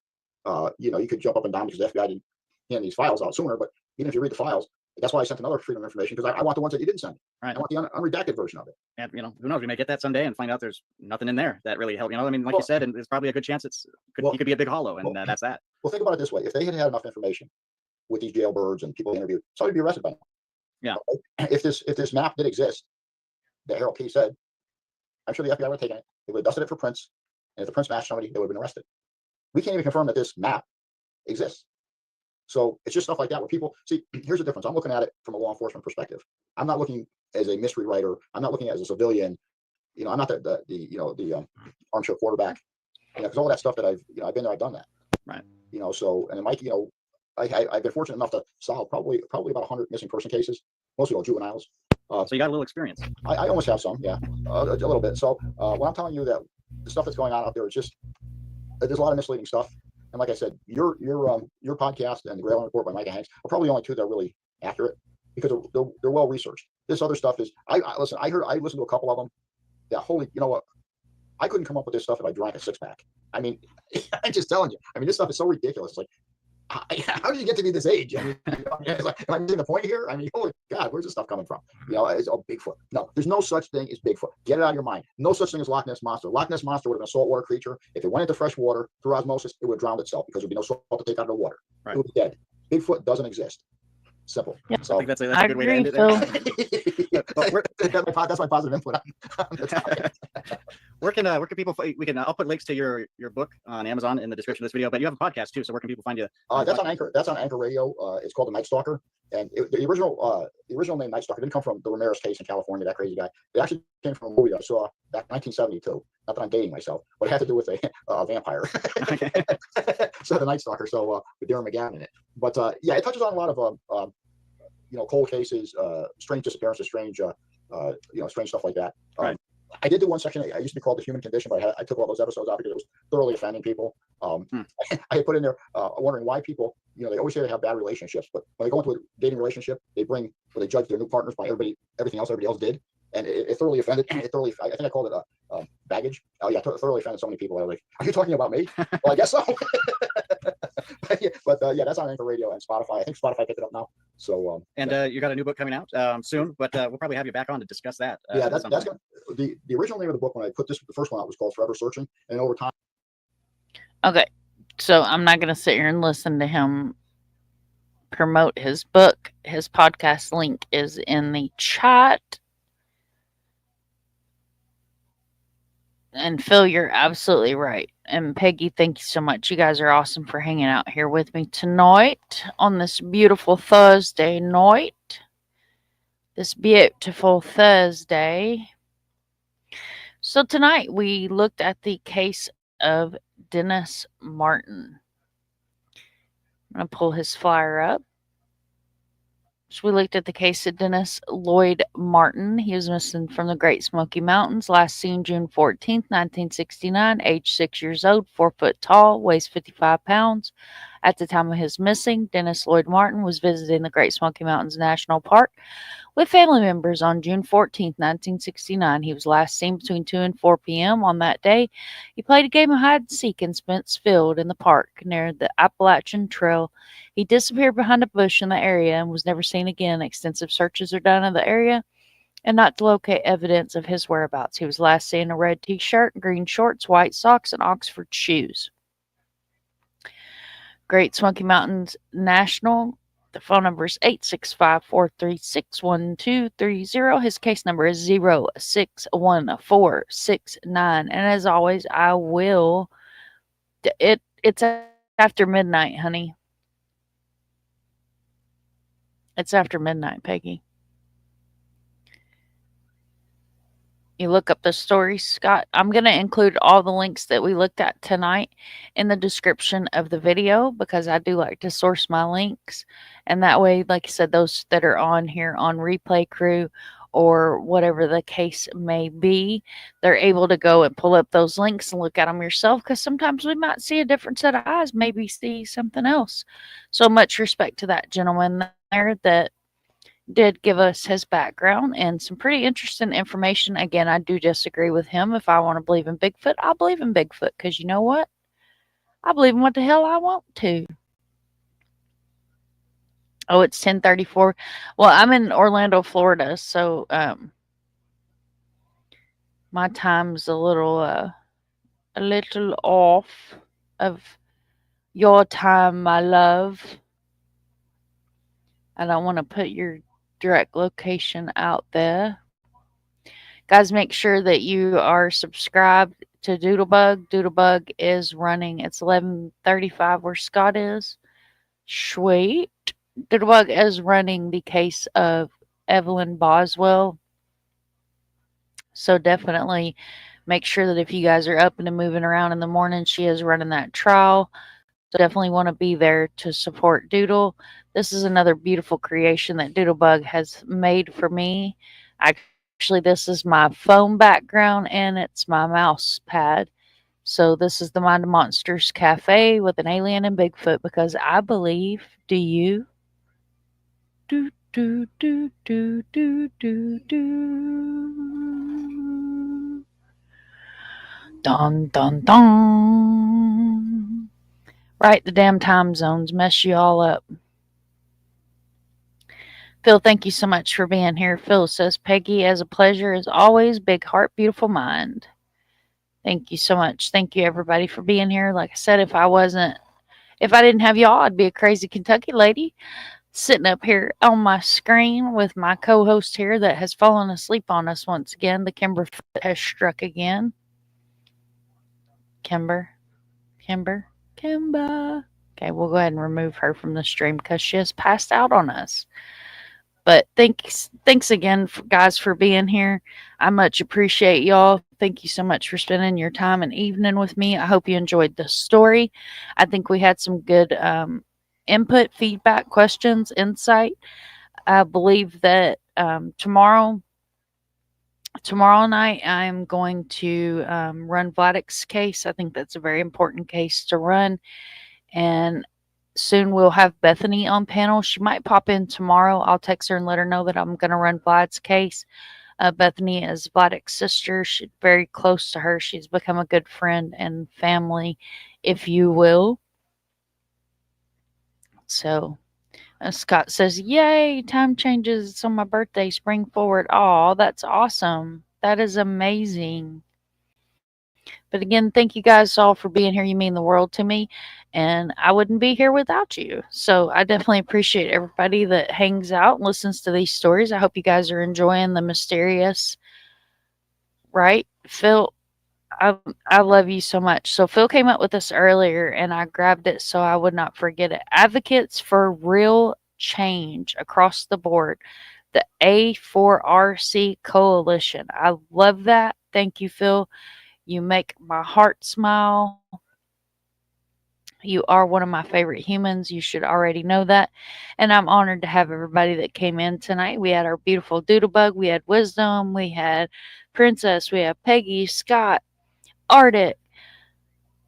All the peoples was in here tonight. And we did our Dennis Martin series, which I thought was kind of interesting. We took a look at some facts. We took a look at a couple different videos. We read over some articles. And then we listened to a local walk around a cemetery and tell the stories that he was told as a child. Because again, where do you think Doodlebug 4RC came from? Oh, I love that. Phil, I did not know that, but I love that. That's amazing. I love it, love it, love it, love it, love it. I fell in love with that earlier. For those of y'all that was on Dago's stream earlier, I was hot. I was hot because Megan Boswell, she makes me angry. And then Casey Anthony makes me angry. So I was a little out of my pleasure. Advocates for 4 chains better than fart.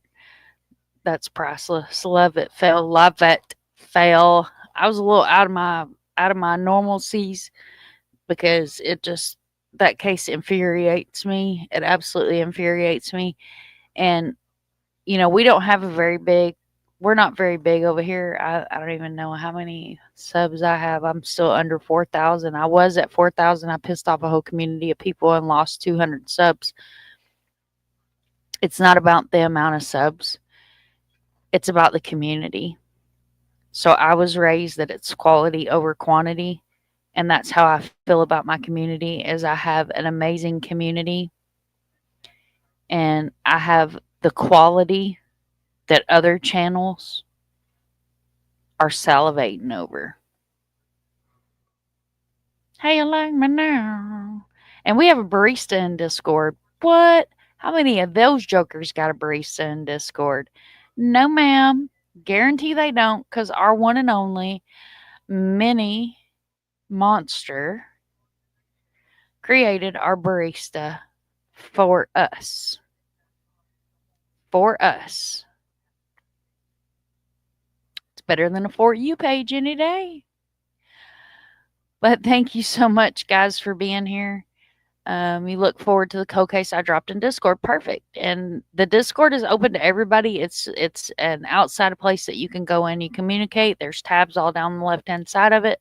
You guys are welcome to go in there and put any cases that you want in there. There's categories. So just drop your case in that category. And what happens on my side is it bold lights it up. So that way I know that something's been dropped in there. And I always try to keep up with the cases that have been put in there. And I have a tab that is subs. So like people that are not in the Discord that mention a case in chat, I take that case, I Google it, I go over and I drop it in that tab. So that way, we never lose the case. And when we do a mix-up matchup live, then we have different cases that we can talk about and things like that. So it's very important to very, very important to keep the community interactive. If you think Arctic, Dago, and a few other could incorporate an acronym, you all share what identify you as a coalition. I love that. We used to be called the Real Crime Team, and I absolutely love being called the Real Crime Team because we didn't do true crime, we did real crime, and that's kind of what I'm still with is we do true crime, or not true crime, we do real crime over here. And a lot of us are considered part of the missing community. I do work with a lot of big organizations and advocates, and I'm learning myself how to be an advocate the correct way, and I think I'm doing pretty damn good.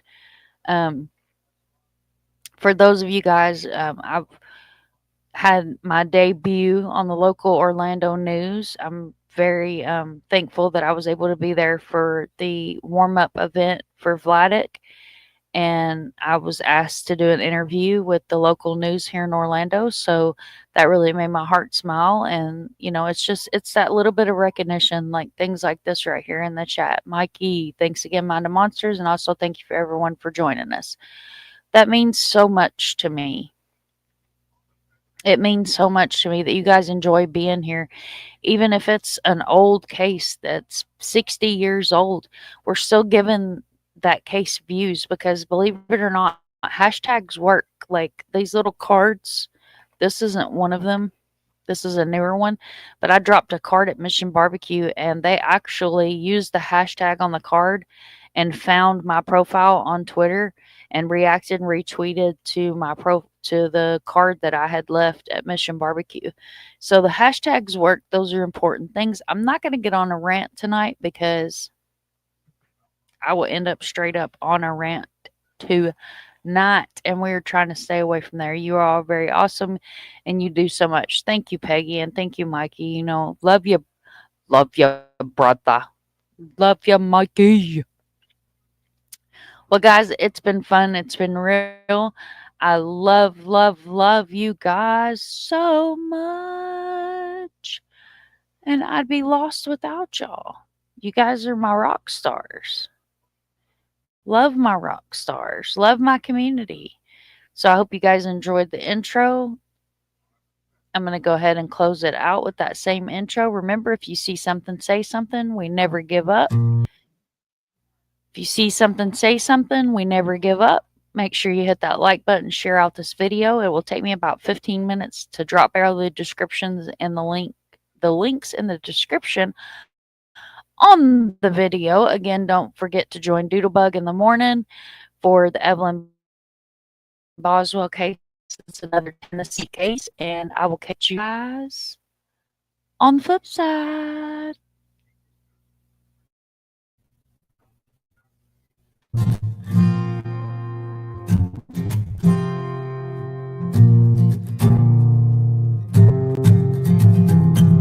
I stand on this mountain and I look down it and see a world I was once underneath.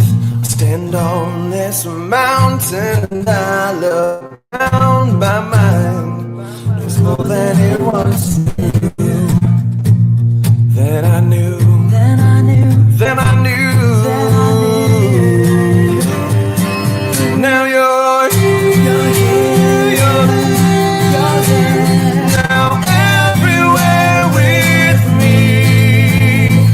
If this is lost, then there's no place I'd rather be than found me see. Found me see. I've climbed down this mountain and I look around just to see that everyone used to be me. I climb down this mountain and I look around my mind, embracing more than the truth, than the truth, than the truth, than the truth. Now you're here. Now everywhere with me. If this is lost, then there's no place I'd rather be. Found me see. Found me see.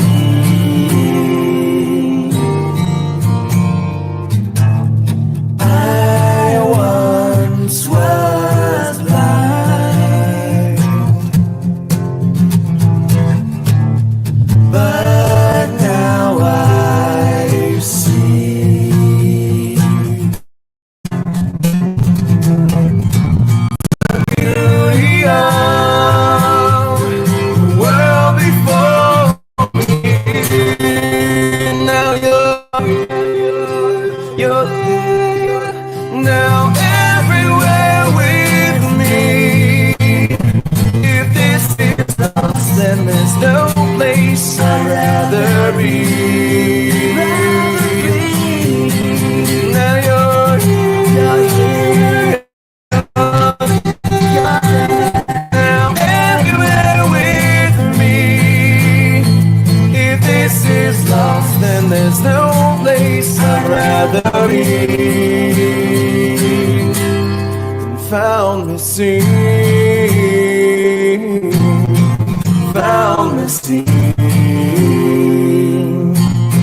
Found me see.